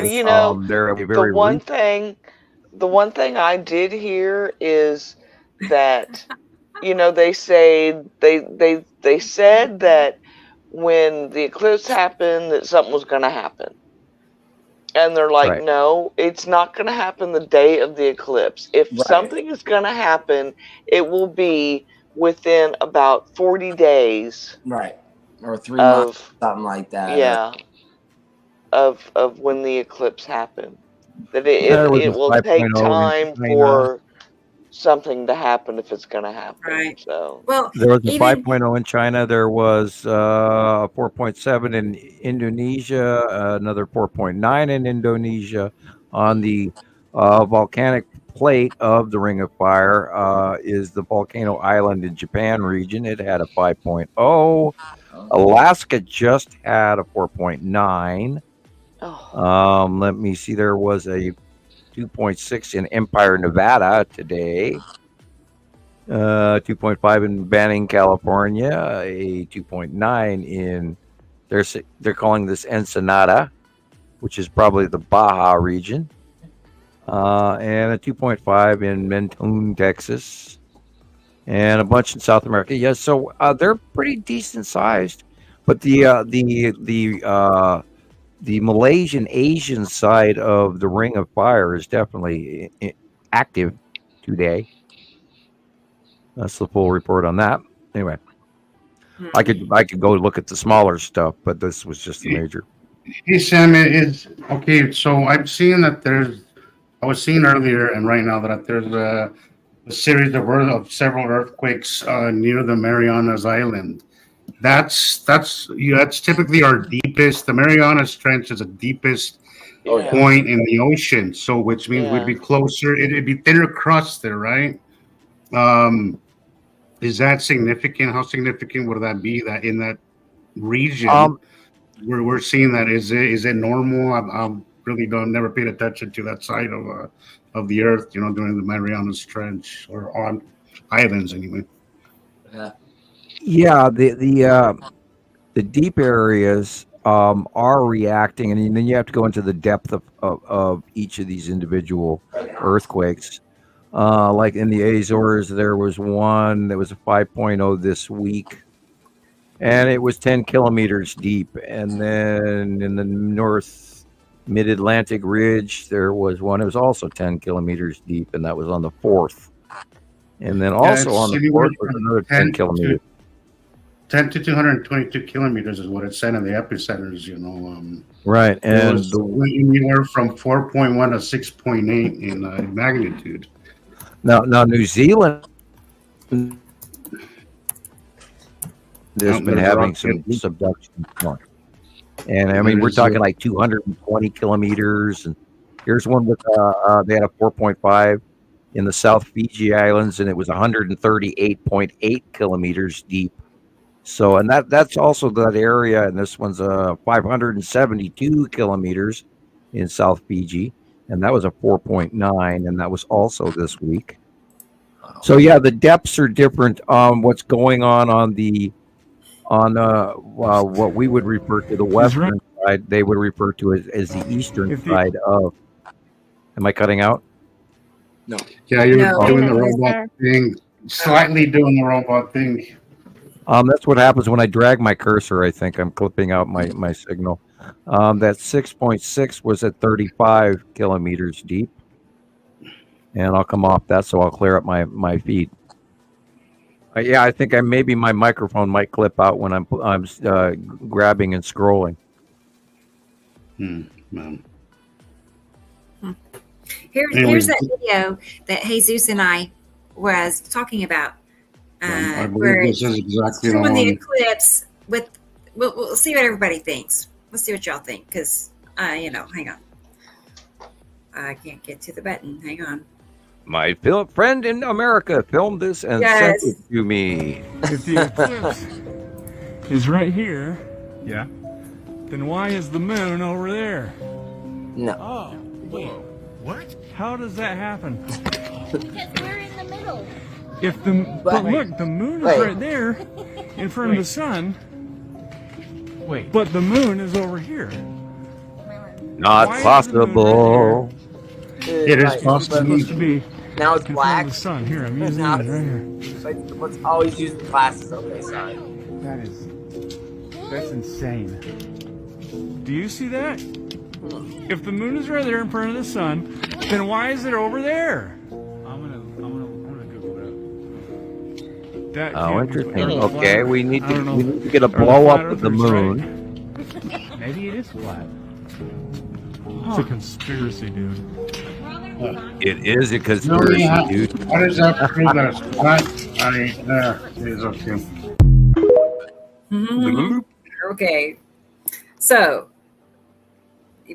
are you saying you think it's fake? Well, I have been wondering if it was, and because we've heard reports that the moon and the sun were not in the proper alignment in which to actually cause this.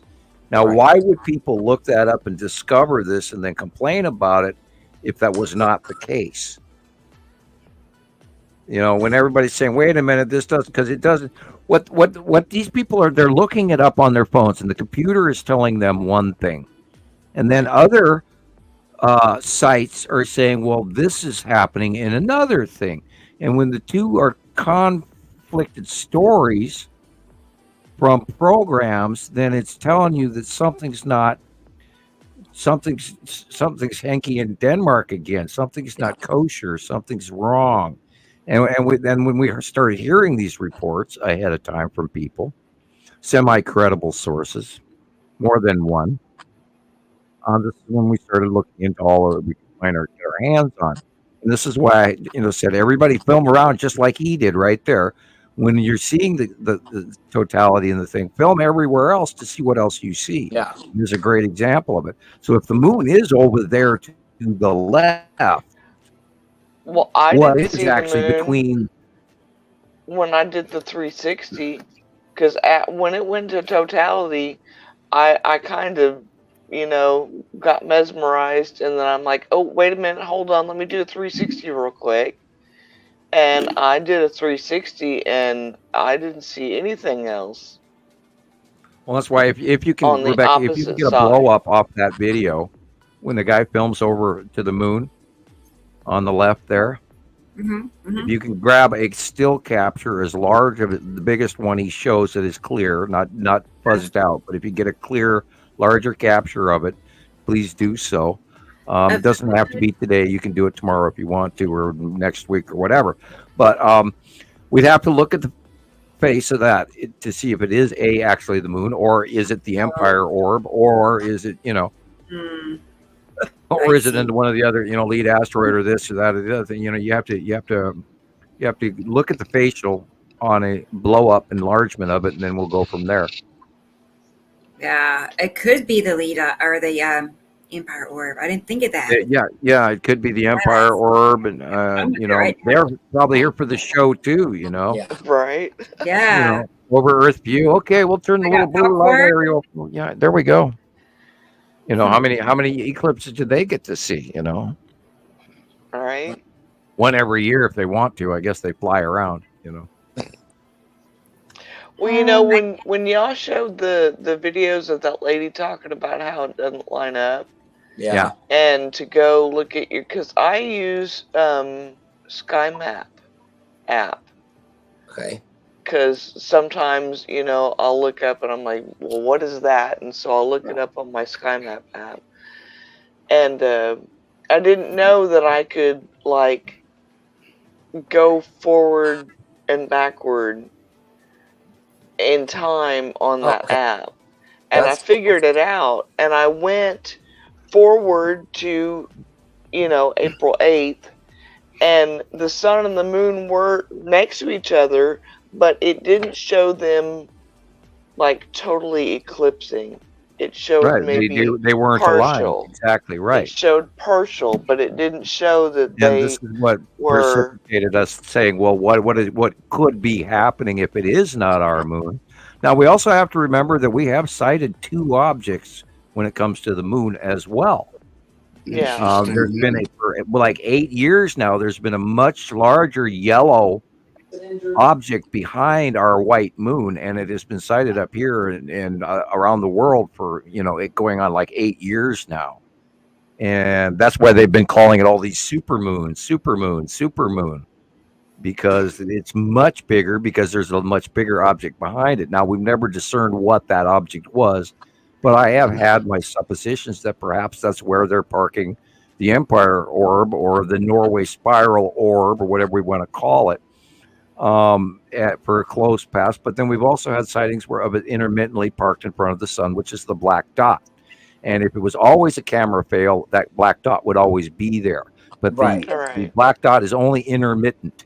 And we've known years ago, after the arrival of the Spiral Orb and the arrival of the the arrival of the Texas Cube, that they were sighted parked in front of the sun and beside the sun, depending on the around the world shot, where they had a different angle, or they drifted over in orbit or whatever. But we had many sightings of the Empire Orb and the Texas Cube parked next to the sun for a few years.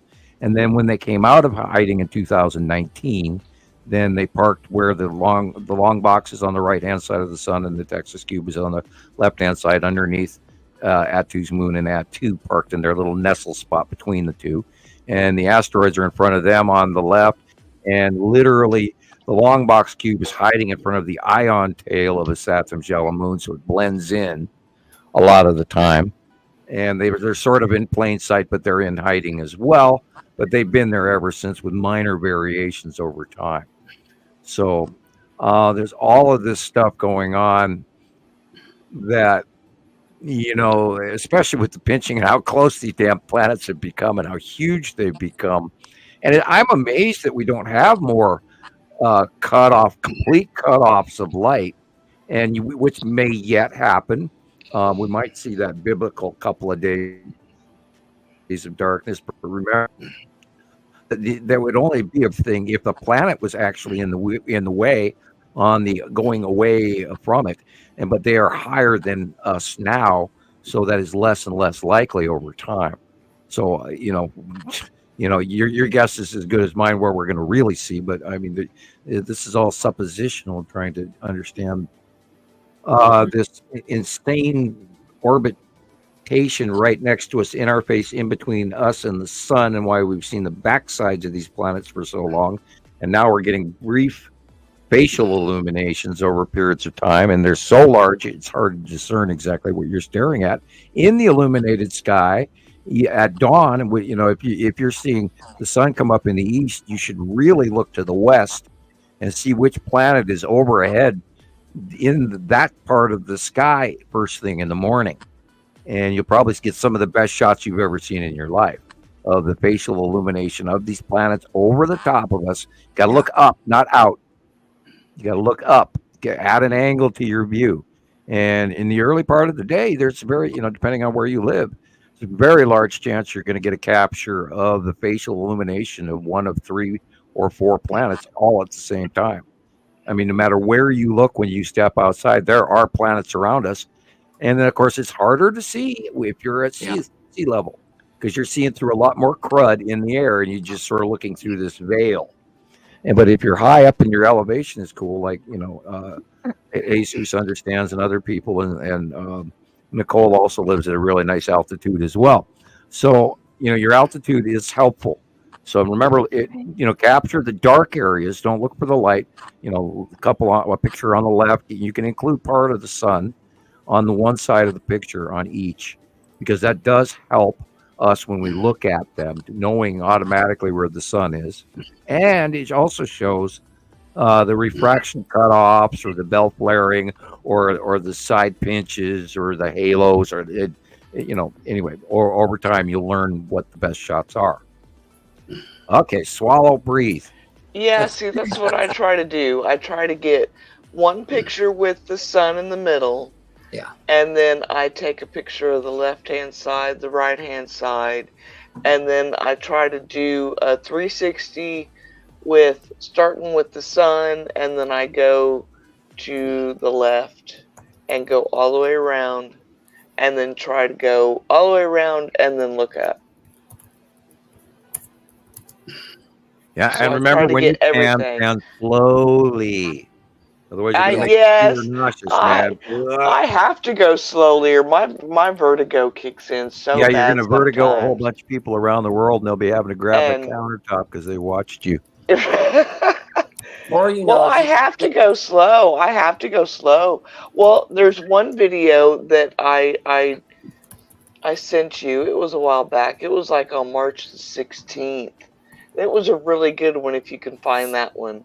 Because you could see the different colors of the dark blue. Oh, cool. And so many crazy things in the sky. It was insane. I know. But it was hard for me to do because I was trying to go slow and I was trying to go around, and then at one point I went around and I'm like, okay guys, it's above my head, but if I look up I'm gonna fall over. So right. here's what you can see, but I can't look up. So. That's when you brace yourself on the car, Well, I'm out in the middle of my sidewalk, so I have nothing to brace myself your neighbors on. are going, "What is wrong with that woman?" They probably think that now. Yeah, because I go out and I'll sneak out, like if I don't have work in the morning, I'll sneak out and try to take some pictures, of the sun and do at least the sun and on either side, I did it out the back. In fact, it's funny because, what was it, Sunday? My neighbor will cut my yard for me. He uses my lawnmower, but he'll cut my yard and his yard. And he came over and wanted to know if he could cut the grass before it started to rain. So I'm like, yeah. I went out to go get the lawnmower out, and I was waiting for him to come out, and I was, looking up at the sky, seeing what I could do. And of course, my aunt 2 doors down, I hear her holler at me. She's like, "Are you cloud gazing?" I said, "Yes, I am." I'm cloud When you get one of those construction green jackets and have a bird watcher printed on the back, and everybody leave you alone. Right? I'll tell them you're taking a selfie. That works for me. Yeah. That does not look too moon-like, does it? No. No, it doesn't. Okay, throw that down. Let me zoom in on that. Huh. No. Is it the Norway Spiral Empire Orb? Oh, and it's going up out of the picture. Wow. It kind of like had that eye. I saw a corner, like there's you'll see here in a second, but I don't know. You know how the Empire Orb has like I don't know. It almost looks moonish. It doesn't look totally round. It looks kind of. Well, that's because of the light. Yeah. Okay. Oh, what? Oh. Little things are flying around it. What? Yeah, there's 2 little dots. I saw that. Also, the Right moon there. during the eclipse was in new moon mode, like Yeah. zero illumination on. Yeah, so it would not. The moon would not be illuminated. No. You would not see it. True. I actually looked that up yesterday. Okay, Rebecca, do you have the Norway Spiral or the Empire Orb startup video? Oh, sure. Yeah, I do. Let's get it. Hang on. For Were those any new of those folks out that I there, sent you complete sound? was I supposed to be looking at something that I wasn't looking at? No, it was a little while ago. I sent you quite a few spirals. It was after like two podcasts ago, and because you mentioned that there was a complete spiral one, and that you hadn't been able to find it, and I don't even know if I saved that. And I was very excited that I think I actually forgot about it, and I was very excited you'd sent it to me. I'll go back on. Because I may have saved it. I mean, Leanne was like, "Oh yeah, you got the good stuff." So I'm pretty sure I found it. Okay, I may have saved the link to that. I hope I did. I'm scrolling back through your last conversation, which was lengthy. Yes, sorry. Good night, Audrey. Good night, Audrey. It would actually 5 a.m. Bless your heart. Good night, Audrey. Yeah. We'll see you next show. Okay. Yeah, I have the link. I will look at it again. Do you want me to look at it now? If it's complete, like I sent quite a few, so I don't know. But I believe one of them is the full thing, and your concern previously Spiral was filmed in Norway. that it wasn't complete, that you hadn't been able to find the complete one. So that's right. And this one is a full 2 minutes 25. There's a lot of those that are just like a bunch of like fluff and extra, and mainly, like you said, there's just a few that are a copy of a copy of a copy. I could send it to Rebecca, but I could review it again. But I did save the link. Okay, Earth to Brain. Where am I going? Oh, okay. Back to Facebook. Okay. Do you were you bringing up that video, Rebecca, of the opening of the Empire Orb? Yeah, it's here. And I will send you the Norway Spiral link that she sent me a couple weeks ago. I did look at it the one time, and I'd forgotten I had a copy of it.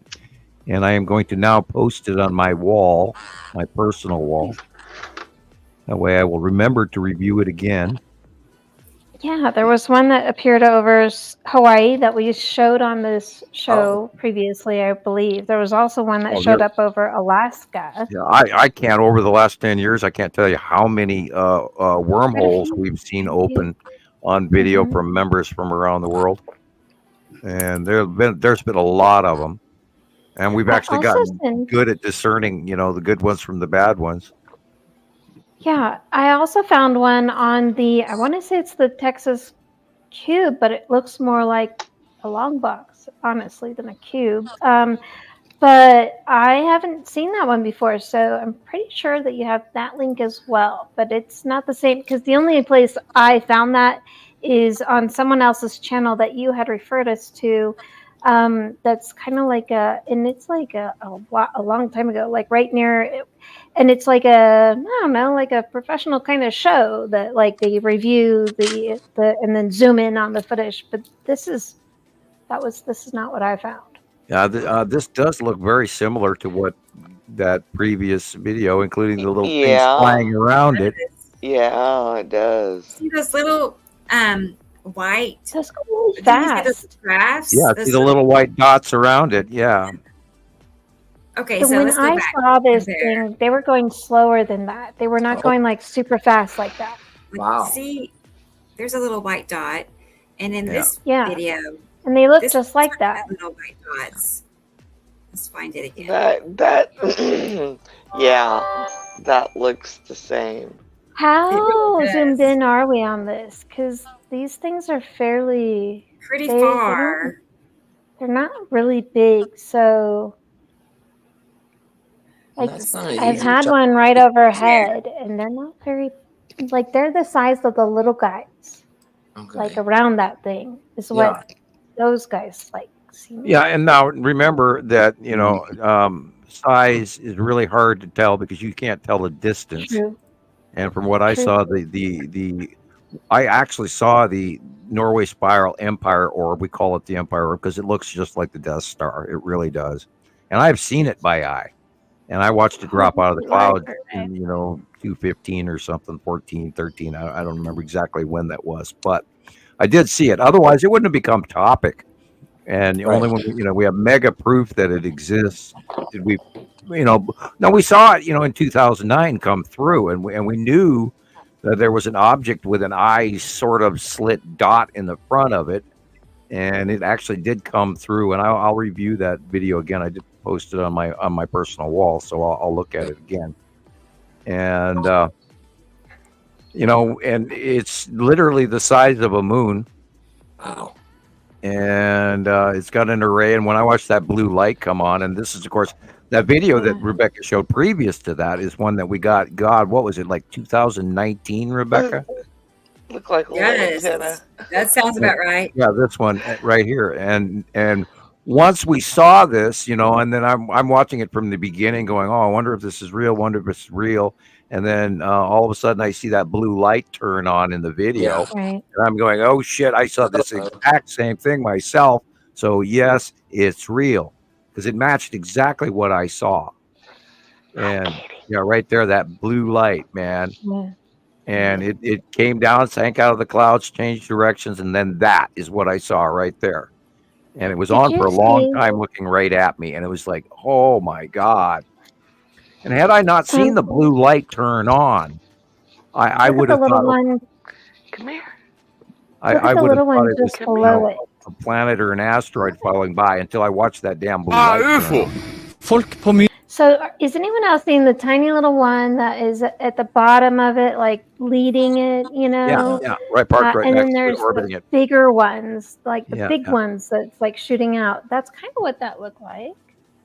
Okay, this is the old Norway spiral, where this is where the opening, and it looks like it's ground emanated to open the gate. Right. Think of this as a Stargate being opened from the ground. Mm-hmm. Somebody on Earth is opening that door. I mean, because it certainly looks like it originates from the horizon, and not necessarily like it's bending over and like coming up and over like the planets. What would be? Right. Oh my gosh, that's just crazy to even think about that. We're opening these portals, and these people know, or whoever's doing it knows what's going to be coming through. This is not the one where you actually watch it coming through. Okay. Unless that was many tries where they opened it and it failed, and they opened it and it failed. Because you can actually, in the other versions, you can actually see the object inside the hole and actually come out of the hole into our area. And that was the original. This one is a version of it much farther away from the original. Well, actually, there was like 4 or 5 people that actually captured it, and on way back in 2009, and they've been butchered and got shorter clips of them, and there's you don't like see 100 the full of them. event. Yeah. Wow. I've sorted through a bunch, and I'm still looking, but found quite a bit of stuff otherwise. Now, in 2009, the planets were not even close to Earth, and they were a blob in the sky. If you held up your phone, or back then it was these little video cameras, and the screens could see the blob, and when you pulled the phone away or the camera away, you couldn't see it at all. And then you put it back up, and you could see it again. And that's how I first started watching and realizing that there was an anomaly in space coming our direction. And then in late 2009, early 2010, I actually saw a close planetary pass of a very large facial illuminated planet.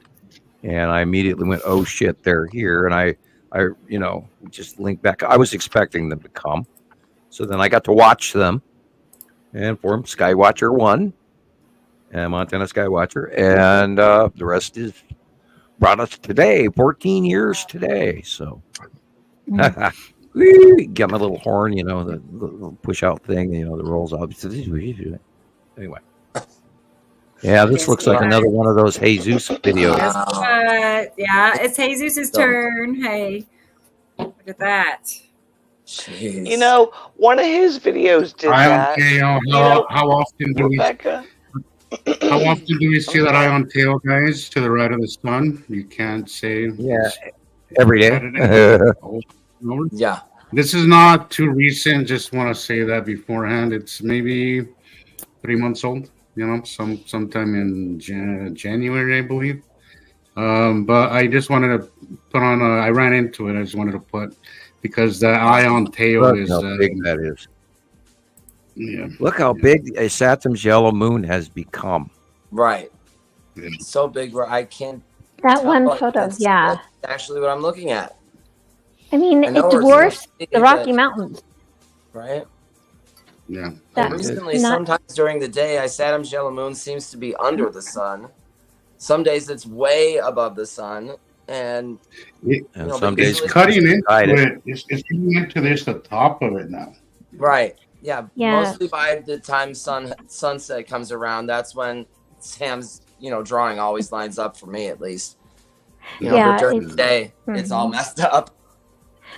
Well, the photo, and you don't have to pull it up, Rebecca, but it was on Nibiru Followers Anonymous, but I was trying to capture some asteroids flaring, but the bigger thing that really is very apparent in it is just the big giant Isatum's yellow moon and the tiny little Rocky Mountains, our purple mountain majesty, just itty bitty little things. Oh yeah, I remember that one. Remember that one? Yeah. Yeah, they just like swallow it, It's just, you can see the perfect curvature, and you can actually see another big body or big blue butt, as Jillian calls them, on the other side.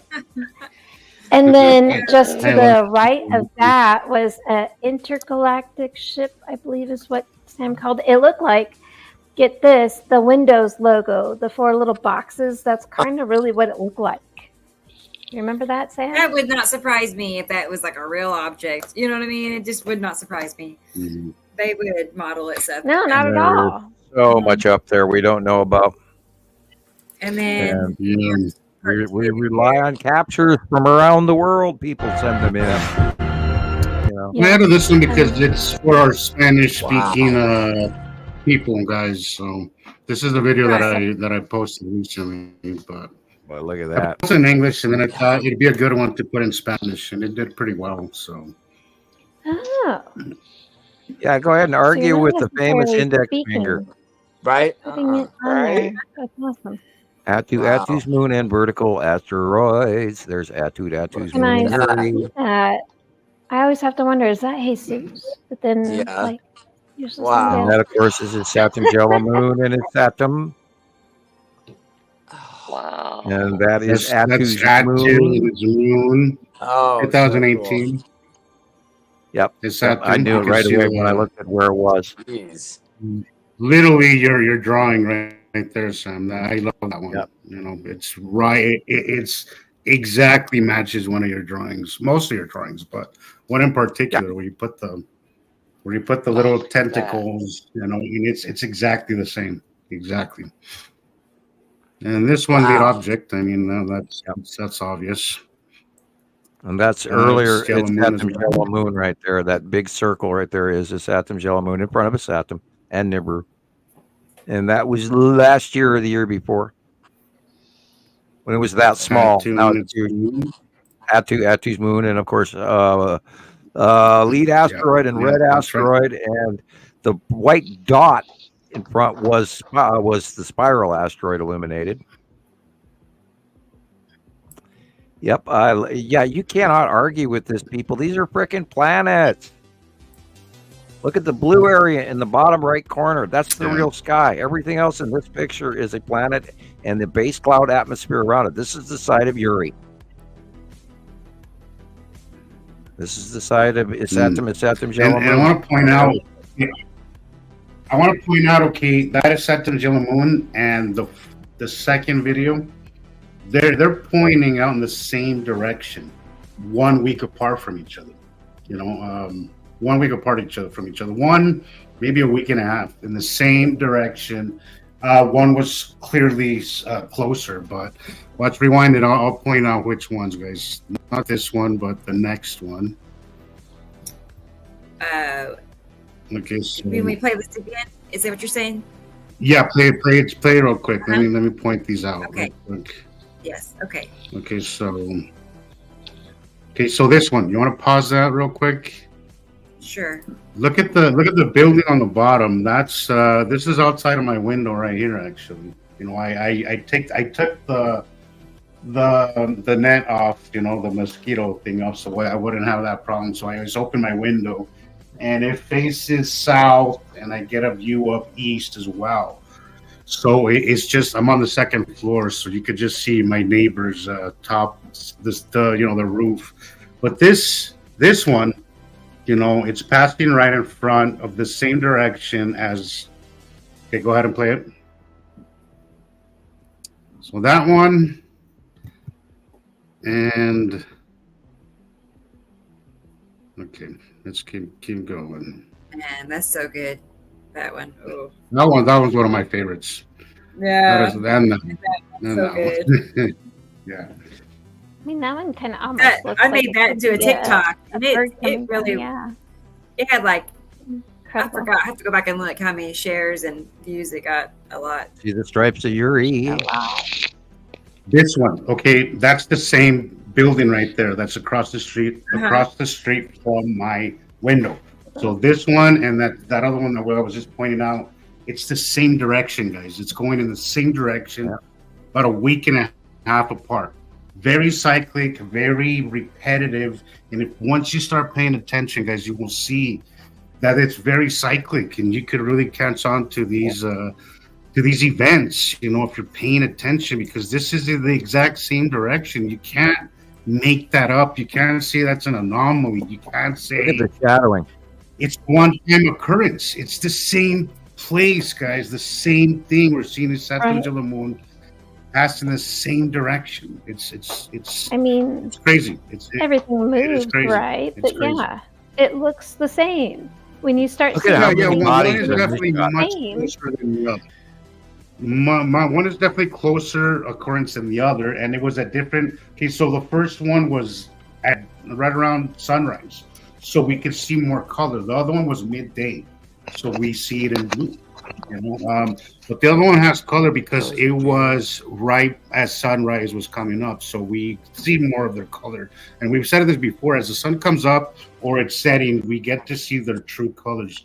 Mostly their true colors. Sometimes they blend in with whatever's behind or in close And the proximity. closer they are, the more blue they are. But That's right. But I mean, it's the same orbit, guys. The same orbit, slightly different. You know, different angle, different.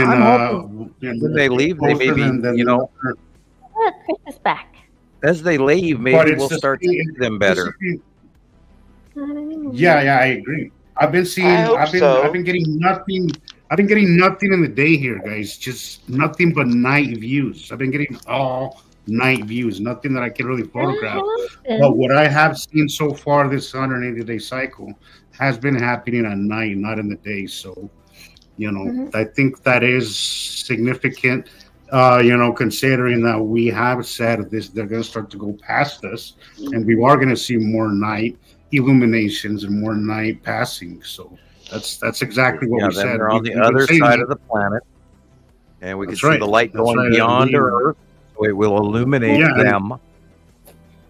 Exactly, And and we've hello, been saying Alex, that we've been saying that we're gonna see this more often, and that's exactly what's happening. At least in my area, that's what I've been seeing is mostly just night occurrences. You know. Right about, I'm going to run real quick to my window because it was literally last night at this exact time. Well, actually, it was a couple minutes earlier, but I'm going to look out the window, north window, real quick. I'll be right back. Okay, Sam. All right. Pero para nuestra gente de habla hispana, aquí está este video con evidencias de que el sistema de Nibiru está aquí, con 7 planetas, su propio sol, y y como, no sé, 8 o 9 lunas. So, síguenos en nuestras redes sociales y nuestra plataforma social que vamos a tener próximamente y para más información. The sky in the north west is illuminated again, and it is well after sunset here, so the illumination is shining probably on the bottom edge of Nibiru or Isatum. but it's not colored as Saturn color, oddly. We had seen earlier, about 6 months ago, those unbelievable red skies. So it's hard to say. Yeah. You know, it could, for all I know, it could be Saru popping its head over the top of us anymore. It's moving faster. The transition is changing quicker. And so it's all a new learning curve. That's been a lot more to keep up with. You know, I noticed that last night. Well, I guess I should say this morning. I didn't get to sleep until like 4 o'clock this morning. Oh. Because my mind, after the eclipse yesterday, it was just going, and I couldn't go to sleep. But I got up because I thought, well, it kind of looks brighter outside than it should. You know, being like 4 o'clock in the morning. So I look out my front, which is basically northeast. To the north, it's just like dark. To the east, southeast, it's just like dark. And then to the like northeast, right in front of me, it was like the sky was light. Yeah, and that's where the generic sunrise since the second star has been. That's part of it. It's also part of the tipped Earth axis, because remember, when the second star got here, all the planets, all the normal planets' axis is tipped. And so our view of, that's why part of why our sun doesn't go across the sky at high noon anymore. Instead of going, it goes in this rounded arc to the south and then rounds its way back to the west at sunset. So that's why all of that is going on and has been going on for many years. I pointed that out to my aunt Monday because I took those few pictures at like 12:50. And, you know, I mean, that's between 12 and 1. You know, the sun should be, you know, it should have been overhead. And it was more, you know, in front of me than over my head. Right. And the springtime arc is when the sun is left out of the winter arch, the winter orbit, and then due east predominantly back in my generation was at daytime in the spring, the sun would rise due east, and it has not done that since 2011. No, because I could see that perfectly, because I have a really limited view outside of my window of my east direction. Okay. Well, So we had Nicole that way, Yes. and it's easy to see the difference. Yeah, we had Nicole's picture, her capture at high noon, or excuse me, the southeast noon. Show, and it's not supposed to be there. It's supposed to be directly. Now, in the spring, it should be, It's you know, the a few first degrees picture. towards the south from overhead in the spring. It's a little bit lower, and midsummer is when it is high noon directly over the top of us. But we have not seen that in many, many years, period. It doesn't exist. About that thing. I do have, I put a little compilation folder together of slides for Rebecca, just because I put some together and pulled it from a content stash. Tried to pull from there, but there were a few that were through glass, so I can't. We don't do those. But the first picture in that slide is the picture that Sam is mentioning. Oh, okay, cool. So this one is the timestamp I have, and I apologize. I will get those videos posted to the sites that show you how to set up your own watermark through your camera on your phone or on your iPhone, Android, and get those posted for you, so you can all have a timestamp just like this one. You can personalize your message. That would be awesome. Right. Yeah, and so this is at noon, right there, timestamp. That's my phone, which is geosynchronized to the satellites and all that different stuff. However, you know, and so you can see the bright spot in this picture on the right side unless your camera's reversed. I don't know. It's going to be, that's the sun, and it's at noon, and I'm looking east, right? And, you know, like, that's southeast. And it shouldn't be there. No. And it should be overhead. It should be right over my head right then. Yeah, and we've talked about this in numerous shows where even right before the onset of spring, I was noticing that angle of the light had changed off of my bird feeder. You know, it's sort of, I could actually use it mostly as a sundial because I know which direction is north and all of that. And because they've even been talking how people have been talking about how Polaris isn't exactly, which is, by the way, the North Star. Right. Right. Where Polaris, the North Star, isn't where it's supposed to be either. And I have noticed now a little of that could be actually our transition through the galactic plane, because we are in the middle, headed toward the upper half of the galactic plane. And I don't know the extent of our progress, but we should be finishing up in the galactic plane within the next couple of years.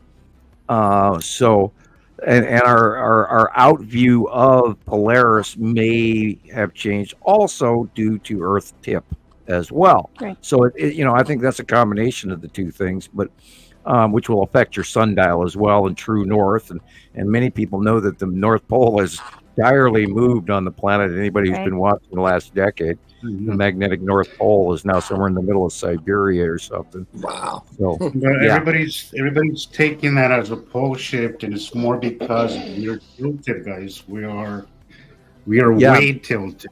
Well, that second star it's a big, huge magnet, and you add a second magnet, and all the positively charged planets in the room all turn to that magnet and tip further down than our normal axis, which is also tipped down to our star. But you have that second star, and all the planets go and they tip over. Like little boxing dummies being pushed by a magnet weight that changes all of our axes. And that happened when the second star got here. And even NASA announced it, along with temperature variant changes on all the planets. And they don't tell you that. They announced it once, and then they drop it, and they go into detail. But all the planets are heating up. It's not just climate change.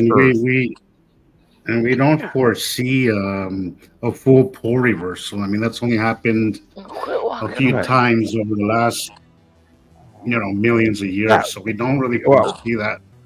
We might jostle. We might change permanently, or we might actually straighten up once they leave. We don't know what's going to happen. Now, if the direction that star is leaving, once they leave, that's the concern. Yeah, well, even the direction that it's leaving may affect our axis tip, because it's a larger star, and if it comes closer to us and takes over that majority of magnetic control, which it can't really do. I mean, our star is thread linked to us, and their star is thread linked to them. But that generated magnetic field may have a greater or lesser effect on us. And I'm concerned also about temperature variant. If this larger star comes closer to Earth than 93 million miles, I don't know what's going to happen. I don't know which way it's going to room, or exit the room, exit stage left, or I believe, because of its previous trajectory path of onset, it came from below us on the left-hand side, and I believe it's going to exit over our right side, perhaps, hopefully not over our left shoulder, maybe just to our right, which we could hope. But if it goes left over our left shoulder, we might be in more trouble. I can't tell you. And, we also have to take into account that this is a cyclic thing. This happens over and over and over again. So it's not going to be majorly destructive, although, this is how tectonic plates move, and, giant floods happen in past history, Noah's Ark and all of that crap, People always go, well, it rained for 40 days and 40 nights, but they don't ask where all the water came from. So you got to take into account larger events or what's going to happen. We don't know. Planet passing Nibiru in Sumerian. And I don't want to get drastic and extreme, but I mean, we know that tectonic quakes are up. We know volcanic activity is up. We know that the Schumann resonance on planet Earth is off the scale. We know that radioactive particle decay has changed. in our scientific tests right now, and they don't know why. And all of this is all related. So accelerating.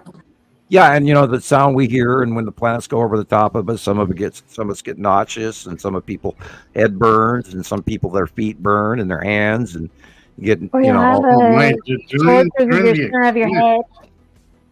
During the eclipse, the sun was just burning hot. Well, yeah, absolutely. Yeah. I couldn't bear it. I had to move directions every little while because it was just so hot. It was just scorching your skin. Yep. Yeah. It's hot on the skin. It feels a lot hotter. Colorado was experiencing 70s in mid February. Oh, that's unheard. That's extremely not normal. No, and March is our snowiest month, and we really didn't get much snow at all. Yes, good job, we saw some up on the mountains. We've seen plenty of snow, but down here in the valley, we have not seen much at all this year. Go back to Andy's picture, please. Sure. And I want to say hello to our guys today. I love your channel. I think we've invited you on the show before. That offer stands. So yeah, nice to see you here. By the way, what do you guys see here? Asteroids. Yes. Which ones? Right. Little sisters. I don't know. Well, we can include Lorraine and the one Leandra has to get hold of me because I see it in this as well. And then there's two other ones that we could also call that I'll keep my eye out for them next week. On the far right, we have Lead Asteroid. We have all of the original object cluster group right here. Lead Asteroid is on the right in the middle. Red Asteroid is the clump in the middle in the back. Spiral Asteroid and Little Sister are up front. And then behind those is where the Texas Cube. That's what I thought. I got one. That's where the three lines at the top are coming from. Right. Let's see. Here's another view of it. He sent me. Oh wow. Yeah. Yeah. We try not to do repetitive pictures, which is why I did not include all three of the captures. But because they all look the same. In this one, the Lead Asteroid is not there, but the Red Asteroid, the Spiral Asteroid, Little Sister, Lorraine, and then of course the Texas Cube is in the upper back. Yeah. With the three lines, and if you look at the top, wispy in dead center middle at the top of it, there's a little Star Destroyer parked up on top there. No way. Yes way. Lots of them in the skies this week. Are you seeing them, Chris? Yeah. All over the place, right? Yep. Yeah, they're and these are not stars, by the way. These are illuminated objects from the. This is probably the bottom of Saru at night. That is great. This is 11:55 p.m. Look at the angle. Night. Look at the angle of the bottom edge of the planet compared to how Uri's angled edge is. Yeah. Earth. Uri's over in the upper left corner. Oh wow. And this is northeast. And you see the tan asteroid in the upper left corner. Yeah, it looks yellowy. Little yellowy tan dot. Okay. Wow. Nicole, yeah, so this is Saru and Uri. And all of this cloud stuff on the middle left is the bottom base cloud of Uri. Wow. Yep, this is a nighttime illumination of Saru. That's so good. That's cool. I have a few more. I'll send them over if you'd like. Yeah. And those white dots could actually be curved line is so big. Go back to that. Those white dots could be cities. What? No way. Yes. Remember, Saru is green, blue, and it's populated. Yeah. Okay. Those white dots could be cities. I gotta turn my light off. Interesting. Yeah, I gotta say that that's not the placement of any known Do you see constellations. these stars with Or the horizon side on the right? No. uh-huh. Like I said, you won't see the stars. Some of these you'll see a star or two, or like maybe just like Orion or Big Oh, this, Dipper, but you won't see anything else. And this is then, an awesome but these shot. aren't. These are not the stars that should be. There's not stars where these are showing up. Not there. Crazy. By the way, I've got the sun coming into my bedroom at like just about, I don't know, but it's never ever done that before, ever. I've never. I've been here 6 years and I've never had this sunlight. It's a very small sliver of it, but yeah. So nothing's where it's it's supposed all to be. in. Yeah, we're in a. Everything's weird. Everything's off, and this is the Which only is why. reason why that it would be, is because these freaking planets are here, and you can't, even if you don't see them, you cannot discount all the other things that are showing us that this isn't anywhere near normal. I mean, let's talk about the storms. Oh my God, China's still getting nailed, and look at the upper illumination there is awesome. That illumination is Atu's white moon in front of Atu. Yeah, just keep on Aster. trying to figure this stuff out because you'll pick it up, and even if you just get one that you kind of start noticing, like just keep trying, don't give up. And what seems, very well recognized to others is not so easily recognized. So don't Right. get frustrated. Just keep on trying. Keep on. Yeah, there was trying a because it's time. here. There was a time that I was completely oblivious to it, guys. So it Oh, yeah, does me take a little practice. It takes practice, and you're here for a reason. If you're feeling it, Yeah. if you're seeing these things, it's for a reason. You're meant to. So don't give up. Don't give up. It takes time.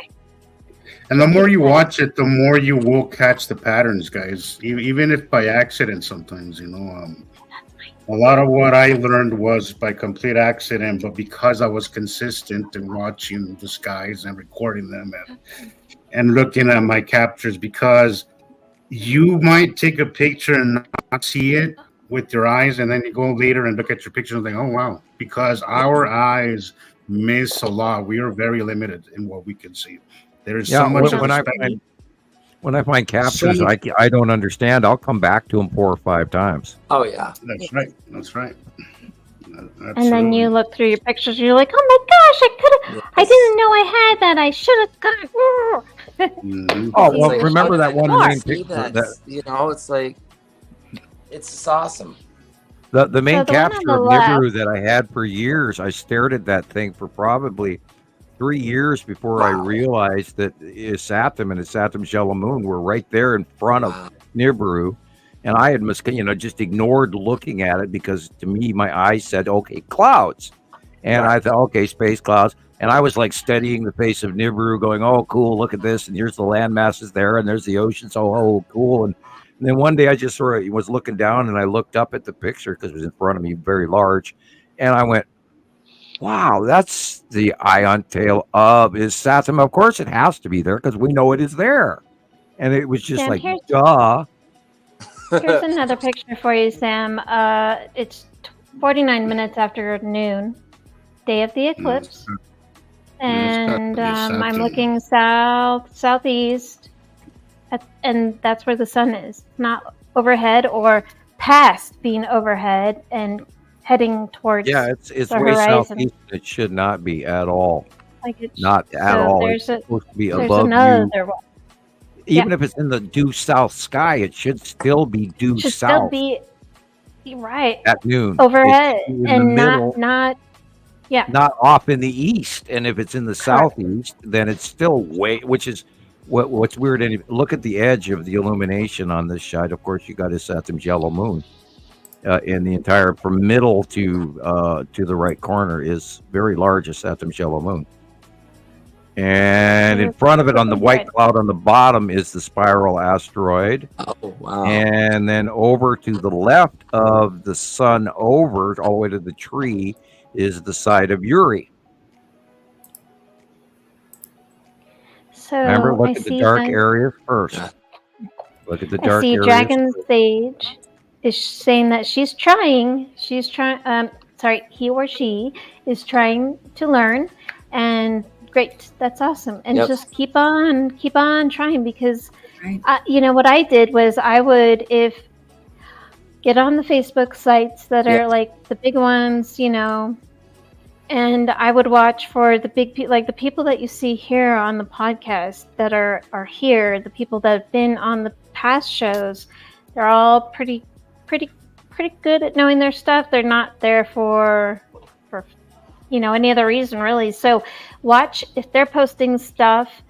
Watch what they're posting. If Sam is commenting, like, that's how I would look for Sam or Rebecca's or Jesus's. Like, if they're noticing the pictures, like, now some of our pictures, we just get kind of shadowed and we don't necessarily get everybody seeing them. But if they're commenting on it, then guaranteed there's something about that's right. And so even if you don't know what it is that's right about it, know that, like, follow the people that you see here and watch what they post, watch what they're sharing, and that's another way to learn. But absolutely refer to the site drawing that Sam puts out every single month on the 15th on multiple pages. He also puts it on his own page if you're a friend there. And you could even, if you can print it out and keep it with you in your car or whatever, and just kind of hold it up everywhere you go, you'll learn. Let's look at this. This is a really good cap. This is a really good cap of Atu and Atu's moon and the asteroid group coming in from the upper left. And you can see all the asteroids in the upper left. And this is sort of a snail foot base cloud going here, but this is Atu and Atu's moon. Atu's moon is dead center at the top, and you can see it, being wrapped around by that core facial. And you see that line underneath it often. Yeah, that's literally like a developing snail foot, especially now that they are getting smaller. So we're going to see more of the snail foot behavior. We'll see more of the Nepenthes snorkel again here anytime soon this summer, which means really big, nasty storms from hell. And then, of course, rain bombs and close passing. But generically, Nepenthes has been going literally over the North Pole, where our out view of Atu directly over the head is actually closer to the northern latitudes, middle equator. Now I'm going to have to keep that in mind the next time that I see Robert send in his pictures, because he's in New Zealand, and I got to cross-reference that in my brain half the time, try to get a better understanding, because people in South Africa have pretty much the same view, but in some cases they see at different angles, and so it's like, and it messes with your mind. It does. It really does. Yeah. Absolutely. My apologies. We used to have somebody in China that used to post. Haven't seen her in a while. I'm pretty sure you know what I'm talking about, Sam. But she used to post. I said hi to her just the other day, and I commented on her stuff. I don't get a lot of feedback from her, so I don't know what to type or how extensive to bomb her page. Because I imagine she has people, family and friends. Well, she used to be way more active in our circles, and then all of a sudden she just wasn't. But she used to post some really interesting stuff, but it was always a little confusing to me because she's in China, like literally underneath us. I've gotten a lot of really good material from Japan over the years, especially some of the early Atu's moon and Atu captures. Way back when Atu's moon was this tiny little thing, and we were, facial identifying it, and then we found out how that, Atu's moon has got this weird one side. The bottom left-hand side is flat and straight and weird looking, and I look back with that with nostalgia, and wish to God, and of course, eventually they're going to be that size again as they leave.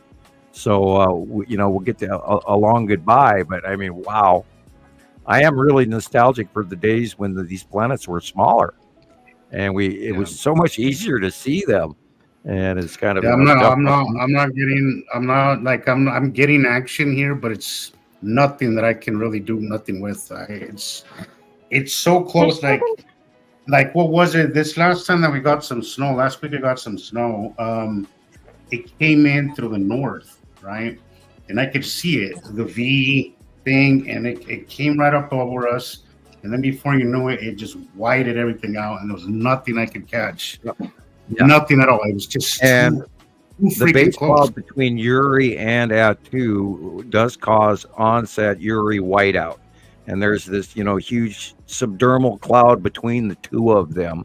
So sometimes literally when Attu goes over the top of us, it drags in the Uri cloud, and then there goes our weather and our out view and everything else. And it happens, yeah. And then there's those weird days, we still haven't, squared that in our brains yet, where the skies are just as blue as can be. There's not a cloud in the sky with the exception of occasional starfighter.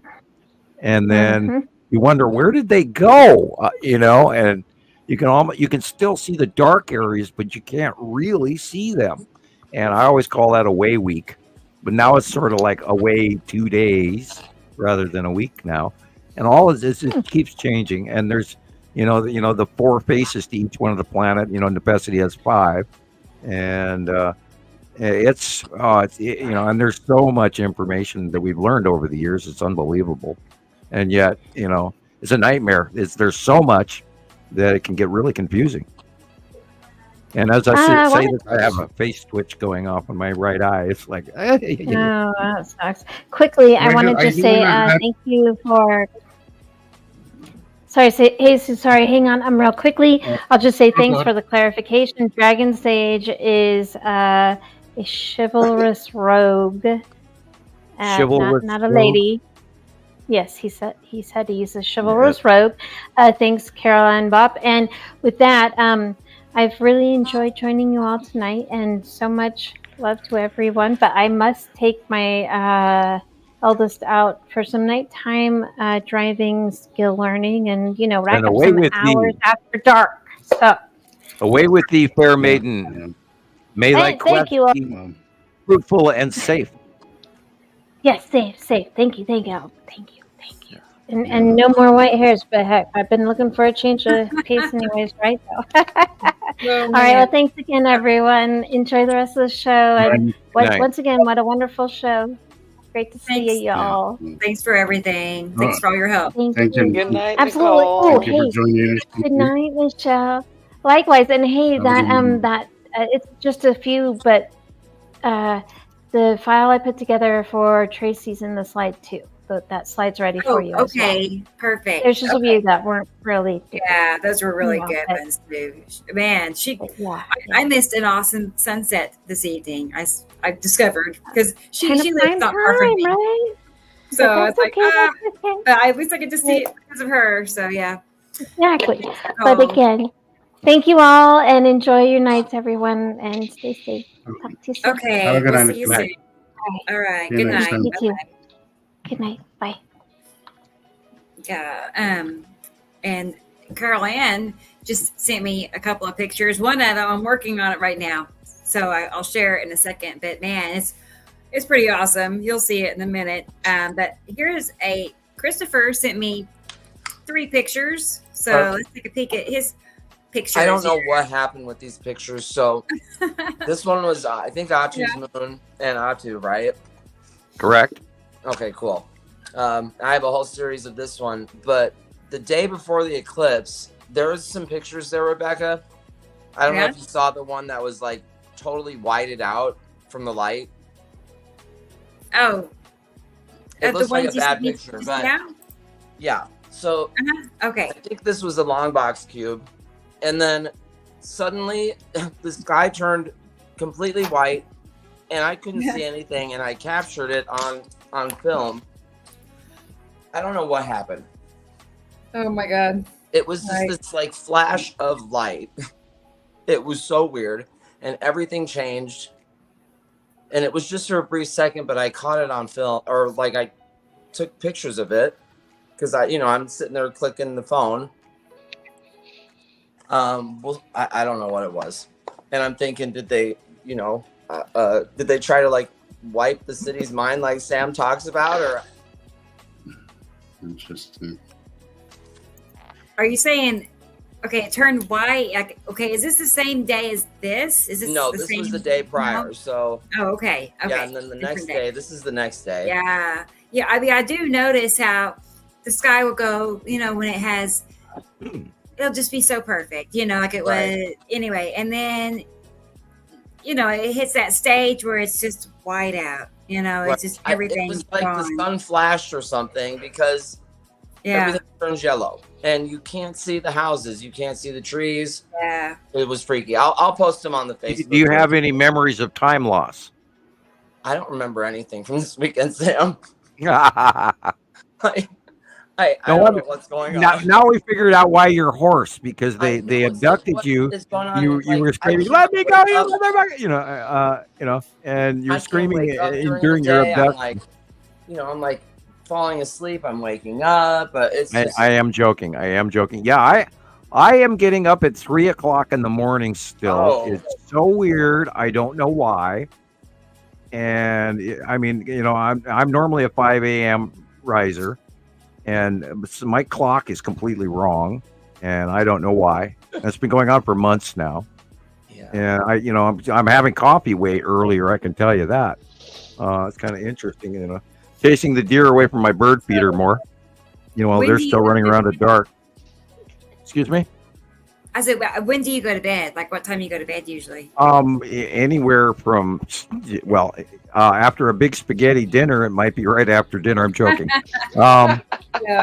Usually, somewhere around midnight. Okay. So not much sleep then. No.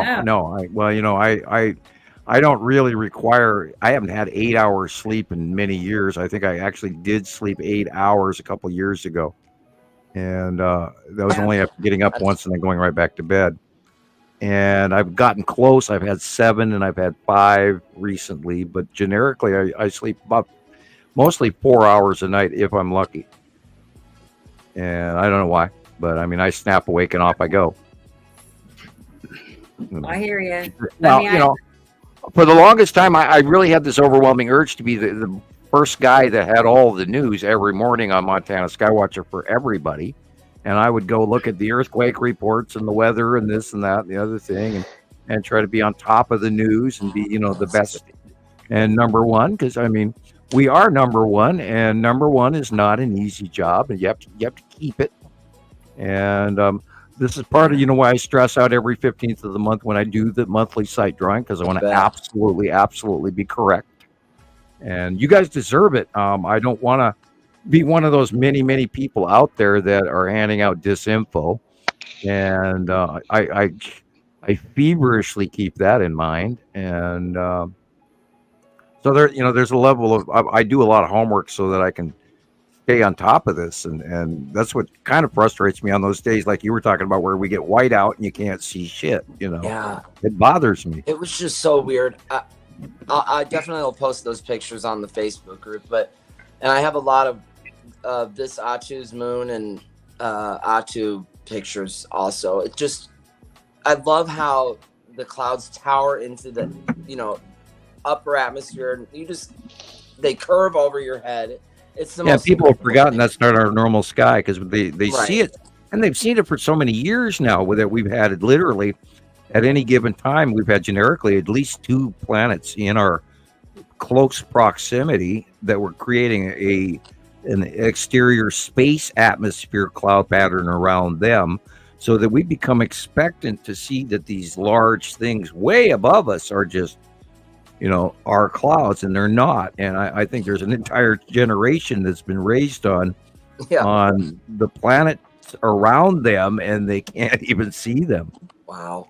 Because it's normal to them. You don't even think about that too, like there's this younger group that's been here, and this is all they've seen, and it's totally normal for them. So we've been watching them, and they were in the South in the original days. But go ahead. I'm sorry, Rebecca. Go ahead.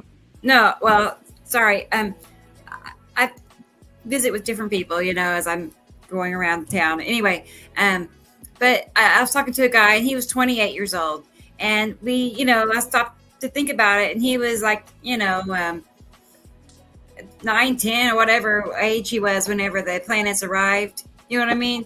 And they don't remember at 9 and 10 what the sky looked like. That's all. So you have to be older to have a basis, a memory on what the sky used to look like. Yeah, and in an adult imagination of understanding level. And yeah, and this is why I try to remind everybody, go back to a 1960s Western. Go back to a 1980s movie where they're going to show you something in a long fishing weekend or something. Weekend at Bernie's, for instance. Oh, God. An old movie where they got a lot of ocean sky scenes, while they're dragging the body around. And look in the background. Look what our skies used to look like in these older videos, and you can find dozens of them out there, if not hundreds. Just real quick, when you're watching old videos, look at the sky, and you'll go, "Wow, that is completely different than anything we have today." Very uneventful. I think that's why people associate the skies with boringness, because they used to be boring. Yeah. They're anything but today. No. All right, let me get those pictures from Carol Ann. She sent me 2, and I made one of a comparison. Sandy Cheeks, what are we going to do with you? Uh-oh. You know me. Oh, no, go ahead. Pin up her comment. Go ahead. Let's see. Let's get back to this. Yeah. What are we going to do with you? Oh, my goodness. I mean, that information is so heavily out there. It's hard to avoid it. I mean, but that's an idea that they want people to think, Sandy. I mean, that's what that project has put out there for. Oh, God, the Alaska HAARP site closed in the 90s, I think, or the 80s. That one closed, and they did other stuff. And the reason that it's harmonic atmospheric aeronautical resonance projection. Okay. Now I'm bending really close to classified on this. And I did read the documents on that, and they have to have a receptor module. I can't go into too much detail on that, but they found out when they tried to use this that was created because they too were expecting gravitational objects to come crashing into planet Earth because Nemesis was going to hit Earth. And so this is why they developed that in an effort to repel harmonic atmospheric aeronautical repulsion program. Wow. To push things away. But they found out a negative to the use at the opposite spectrum of the Earth, wherever you were to have for instance, we'd call it the barrel of the gun. On the opposite end of the gun, on the stock, there would be earthquakes and serious harmonic resonance issues on the other end of the planet, therefore rendering it completely unusable. And so, and if you're gonna, and this is why I'm sort of chiding you, Sandy, and I don't mean to, I'm not trying to down you, because it is a pretty widespread rumor that these cloud waves and cloud patterns that we're seeing in the sky in our upper atmosphere, which is above our normal, in our ionosphere, etc., where our 35, 40,000 feet, where our normal cumulosphere or the cumulus nimbus clouds reach to the top of, which is where our weather comes from, and what blocks our view. The rest of the stuff is mostly see-through above that. And it is not what people say is happening, and that HAARP is doing this and HAARP is doing that. Yeah, sure, it can mess with our harmonic resonance of our planet, but I promise you, it is not something they're playing with, because they don't have to screw planet Earth. They who are out to get us are not doing that, because Mother Nature is doing it all by herself, and they don't need to mess with this shit. It's regular. It happens every 3,654 years, and including the sounds in space and the sounds over Jerusalem last week, and all these harmonics in the atmosphere and all the cloud patterns. It's all natural. It's all from these passing planets. And I promise you, the government's busy doing other things like stashing MREs underground with all the everything they ever wanted. And the part of that too is them over processing an imminent threat from projects that were created far before the information of even the electric universe became accepted in science. And they were, gravitational, we're going to be screwed, we're going to get hit by Nemesis, blah, blah, blah. Even our governments believed that. And I'm sure some of that has been pushed away, where hopefully some real scientists started working for these guys and could tell them that no, the little stuff can hit us, but not the big stuff, because it electrically repels, and it is cyclic. Otherwise, this would have gone paradoxical, 300,000, a million years ago, because we've always had a binary system, always. And that's 6, anyway, it depends on who you talk to. It could be 4.5 whatever billion years, or 6 billion, or 8 billion. They don't even know how old Earth is, especially since now they're now finding out that their calculations on the Big Bang is completely wrong. And they're finding universes now that are 16, et cetera, billion years old, which completely blows the Big Bang out of the water, because they thought it was X amount of, like 8 billion, 10 billion. I don't remember exactly what they were saying, the Big Bang, how long, because, it depends on which scientists you listen to. They all always come up with different numbers, so I do get confused. And I don't remember exact numbers all the time, but generically speaking, their belief of everything that they thought they knew is now being changed. It's like, well, hello, come on. And the binary system and everything. And I got screamed at over this paper thing when I was 17.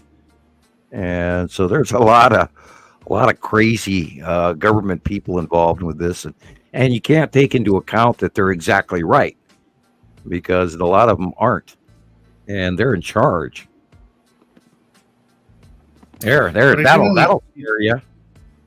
I do want to add to this, Sam, that all these rabbit holes, they're on the way to learning. We all went through these down these rabbit holes. I've said this before. Oh yeah.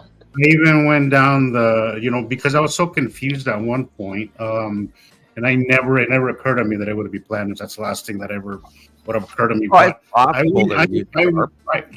went down even the flat Earth thing, which didn't last long, because I did it just for the sake of being thorough, But we do all come across all this misinformation, and I think some people unfortunately get stuck there and they don't see past all this stuff. And I think that's the point of it. It is the point of it is to kind of stump your knowledge and stump your interest, and think, if you think you know the truth, you're going to stop looking. There are a bunch of plastic that's the effect that it has on people. And there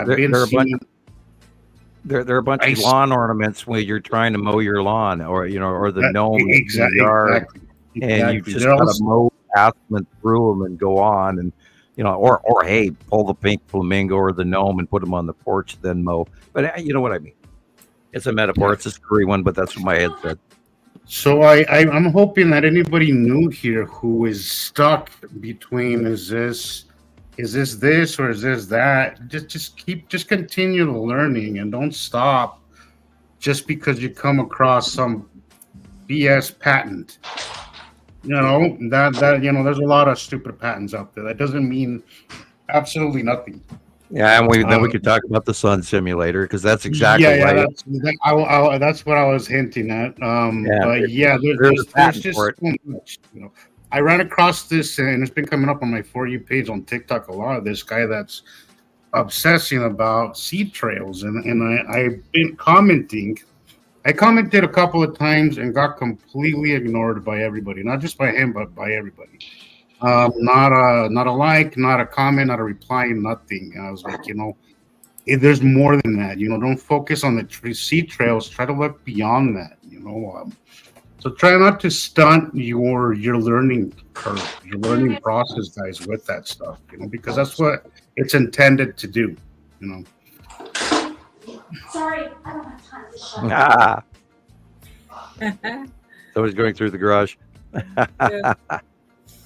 Here's this picture two pictures from Carol Ann. Oh, yes, y'all. That's awesome. And Katie Jo, you were one of the few ones, because not everybody seems to get past that. Not a whole lot of people are able to cross that line between all this crap and what's really happening, and it thankfully you did, and to get into a conspiracy and then get out of it. That's sometimes you get stuck in them, and Sandy Cheeks, there are numerous patents for that, but see what you got to take into account that and especially with the Chinese version, the sun simulator is created to illuminate a small area of a regional area over an individual country, not illuminate the entire planet. Yeah. I mean, what? And China's the one that's in the lab, the one that they're still building in the lab in China, which has not even gone out of the prototype stage. That is meant to illuminate only a small area of China to aid in their seasonal growing. Yeah, because they've been getting hit hard with the crop failures because of all the rain and all the flooding that they've been having. So they're doing that out of a desperation, because they know these shortages of food are gonna affect not just them, but we're gonna start seeing domino effects with that, guys. Oh, they last couple of years bought everything that they could get their hands on from America, even the ground corn. And if you know what ground corn is, that's the extra stuff. When corn starts selling for next to nothing and ends up as cattle feed in a lot of cases, they'll have so much they can't fit it into the silos, and so they dump it on the ground. And China was buying everything they could get their hands off the last couple of years. So, I mean, our markets were selling well, but the fact is that we're still underproducing. I think we're down to like 60 or 45%, anywhere from 45 to 60% of what we used to grow. And our weather, look at the Mississippi this year. Holy cow.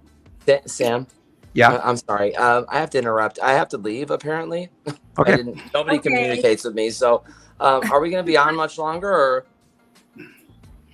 Probably not. Another hour, maybe. Well, I'm leaving. I'll be at my wife's dad's house in like 10-15 minutes. We'll see if you guys just check back. Okay. Yeah. Okay, you guys. If I don't see you again, have a great night, everybody. All right, be safe. Okay. Drive carefully. Thank you. Okay. All right, see you later. Bye-bye. But I was seeing a report, Sam, about from Ireland that typically they because they've been getting hit with a lot of water as well, everything's saturated. So their potato crop, which they typically see about 20-some thousand acres, is down now to 5,000 to 10,000 acres, if that. Yeah. And that's that alone. I mean, a crop like potatoes, that is huge. That it's a huge underproducing, for their country. That's going to bring a lot of problems, and it's going to bring it's going to skyrocket prices with whatever they do have. Last it's really going to lose, so much, because potatoes are really it's a really cheap commodity. That last week in Kansas and Nebraska, they were having red flag fire warnings, which means that they're dry. And right now they should be wet so that we can grow all of our wheat and all of our corn in Kansas and Nebraska, etc., that we've always grown. And then we also have to check into the Idaho potato product and so. I have not watched the farm report in a while, but go ahead. What's happening in Ireland, Sam, is that the ground is so oversaturated that a lot of their crop, like potato, grows underground. Right. Yeah. So they haven't there's been so much that hasn't been able to be a lot of it has gone to waste because it's so oversaturated. The potato famine had a They can't run their machines and pick it up. So a lot of it has gone to waste, and a lot of it hasn't been able to be planted because they're so oversaturated, in the land that they use to produce this stuff, So, pay attention to the stuff, guys. And Sam says, we're not in Kansas anymore, so it's important to. These food shortages have only begun to hit us. They keep blaming. They blame it on inflation, which I think there's some truth to that. But I think there's other things at play here as well. There's a huge domino effect because our supply line is so fragile that anything could play a huge effect. Something on one part of the world is going to play a huge domino effect in the rest of us. Example, Mississippi River. The river is low. Right now, the barges, they are traffic jammed because they can't flow as easily as they used to. They can't run 4 of them down the river at the same time. They can only run 1. That raises shipping costs. They're stalling longer. They also have to carry less because the water is not as deep. So that also increases shipping costs and availability and quantity. So, and all of that is playing in even around the Suez Canal. And, hey, the Panama Canal is backed up because they don't have enough water. So our shipping around the world, our chain of supply that we used to run on is not even going well, and what our supplies are also equally reduced. And the Ukraine war, they've been waiting for wheat from Ukraine because that's what they grow a lot of, which is why Russia wants it. And the Crimea and all of that was supposed to be shipped to Africa and a whole bunch of other really dependent nations that were going to get help, and now that is also slowed down and stalled, and they're still selling some. Ukrainians are getting some ships out, but the blockade from the Russians has been nasty. But the Russians are losing in the naval war right now, from what I understand. Of course, I don't fully believe all the media, so anyway. So yeah, we're going to see very expensive loaves of bread. I mean, look at the cost of butter. And, that has to do with the reduction in cattle, and cows are low. And then we just went through a bunch of pig kill-offs because of all these diseases. And a couple of years before that was all the chickens. And, so we've got these, pandemics in our food stocks, as well as now we're going to have the cicadas come up, Yeah, I got to love all those plagues, ladies and gentlemen. Get out your Bibles. And here come the bugs. Yeah. A lot of changes coming, guys. A lot of changes, and we're just starting to see those things take place. So it is a good time to, as Adam's right, we need to learn to grow our own food. Because we are too dependent on just going to the store to get all these things, and soon the shelves are going to be half empty, if even full at all. So we're going to see a very hot summer. So I'm sure of it. I think we're going to fry, and we've already seen the Texas and Oklahoma wildfires happen, and that was in the spring. What's going to happen by summer, and the winds, and what's going to happen to Nebraska, what's going to happen to South Dakota, what's going to happen to Kansas, what's going to happen to Iowa or Missouri or Indiana or anywhere. And poor old Ohio, I don't think they're going to have a fire problem, but they're trying to spoon their water out of there because that storm that went through last week really raised up the flood levels throughout center Ohio, and all that river water has to go somewhere. Fortunately, it is going to go to the Mississippi, which direly needs it. So that's a good thing. It takes time to get there. Maybe they ought to reverse some of the Great Lakes and try and feed that into the Mississippi currently. I think there's a system going through Chicago that could do that. Anyway, yeah, you know, the Mississippi a couple of years ago was literally dry, and that happened 2 years ago. All around the world, all the major rivers dried up, and that did not make the national news. And you have to go out and look for all this information, and you know that too is in the Bible. When certain rivers and around the world were dried, and that's one of the quatrains of Nostradamus as well. So all of these signs keep pointing to these severe scenarios that are playing out right before our eyes, and so we have to pay attention and look at we're often told that, and this is you brought this up before, Sam. I have brought it up. I think we've all brought it up here. But we often hear, well, what can I do about it? Here's the reason. Here's the good reason to be in the know, guys. Because as Carol is saying, most of these people don't realize what's happening right before them, but we do, and at least we can somehow be at least a little prepared. I do know that most of us live paycheck to paycheck, but at least knowing the information, I think, is half the battle. There's a civil defense thing where if you are aware of what's going on and everyone else around you isn't aware of how this catastrophe or whatever, boom, the explosions, fires or whatever, and people aren't informed, if they don't know where it came from or what's going on, those that can keep their heads around those who are panicking are golden, priceless. And so this is what we hope that's what you can do, is by being informed. That way you are aware and can make the proper decisions, and whereas other people may panic or ignore the warnings. And, a lot of people are going to look to some of us that know what's going on. Right now, a lot of people laugh at us and a lot of people down what we say, but eventually we're the ones they're going to turn to know. And that has happened in ways, we've seen people that were originally are argumentative with us in the past who have actually come over and go, God, at first I thought you were full of shit, and we see that.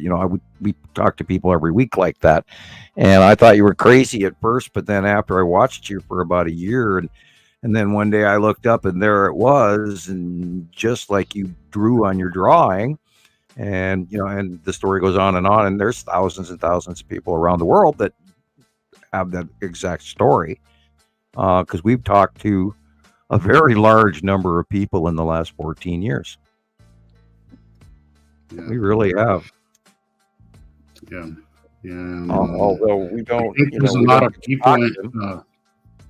Christopher was saying the other day how his mother-in-law was not really having it, and then all of a sudden she texted him and she was like, holy shit, I see it.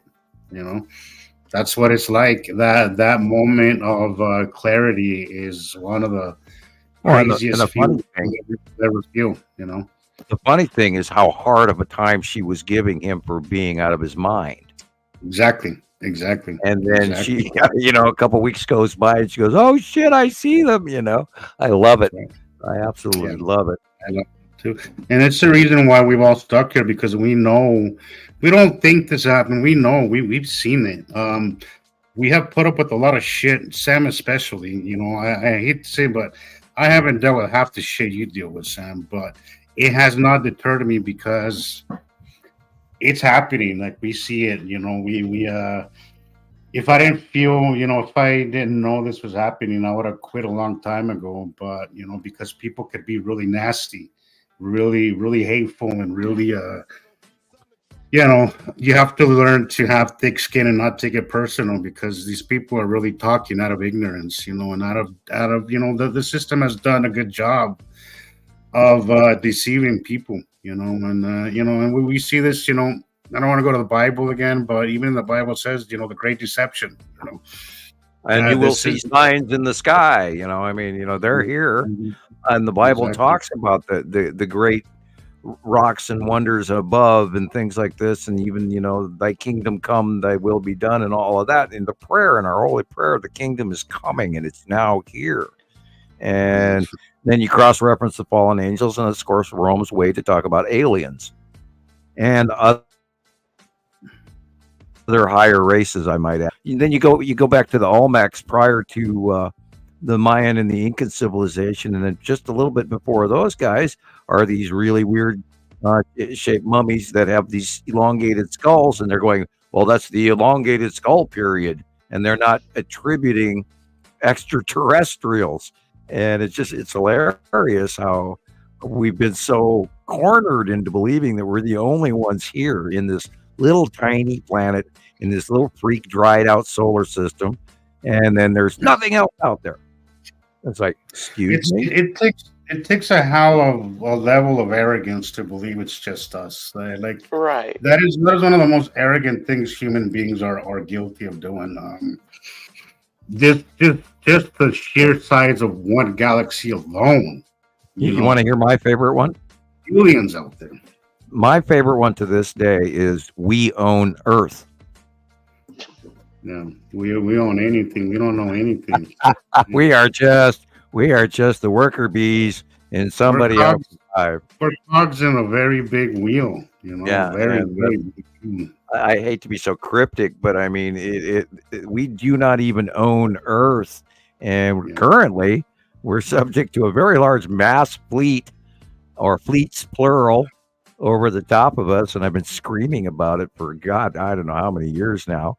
And what amazes me is that this has not gone viral, especially since we have so many pictures of them that are definitive beyond doubt over and over and over and over. I mean, we're getting sightings, and I haven't really even tabulated the last month, but we get sightings every day of the cubes and the long box and the star destroyers and the little guys, and then we get numerous people sending in stuff we can't identify with the smaller craft, the zippers and the fast ones and the weird shit where their cows are dead and their lips and their backsides are missing, and some little faction came in for cow lip stew.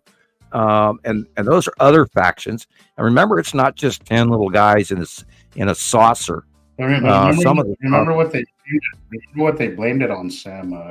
It's chupacabras. At least that was that was the thing. I don't know if it reached the American news, but that's what was going to happen in Mexico a lot. Was they were blaming it on some preacher.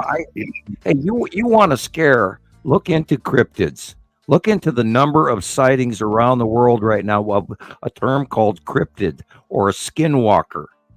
You want to have the shit scared out of you, and those are real too, because there's a lot of that.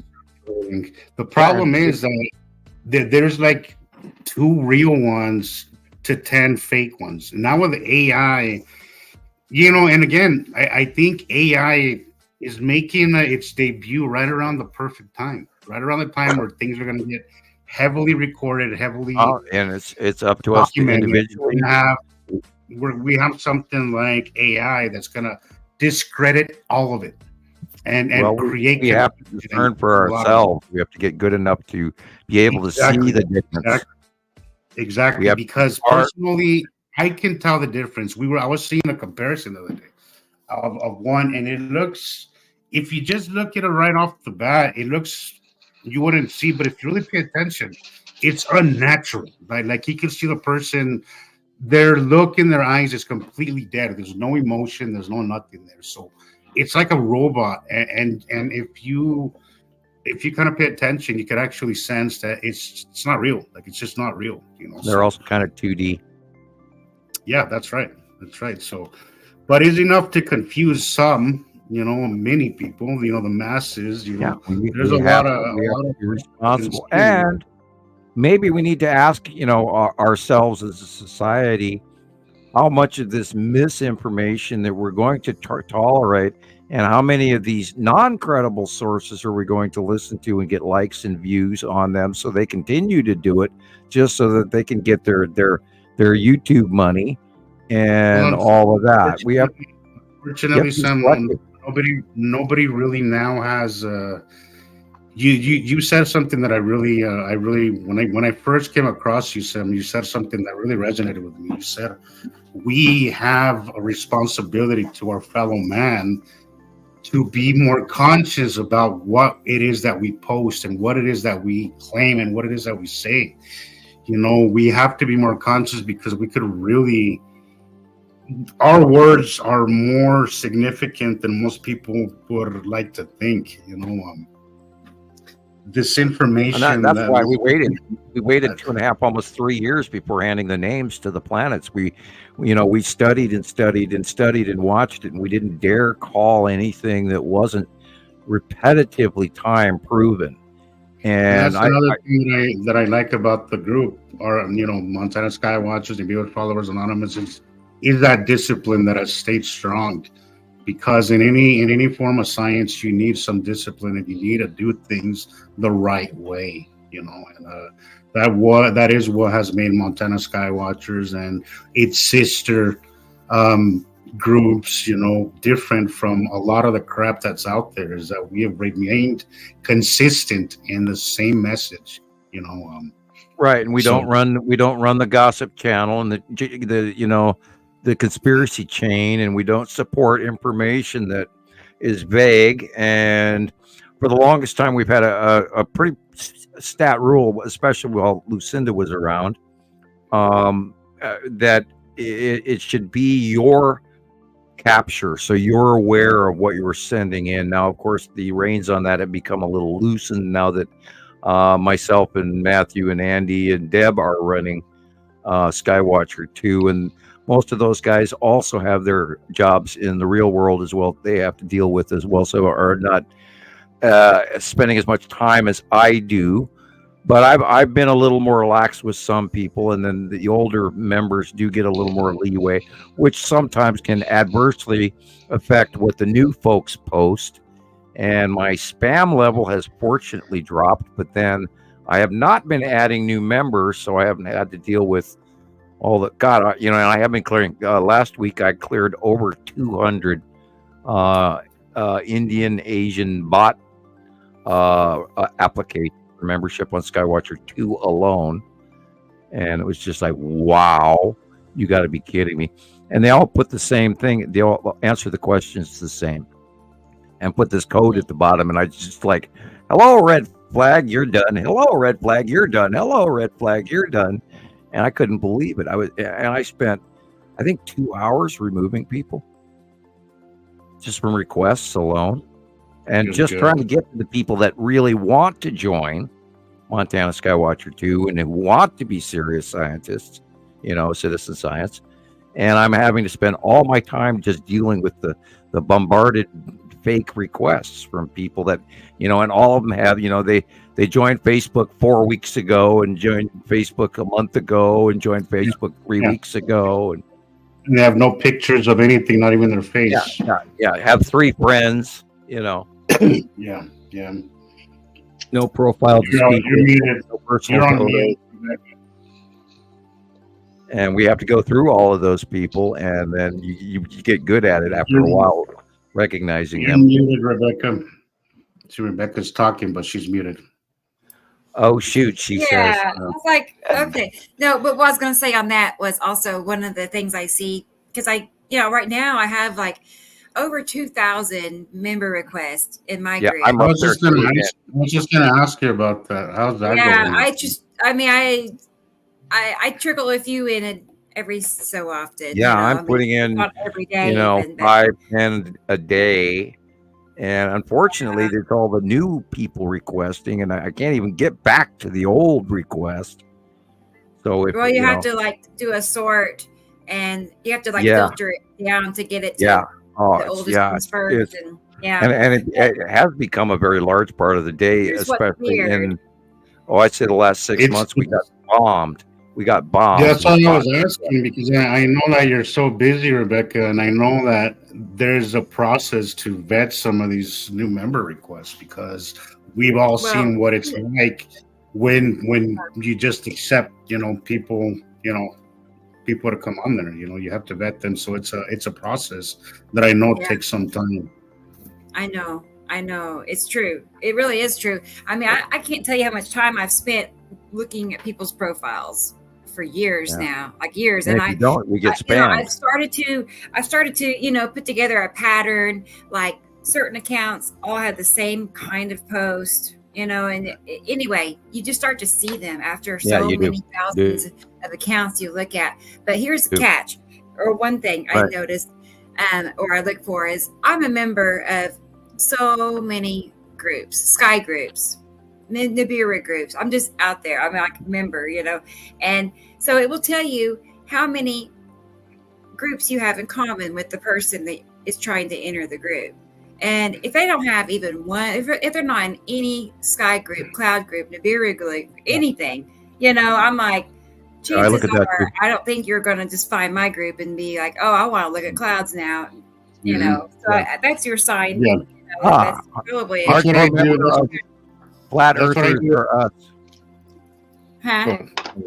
A hardcore member of Flat Earthers are us. Yeah. Nope. Yeah. Thank you. No.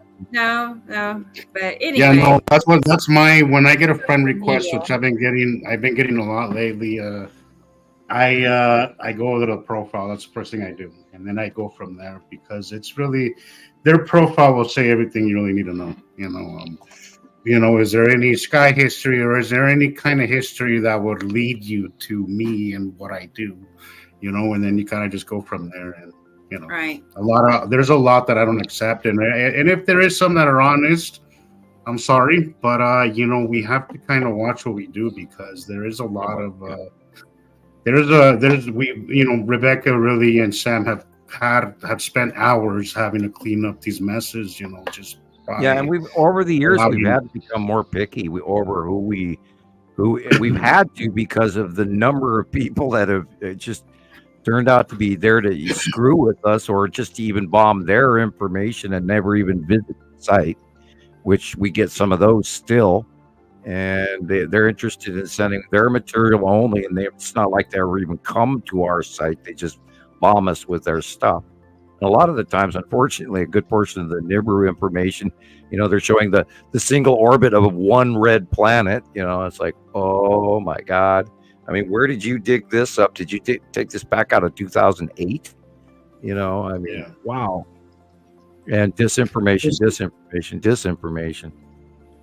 And there's so much here that has really been vetted and been there's a lot of good information that we provide here, you know, on Rebecca's side and on Sam's side, on my page, that has gone through years and years of you know, of studying and disseminating and you know, seeing it under a microscope, you know. Repetitive verification. Take advantage of that, folks, because a lot of us here, all of us here, have spent a great deal of time to put this together. You know, just ask how many times you've actually seen Nepacity, for instance. Each of you, I mean, how many times have you seen Planet Nepacity?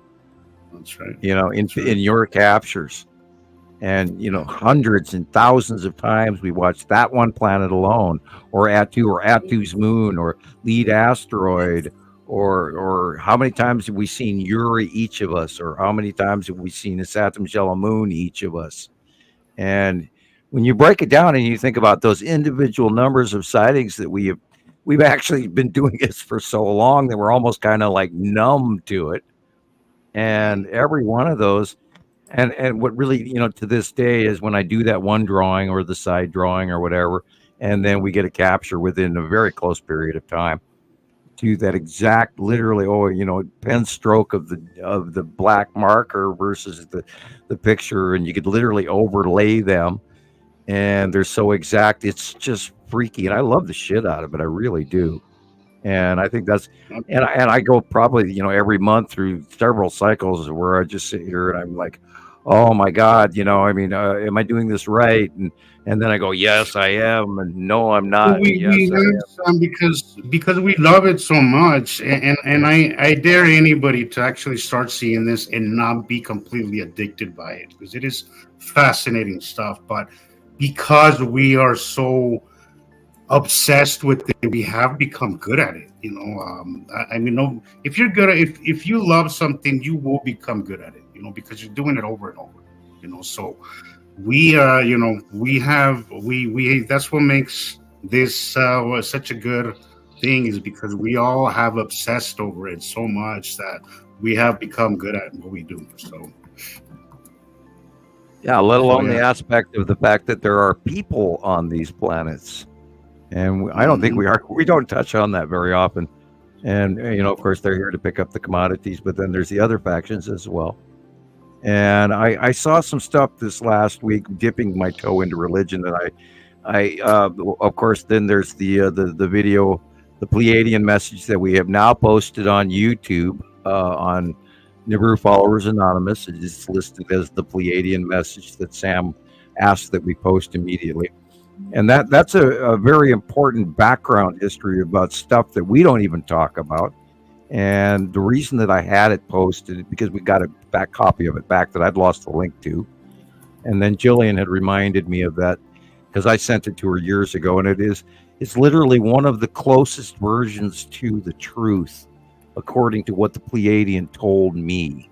And that's why the way it's marked as the Pleiadian message. And I can verify to you that it's 95% accurate.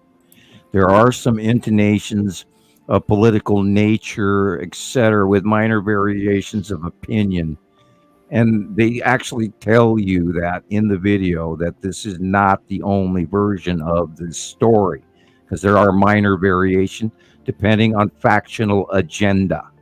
Because each one of the multi factions involved in this story that is real, which is the truth going back hundreds of thousands of years, is in that video. And I do encourage you to go and watch the Pleiadian message from start to finish, please.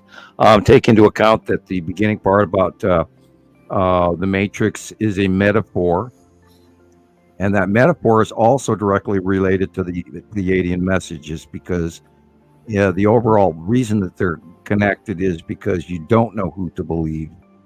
And that's what the Matrix metaphor is trying to teach you in that clip. And the trick is to maybe now listen, because this is as close to what I was told from an alien person face to face many, many years ago. And that's why I strongly advise people to watch it. And it's important. Very much so. And now, I do believe that some of those are messages placed there for us to see. I really do. Yeah, I know. I've often thought about it was like, so since when do the Pleiadians advertise on YouTube? And who made this, and who originally posted it, and you read the subtitles and you can check into this. We should actually send our research dogs in after the original.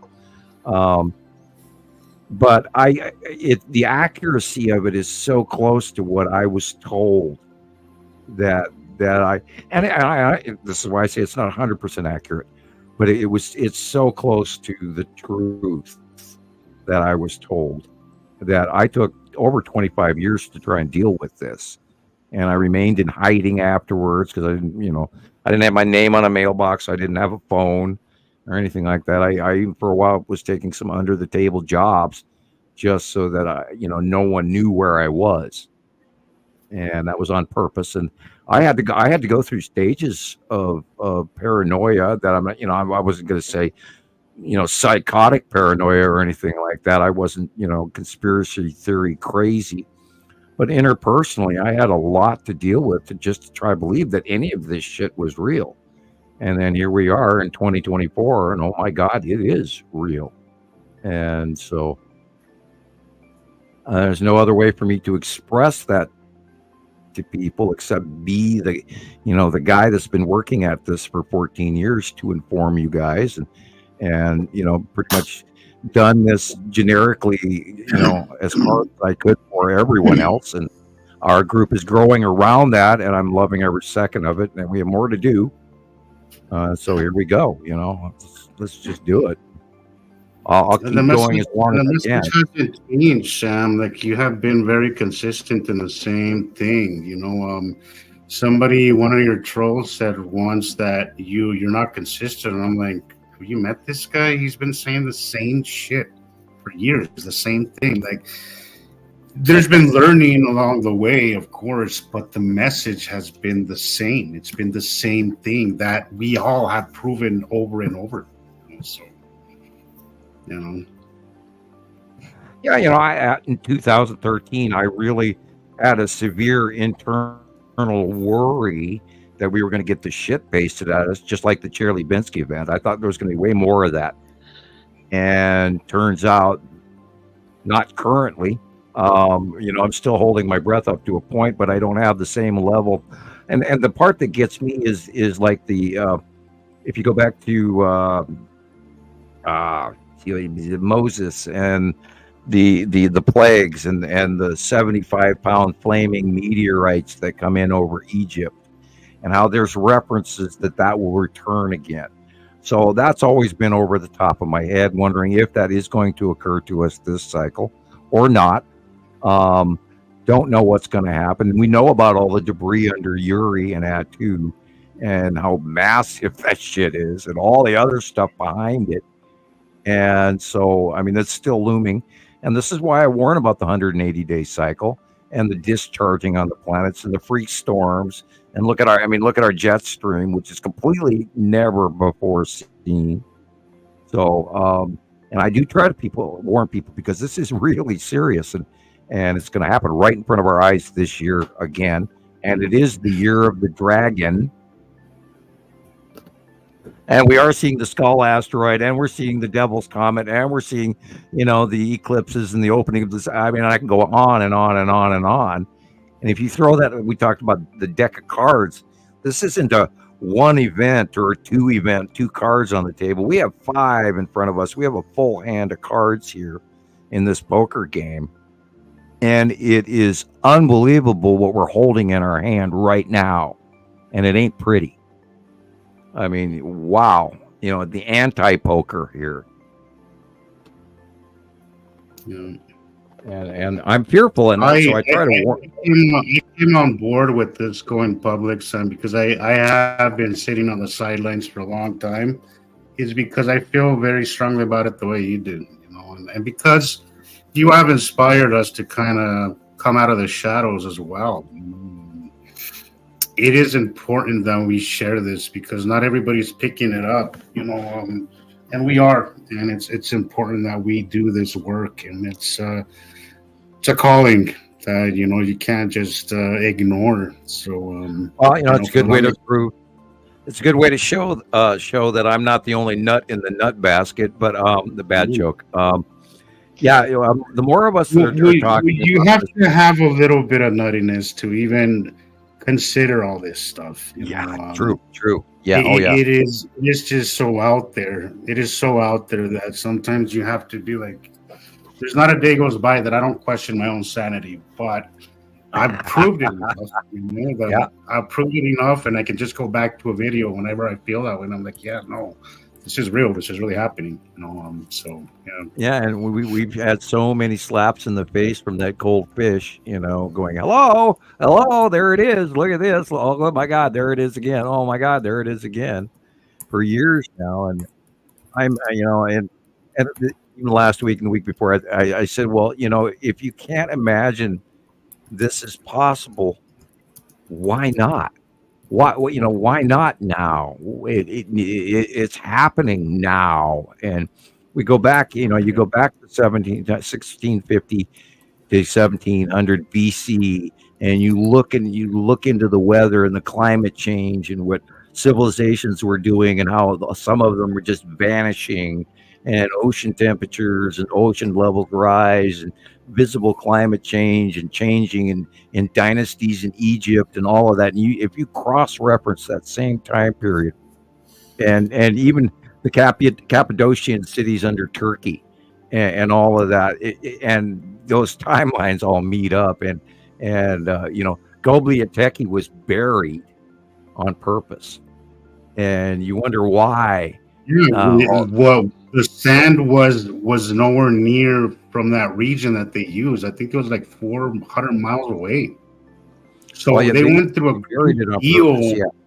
They went through a great deal just to cover that up. You have to ask yourself why. Yeah, and then you go into the lores and the legends of the Greeks. The Greeks knew we had 2 stars. And you go far back enough, and the Colburn Bible and the green tablets, and if you take into account the binary solar system, all of that legend lore, and these guys, they carve these tablets. The guy, the Sumerian guy pointing up into the sky, and you see all these planets and other shit, and the sun, the 2 suns, Marduk shaking his fist at 2 suns, and then it's all over in Egyptian writing. You just got to look for it. It's in Mayan and Incan. It's in the Hopi cliff dwellings all over, where they're drawing these circles and they're showing the transition of how immensely large the sun has become, and these circles rotation, and they're showing planetary knowledges from previous races.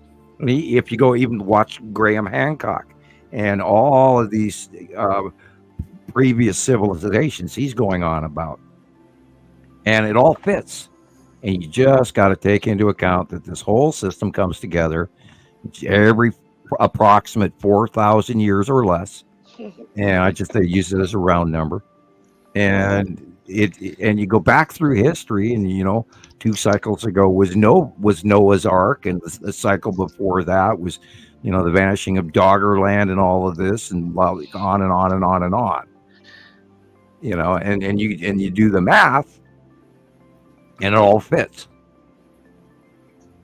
including the once you see and early once temples you of take into account what we discuss here, so many things make sense. So much makes sense. Once you start seeing it with different eyes, you will put things together and be like, holy crap, it makes sense. Especially since we do have the drawings of the planets going back many, many years. We have pictures of the planets going back many, many years, and they all match year after year after year after year. I mean, the early shot, the 2013 picture of Uri, it matches pictures that we got last year. It matches pictures we got last week, and the stripes are always the same. The yellow moon of Saturn has always been in the same place. The ion tail going around it has been visible for ever since 2014-ish. And then it went away, and it went over the top of the sun. Then it did this really cool thing with the sun, which we watched for like a year. And then it moved off and went back off with Nibiru in the background. And then we started seeing it coming forward again. Then I started drawing in prior to that, I wasn't drawing in the ion tail. But then after that, the ion went, and we refer to that as the Dr. Phil stage, because he got the best captures back then. And so it's stuff we still use to this day. That's why I always refer to it. My brain goes there. And I started drawing in the ion tail. And, excuse me, Rebecca? Sorry, I was just going to clarify, people that don't know, you say Dr. Phil, and it's like not the TV Dr. Phil. No, yeah, it was a member of the Sky site, and he posted. We don't want to get another copyright strike, so let's make that clear. Yeah, Dr. Phil with the F. Dr. Phil with the F. But those were great times. I get really nostalgic about those times.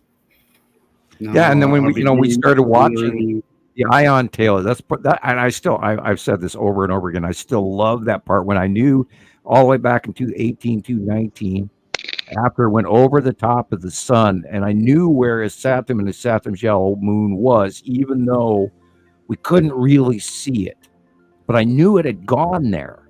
And that's what blew me away when it started coming back and I could see it. And then I started drawing it again. And to me, it's just been, like the greatest kids ride at the carnival ever since, where I was watching this thing come closer and closer and bigger and bigger and bigger. And oh my God, look behind it. There's Nibiru again. Yay! And again, this on the 15th, I'm going to have to include Nana and Amel Saru, because I actually saw them by eye the other day. So I know they're there, and their size, and wow, they are small compared to Nibiru, amazingly small. But then we don't know the distance of them, because distance can change size. Either that or Nibiru was so unbelievably huge, I can't believe it. That's why I said unbelievably huge. Anyway, I digress into minor insanity. Pardon me. Yeah, it's all changing, and it's just wow. And it's been a hell of a ride. And I've been going through this is tiring. Rebecca and myself and Jesus and our regulars out by doing twice weekly shows. So we're a little more kooky lately. And yeah, it's a lot of work. It's a lot. Yeah. All week long I'm watching stuff, trying to take notes rather than doing other things I should be doing. Yeah, as soon as one show ends, I mean, I'm always I'm in all those Sky groups, right? So I'm always flipping through everywhere. Yeah. For the next pictures for the next show. I just start collecting. And we can't get to everybody, and we do try. Yeah. And there are people like, oh, you never answer me. How come? Blah blah blah. And they get mad at me. And I was like, if you knew how many people send me stuff. I'm actually still getting a lot of stuff, but I don't actually talk to a lot of people lately. I don't know why. It's not like Skywatcher 2 has been pretty quiet. Okay, everybody get back to Skywatcher 2 and do your work. Come on, members. Go there every day. Don't leave. Don't come by once a week. Go there every day. Let us know you're there. Anyway. Right. So we've been a little spread thin lately. Things have changed a little bit, and sometimes I see it not for the better. And I'd like to spend more time, but it's gonna take more. Like once the platform is on, things are gonna get a little easier. But it is gonna take a little bit more out of our time, I think. Once we start doing that, if we get 1 million viewers, hopefully there'll be a day where we can all quit our jobs and do that. But as of now, it is a side gig, as they say. Yeah, and we do require your donations to keep going. We are not making any money really off of this, and it's tax time for me, and so and we get by on the kindness of others. So please do include us in your thoughts and the platform is going to be $2.99, guys. That's not a lot of money. It really isn't. Rebecca, I know she took that into consideration, that to try to put it at as low as we possibly can. Because we understand that people, they're paycheck to paycheck, but $2.99, it's not going to make you or break you. Some people spend $6 on Starbucks coffee. So $2.99. For the time that that it takes to do this. Rebecca, I see you. When I go into the groups, I see that you posted 30 minutes before. I see you are constantly active on there. So I know that you spend a lot of time, Sam, you as well. Yeah. I was going to say, not only is, $2.99 for what you're getting, just think about what you're getting. You're going to get all the information under one you're website. Getting free theoretical physics lessons. There you go. Yeah, but up until now we've had to hop from here and here, and you had to know where to go. For the longest time, people didn't even know where to start. What websites had what videos? They don't know. So we're putting it all on one site. So that's And it's going to make it a lot easier. It's going to make it a lot easier for people to. If you really want to know this information, you can learn it so much faster. You don't have to take 7 years, to figure it out. You can do it, Yes. It's going to be a lot easier and a lot easier to follow because it's all in one place. So it's not only about what you are getting out of it, but you're also a part of helping this information become, on a global scale. You're a part of, supporting the bigger cause, which is to get this information out there. It's not all about just what you're getting out of it. You're making it to where people worldwide are going to have the ability to learn about what's actually happening. So that's important too. That is, yes, I'm glad that you brought that up. That is really the point here, guys. Right. The point here is and again, we're not, the point of all this is because we all really believe that this is information that is important to get out there. And that's really where our efforts are coming from. And Andrea, I just want to make sure that everybody knows it's $2.99 US dollars. Yes. So I don't know. I don't know if you missed the decimal point, but it's $2.99, $2.99. $3. Let's call it $3. Which is not a lot of money.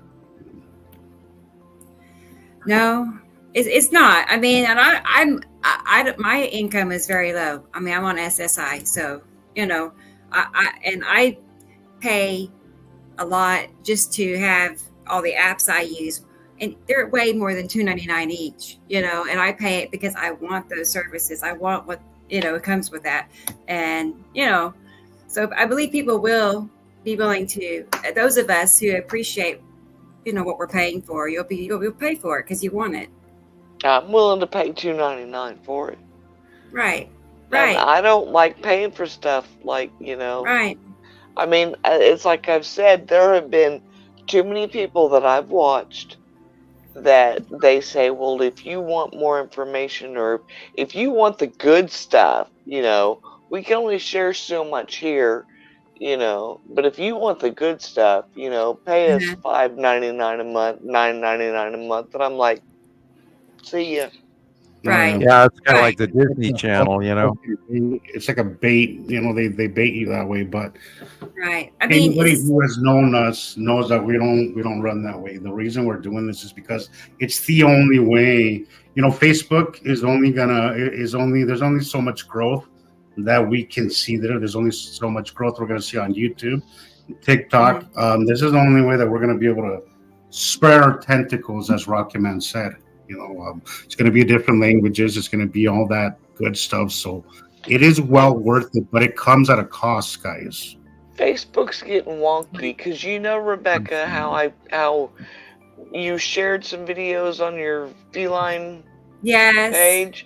And I told you, I click on it and it takes me to a whole nother video. Different video. Yeah, that was weird. It's not just yours. I clicked on one of Jesus's videos the other day. And, because it looked interesting. I'm like, I want to see, what he's got to say. And it took me somewhere to a totally different video.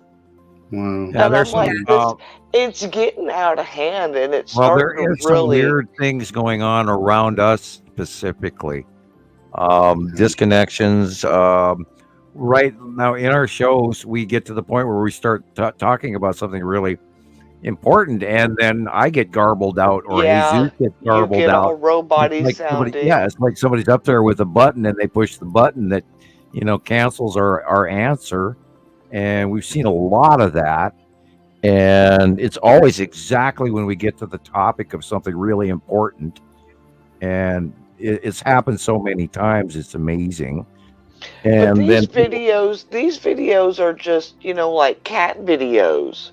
Yeah, well, or, other videos that are just, funny videos, that you want to click on and see, and they take you totally somewhere else. Well, who went and clicked on Rebecca's page and unfriended her from a handful of people because she thought, so we're seeing really weird things happen that we can't account for from Facebook. And how many times, you wouldn't believe the number of times that my drawings have been bot selected for nudity.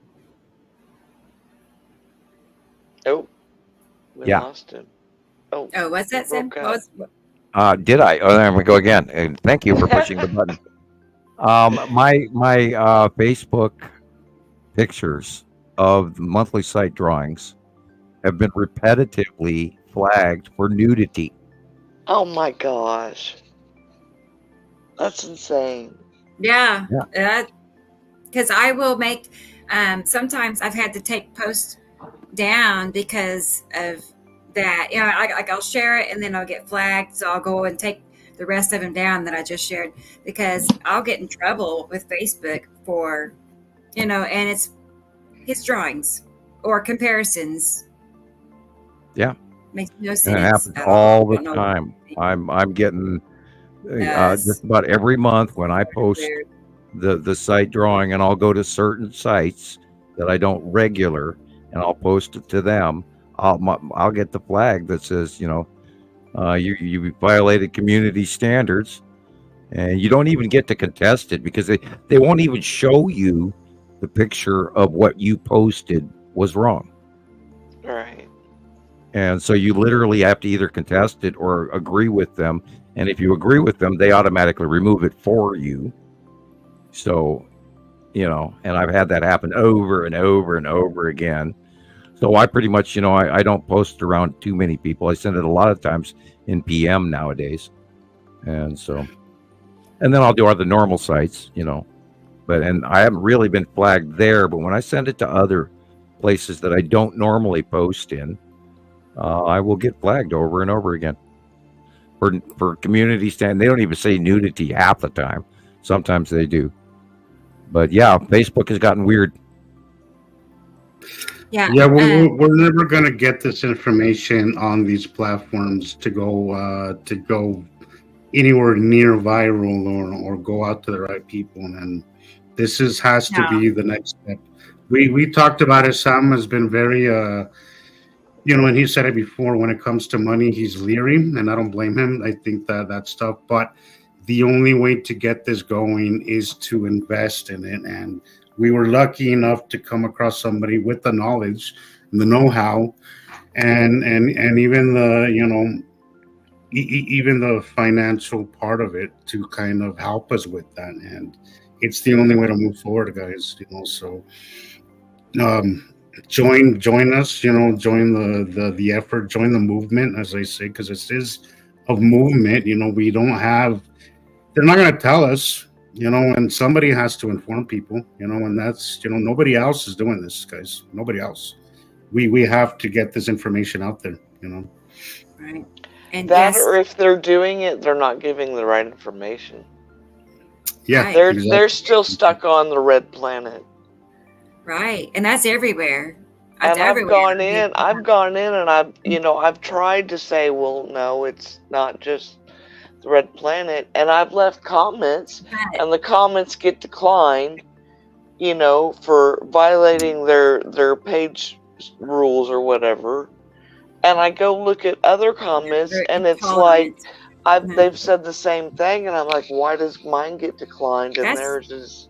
That's what's so special about what we're doing, is because it's our own platform, and no one can come down and tell you what you can and cannot say or post or no. That's not going to be a worry. It's going to be a whole different arena. Because it's ours, so we don't have to worry about that. Can we post pictures of hamsters? You can post a picture of 2 hamsters. Yes, you can. That's an old joke that goes back to Jillian. One time, Jillian posted a picture of a hamster running in a wheel. It was a meme or something, or a GIF or whatever you call it, on Montana Skywatcher 2. And she actually broke the rules doing it because we don't really allow it. But Jillian's such an old member, I sort of let her get away with it. And I would have removed it personally, but it was up for about 5 minutes. And then she got flagged, and then I got flagged, and Montana Skywatcher was closed down for 2 months. Oh, for a hamster running in a wheel. For a hamster running, what? Hamster nipples? What? I mean, and that's why we're always. That's why I'm always joking. Maybe dress up the hamster next time. Maybe the hamster needed a bra or 3 of them. And how many nipples hamsters have, I don't know. Mammalian protuberances, which is the scientific term for it. And then it was just this cute little hamster running in a wheel, and she got blocked, I think, for probably 2 months. And I know I did. The entire site. I could comment on the page, but I couldn't post anything for 2 months. I think that was one of my longer. One time was like 3 months, and I've been in Facebook jail so many times I can't even count anymore. Hey, Rebecca, can you play that video of the platform? That way Big Sky Girl kind of gets an idea. It's going to be monthly, and then you'll have access to it. It's still under construction, but I think it's done a lot of progress over the last few weeks. So it's kind of taking shape and taking form. So I think it's a good time. I think you played it earlier, but maybe play it again that way. I haven't tonight. No. Right? No. I think you played it once earlier. Maybe. Yeah, I don't know. But either way, you should play it that way. She gets an idea, and anybody else that's joining.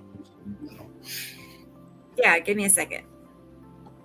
So we're gonna have, it's gonna be a little of everything. What we do here is not gonna change. We're not gonna do the flat Earth anything. We're not gonna change at all what we do. Things will remain as disciplined and structured as they have been. That's first thing I want to put out there.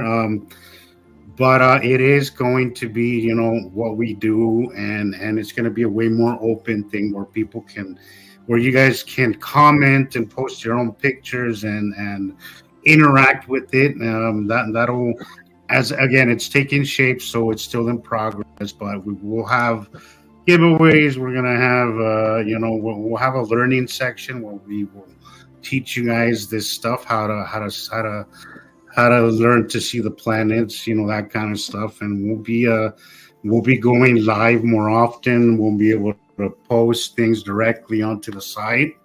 Every time that I post anything on Facebook, it takes me so long. And I'm not complaining about it, but it's going to be a lot easier just to put something on one place, and I'll still post on Facebook, but for the most part, it's just going to be much easier, and it'll be easier to reach more people that way, because we still have to use Facebook for our main submissions of information for the clearinghouse. And there will be it will be in different languages as well. Our lives will be broadcasted in different languages, and that is going to be so incredible because there's so many members right now who have not been able to join us who would like to join us. Like Petty's an example. Because of the English, the language barrier, he has not been able to come on here, and that guy has got a lot to show. He is one of the best sky watchers that we have. He's an artist, so we would really like him to join because he has a lot to offer, and there's just so many of our members from the world. Yeah, we have to mention Afan. There's so many members around the world. We'll be able to connect a lot easier. Germany. Lots of people out there that we know around the world that do have the language barrier, and they also have to take time to translate their words, send it to us in English a lot of the times, and it slows things way down. So, all right, I got it now. Sorry, I had to fix it. Right. I was thinking about that. I forgot about the part where, because it'll be, it's supposed to be translated during our live podcast, as well as translated going out to the podcast channels. If I understood him right, I'm going to clarify that tomorrow when I talk to him. But so I think if you sign up, whatever region you're in, say I have family in Mexico that signs up, right? I believe. Again, I think that's what you're saying, that they will see a version of the website in Spanish. I'm hoping that's kind of. Oh, the website. Now, I was thinking it was. Let me put that in my notes. Well, if not, I'm sure that it'll be something maybe later on we can discuss. Shows. I know the shows. But the show, okay. So Streamlabs will be where we be streaming most of the live stuff. Yeah, that will be translated. The website, I'm not sure how that's going to work. I think there is a translation services. I think we can discuss that later. But I'll be right back. Streamlabs will be broadcasted in different languages for sure, and the website. I think we'll see about them. But I think I'm pretty sure there's a way to get that to happen. Maybe it might be something that we have to explore later if there's a cost to it, but I do feel it is something that we should discuss for future. Like a Spanish version. Yeah. Because this is a worldwide thing. It's worldwide thing. People everywhere are seeing it, guys. This is on my cell phone, and right now we don't have the app out yet, so it's kind of disconfigured at the top. But once we have the app, probably in a couple of weeks, maybe we're close. Then it will fit, your cell phone and your tablet more appropriately. But we got, I've started getting videos added, so it's a start there. We're going to have, a full library of everything I can put on there, So, and then you'll be able to interact as well, and even upload some of your stuff, But that's all under construction. Baby steps. Because each of these things that we're taught, like the chat, we're overlooking our different options for chat right now, because we know what we want, and we're going to have it custom built.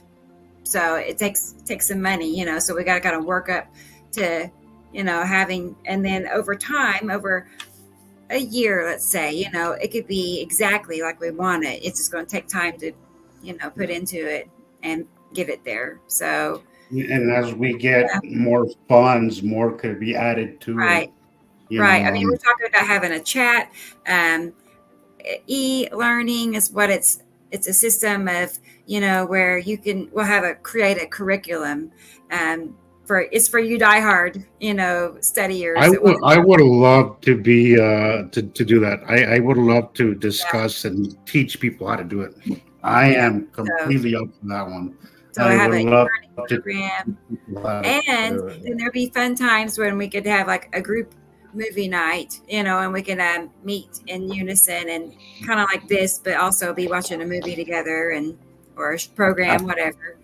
Yeah, so, can I please talk through the middle of your movie? You can pause the movie, Sam. You're in charge. Yeah. There you go. I know. Guys, right there. Look, there, right there. Yeah, here's the important part. Shut up. Now watch this. Yeah. Right. But it'll be great to stop along the way to kind of add to what's happening and add our how it connects with what we teach and all that stuff. I'm so excited about that. It's going to be great. I just took a look at the videos of mine that are on that list, and interesting. I like it. And hopefully there'll be more. You need some, or you did use one of the Radio Wasteland, I believe, and it's a good one. It's one I had not viewed in a long time. And for the rest of you guys who are new out there, do go to YouTube and look up my 87 Radio Wasteland shows, and you'll have 3 months worth of content for now. And you get topics and subjects that we don't talk about, because Chauncey was actually a very good host, and he was sneaky too. And because we did a little bit of he was the really I loved how he conducted the interviews. I really loved it. Yeah, he was sneaky enough to sort of just spin me, and he pulled me off of my level of expertise and started pulling me into political conversations and intergalactic concepts, and he would pick my brain, and I really enjoyed where they went with things, because they didn't. I've had previous shows where the host would be somewhat annoying sometimes, or in previous shows and other shows, which we don't even need to. I was interviewed by some of the Money Boys, and they would butcher the content and only play the parts that made them sound better, and it was annoying. And then I went through a series of interviews with a very nice lady, but she couldn't stick to topic or our pre-show organized write-up, how we were going to do the show within 5 minutes, and she'd completely go off topic, and then I'd spend 3 hours talking about stuff I didn't want to talk about. But anyway. Cough. It's going to be great. I did notice in some of those shows of that person you're talking about. You could kind of tell that she was kind of annoying you sometimes, because honestly, she'd kind of annoy me sometimes, because she would really kind of Well, she would go off to the section of things that we try to not discuss because it just brings and then she would start adding political implications and little hints of and then spend time on QAnon information. And the moment we dove into all of that, I just went, oh my God, come on. We talked about this before the show, but why are you mentioning it again? And so, and she would lay out how she wanted the show to go. And within 5 minutes, that went out the window. So after a few shows, I finally had to just say, okay, enough. And then I think I got politically incorrect one time with her, and I think it was sort of like she dumped me, which would be okay. So I got to cover both sides of the story. And also, we can also have more mystical teachings with the crazy lunatic up in the cave in Montana here. Where we can teach. I'll be right back. Okay. Well, I'm glad I'm still making you laugh there. Then that's good. I always use the royal we, I guess, or actually, I include you guys. But we all of us have a whole bunch of learning and new patients and upgrades that I think all of us have gone through in the last 10 years. We've all taken huge steps and learned all the rabbit holes and all the other crazy crap and a whole bunch of really good stuff. And so I think people are going to hopefully enjoy the content in the future. And I hope they get semi-addicted to our personalities and wanting to come to our show and watch all of us get together and talk like old friends on the phone. Yeah.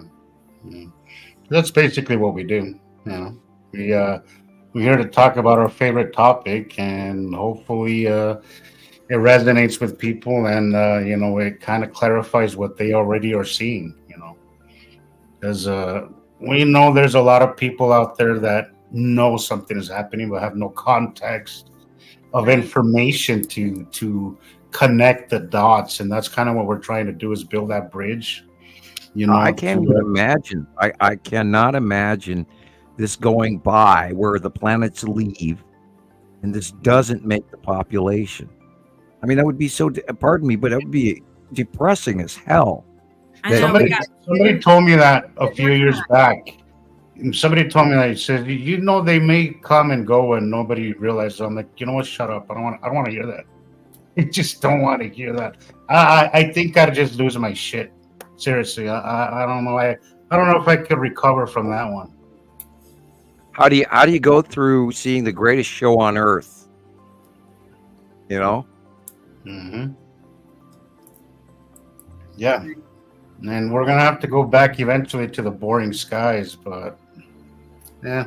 Well, probably. That's when our videos will really, really be come in handy, Yeah, I'm reminded of that picture that Andy from the UK, Andy Pull, sent me. This old guy standing by the side of the highway with, completely covered in beard and gray hair, going, Nibiru was here and you missed it, that kind of thing, And the end went by. Not the end is near, but the end went by and you missed it, Right. It's already happened. The guy with what do they call those? That when you wore two boards, front and back, is that a soda box? Is that what they call that? I can't remember what that is, a soda box thing where you wear two boards on the one on the front and back, and it says the end is near, and you stand on the street corner and go, hey, and wave at cars, and there's that crazy guy. And I do wonder if this is, and I doubt it. But they're going to go by, and a very large portion of the populace is not going to believe this. And I hope this becomes believable. I hope people realize that, there's two massive cubes parked over the earth with hundreds, if not thousands of ships flying around outside of them that they came out of. And then the Empire Norway spiral orb, the Empire orb, which looks like the freaking Death Star. And of course, so do these, the Star Destroyers that fly out of the cubes. They look like Star Wars. I mean, exactly like them. It's scary how exactly like them. And we have thousands and thousands of sightings going back years. And I'm in awe that this has not gone viral yet. And everybody's been, oh, we're looking for space, and are we alone in the universe? And is there a God? And all of these things, we can answer huge portions of the questions of mankind that they've sought all of our existence, for the answers. And here at Montana Skywatcher and Nibiru followers and et cetera, we have the answers for you guys. And it, just like the beginning of the Pleiadian messages, whether or not you want to believe us, because we have taken, and as of today, we are 14 years later, and we have taken the time to fact check all of this crap, and people have to listen. They have to.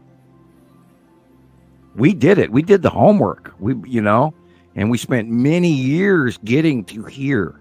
And the question is, are you going to listen? Yep. I really hope we see the fruits of our labor. I really do. Right. I think we do. I'll occasionally get, and lately it's been more and more. And I want to just say thanks to anybody who has reached out and says, your videos have, resonated with me, and thank you. And that's really, I love when that I'm able to just, even if it's far in between, but just the fact that I could share this with somebody, that really does it for me. I think this is the greatest show ever, and then it should be shared. It should be seen. We're the MTV of 1980s television. We are the Citizen Science podcast from many sister sites who have joined together to share this collected Nibiru information of the binary solar system, of all of the planets, and nobody else out there is doing this. No one. And we've got a handful. There's not just us. There are thousands of people out there that we talk to every week, and they're all mailing their stuff in, and they're all sending it, and they come to our sites, and there are a lot of dear friends that we could never replace, and I can never thank them for ever enough for the amount of information that everyone shares, from Robert in New Zealand to Maria in Alaska. And there's no way that we're all wrong. And we all are here because we've been doing it for so long. And I'm in awe. I'm in absolute awe that this hasn't gone farther. I really am. It blows me away. But I do feel sometimes that it's. I think once we get the platform, we're going to be able to see how quickly this does take, and maybe not quickly, but I do think that it will be a gradual. And I think it's the reason why they're messing with us, because they know what's coming. They know that they can't contain this much longer. People are going to see what's happening, and they could disinformation the hell out of it, and then we're all waiting through, mule poo.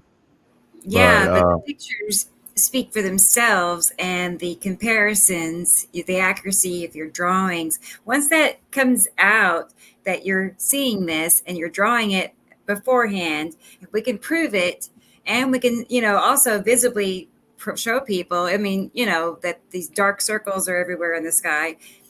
It's done deal, so it's done.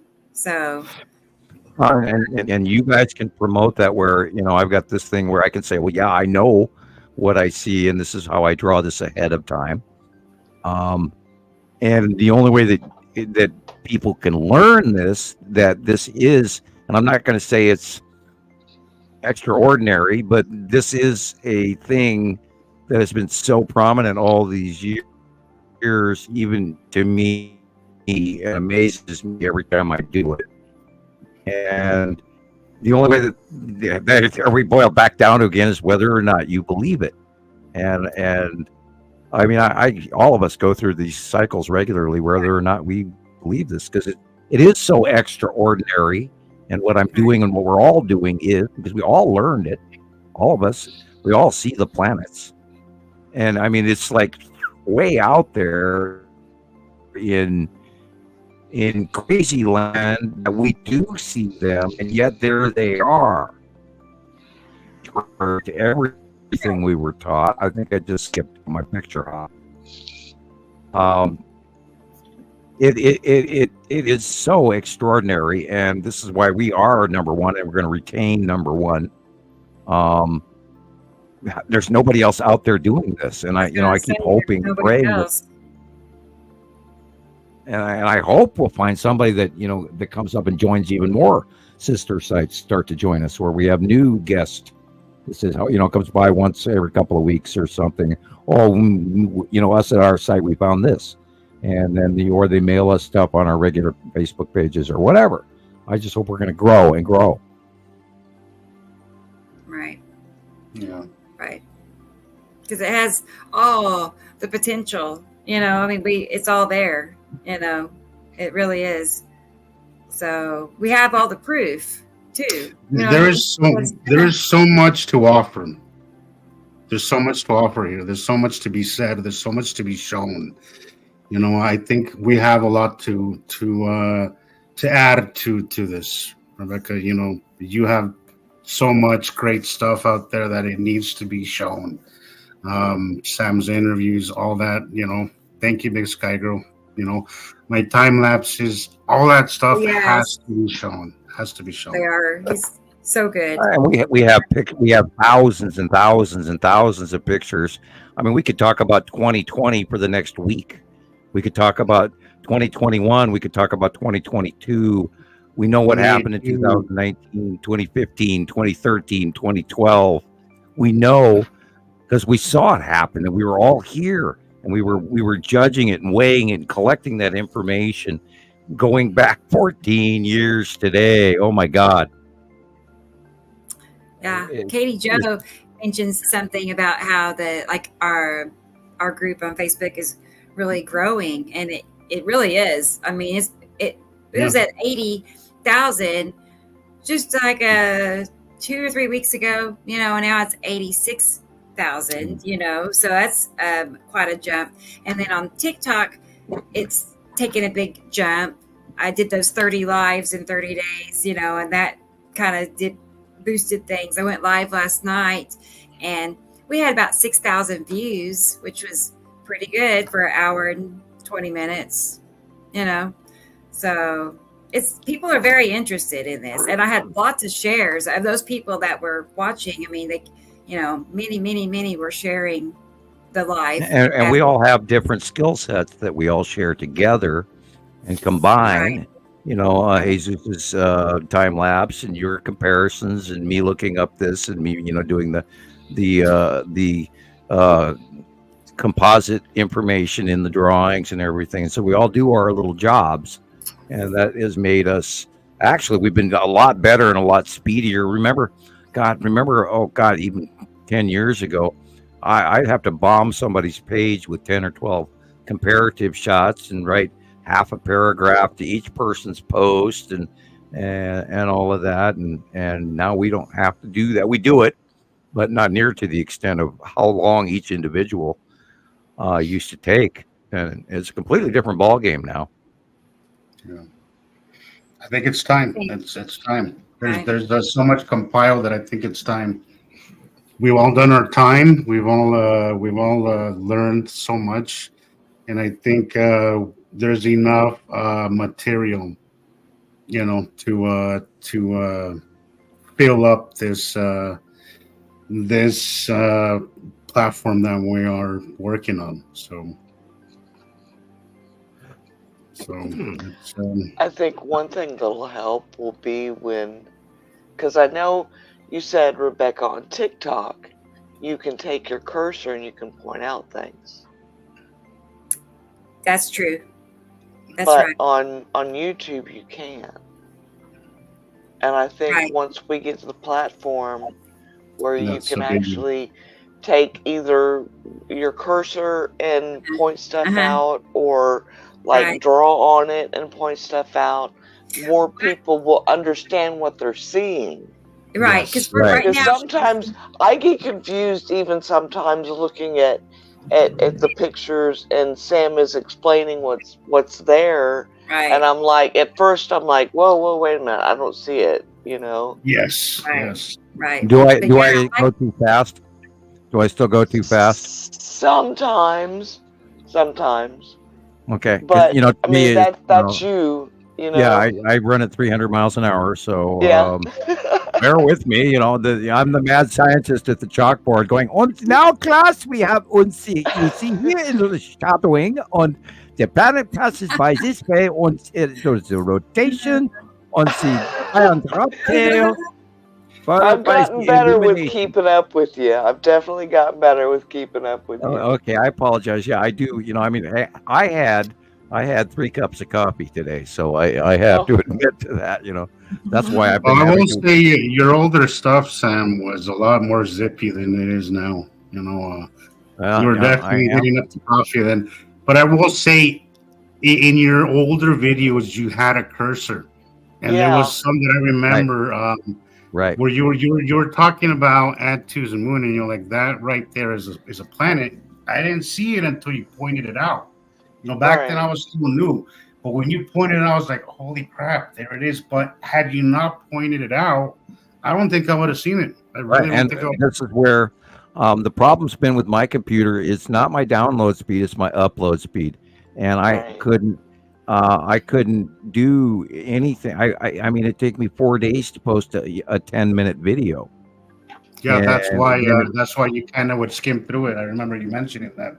And like, I finally had because it takes 40, 50 minutes just to upload this. But I think that's why you were just kind of racing through it. It's because it takes so long to upload. I had to make them as fast as I could so that I could upload them. And now my upload speed has gotten even worse. It's just, I've got this great computer, and yet I can't send anything upload. I can get everything in, and lately our internet has been stalling every morning from about 6 o'clock till almost 9 o'clock in the morning.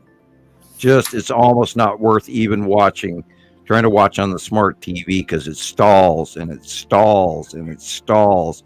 You watch 10 seconds of the video and it stalls for 25 seconds. Then you watch another 30 seconds of the video and it stalls for 10. And it's just like, you want to scream. And it's been happening a lot in the mornings, literally from 6 o'clock in the morning until about 9 a.m. It is just not worth even trying to use it. And this is, of course, and I'm paying, for the top rated fee in the United States for internet from this damn company, and they get the same service and the same bill in California that I get up here, and it's crap. And we got the old fiber optic cables, of 1990 up here in Montana or whatever. I don't know what they're doing, but my service sucks, and I patch out all the time, and that happens in the shows where I break up, and that's why you don't see a live picture of me. Because I can't upload camera and microphone at the same time. It won't do it. I break up into computer. Well, I really hope we can remedy that in the future. Well, and that's what he's sending me this laptop, but I'm still concerned about whether or not my upload off the laptop will be better than the computer. I don't know. We'll have to see what happens. I really do think people would like to. It would add a little bit more of an extra personal touch to actually see you, Sam. Yeah. They think that's a big thing. Yeah. I know I would. I definitely, yeah. Well, my hair's a little longer, and I'm a few years older than. Well, actually, I'm only about. I think this picture came from 2021, 2022. Right. The new picture of me. My hair's longer. Of course, my hair's pulled back in this picture. I have a ponytail in this shot. And I bet you're one that fits my philosophy about men. That most men get better looking with age. Not this one. No, I'm. Oh, come on. Hey, my hairline has gotten worse, and I'm not thrilled with it. I was really proud that in 2010 it kind of grew back really nice, and it was like, wow, amazing. And then now I've noticed it's gotten a little thinner on top. And if I had short hair, I would look almost military. Yeah. But I am reaching another birthday very soon, so oh boy. And I'm 14 years older now. So as of today, no, that's my birthday. No, yeah. Hey, didn't you guys know this way I don't have to wear pants? No. Just keep it from here up, I'm joking. Right. I am. As a matter of fact, right now I'm wearing my red Star Wars pants. I'm not kidding you. I am wearing my red Star Wars pants right now. Yeah. They've got TIE fighters and the Millennium Falcon and Star Wars logos all over. Yeah. I don't usually wear red, but I wore them today, Star Wars pants. That's fun. I'm guessing pajama pants, you mean? Yeah, outdoor you can actually wear them to the mall if you wanted to, but sure. I mean, they are red after all, so Yeah. I mean, that's what most clothing is now. It's all comfort. And after the pandemic, we all went to comfort clothing. Have you noticed the tie is going away? Oh yeah.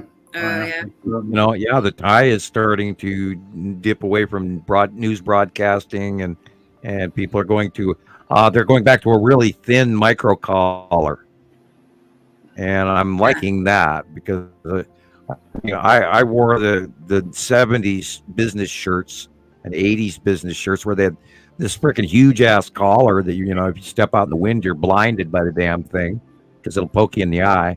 And I like that they finally in the year 2020 finally went to a smaller men's collar in fashion.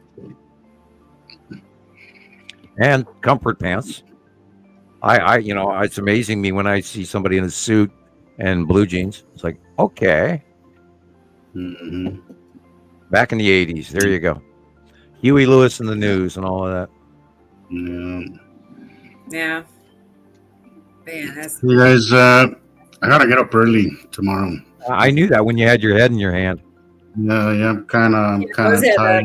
I know. No, so that other day, that I was up all night. So what I did was I couldn't sleep. It was already 5 o'clock, so I stayed up, and then I ended up getting early. Because that happens when you work so late.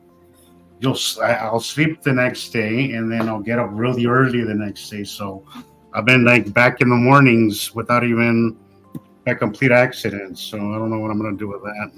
My sleep cycle, is totally screwed. It's gonna take a while for me to get back Mine normal rhythm because I'll go all night, half the day, and then I'll crash. And then I'll normal. Early. Hey, this is planetary. We are not going to be normal for a while. You're not going to get back to normal. It's beyond the next stage of whatever. Yeah. I'm sure. It's a struggle to know what's normal, what's work related, and then what's up there. Exterior. Yeah. So it's kind of it's really that's really been the hardest part of all this. It's been really my sleep cycle is just so bad. It's just so bad. Sometimes I can't sleep, and sometimes I oversleep because I crash because I haven't slept. So it's kind of crazy. So, but right. But I don't know if it's Star Wars time or if I'm just on my own here. Yeah, I bet it's Star Wars time. Entirely. We if you guys would like, we can close her out today right now. No It's problem at all. whatever you want to do. Yeah, we're It's at whatever. 5 hours 37. No problem. Yeah. I just now I was thinking we might be at 4 hours or something. I haven't looked at the time in a good while. I'm really surprised it's over 5 Yeah, hours. and we've been talking. We haven't really been looking at a lot of sky pictures tonight. No. Well, tonight was like an eclipse review. Mostly. Oh, anyway. Yeah, I think people kind of wanted to hear about that, and maybe in the next week or two, more stuff will surface that'll be a topic of conversation. So right, then maybe we'll find out better what that white object was.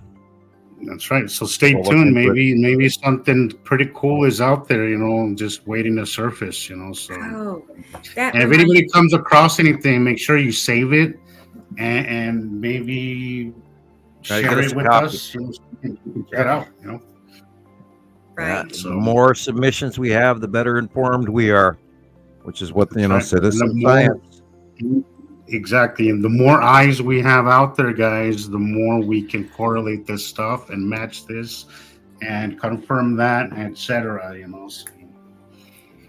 So thanks. I know. Yeah, I noticed Third Eye Cam put out a video at about 1:17 that says something about solar eclipse planetoid spectrum analysis. So that sounds interesting. I may have to watch that when I'm here. I like his channel. And see what it's about. I do too. So maybe he send a caught copy to Facebook. something. Okay. Oh, you did? Are you? What, Sam? I said send a copy to Facebook, Michelle, Oh, okay. Okay. Oh, yeah. and that way then I'll see a copy of it tomorrow, and then I can view it. I can do that. I'll go check it out Excellent. and see what it is and share it with whoever I can share it with. That's right. Excellent. Well, I just want to tell Michelle, thanks for joining us tonight. Yeah. welcome. Always great to have you. Yeah. Thank you for having me back. Of course. Anytime, really. Always good. So And I'll do my best to keep taking more pictures and more videos, and I prefer sending them to you on Messenger, me Rebecca, too. because Yeah. it's just easier, Yeah. It's easier to download them from Messenger too. Although I did notice with my eclipse pictures, it kind of grouped them all. Whereas before that's something new. So with Messenger. Yeah. normally it would like, send them individually. I like to see them spaced out. But now it's like a deck of cards. You gotta click on it. And, I think because I selected a bunch of them and sent them to you, maybe Yeah, if then I you get them send in a them group. to you individually, probably would be like Would you you- would want it then. would I'm you okay rather with have that. it individually? I mean, it's fine, but yeah, I like the old way better. But whatever they changed, I'm not a fan. I that think wasn't- it's because I sent more than used then to it show all one. of them. If you send 20 pictures, it'll go 1, 2, 3, 4, 5, 6, 7. It just show all. Oh, yeah. But now it it's like kind of one on top of another. On top. yeah. Anyway, right. so Sounds Yes. making sure I get everybody's goodbyes in here. Here's one more. from Bye, Susan. everybody. And I didn't see you Thank were you here all- thank earlier. you all But for hello. joining, Say thank goodbye. you all for Hello, joining. goodbye. Right. Yeah, thank you everybody for being here. It was a really good show tonight. Yeah. So, okay, guys. Those Well, 5 we'll hours, be back. those 5 hours went out for didn't feel like almost 6 hours. Hi, So. Andrea. Good night, Right. Christopher. Yeah, Yeah, and Christopher. There's Christopher on the other side. Hey. Bye, Christopher. Good night, Carolyn, Katie Joe. Yeah. Good night, And Katie everybody. Joe. Oh, Carol- See you ready to Howard. see. I Bye, gotta go. Shelley. Star Wars. I invited a bunch of people to your group, Katie. They're all people that I've known for years, so you don't have to worry there. I wouldn't invite anybody to your group that didn't have some Sorry. previous history. So just wanted to mention that. Yeah. So Did you see that? And I turned my Facebook page into clouds and the planets and stuff, but I don't know really how to get anyone there. So maybe I can figure that out, and next time I can give y'all the link somehow Yeah. or something. We'll So figure it out. All right. definitely. Well, all right. I was going to say, Saturday, we'll be back Saturday, and I'm planning on making it 2:00. We're going to switch back. Back to It would normal help time. a lot of us. We have several of us are having a hard time meeting the 1 o'clock change, the 1 hour difference. But anyway, so we're going to go back to 2 o'clock on Saturday for our show. Okay. So I'll go ahead and I'll send that, notice out as usual. So just be on the lookout for that. But otherwise, thank you all for being here. And thank you guys for being on the show with me. And Christopher. Yay. And, yeah. So it's time for Star Wars, Sam. Yeah. I'm going to dash right in there and turn the old PlayStation 2 on. Right. Dust her off one more time. Yeah. So. All right. Good night, everybody. All right. Good night. See you later. Bye, Bye, guys. Bye, guys. See you next week.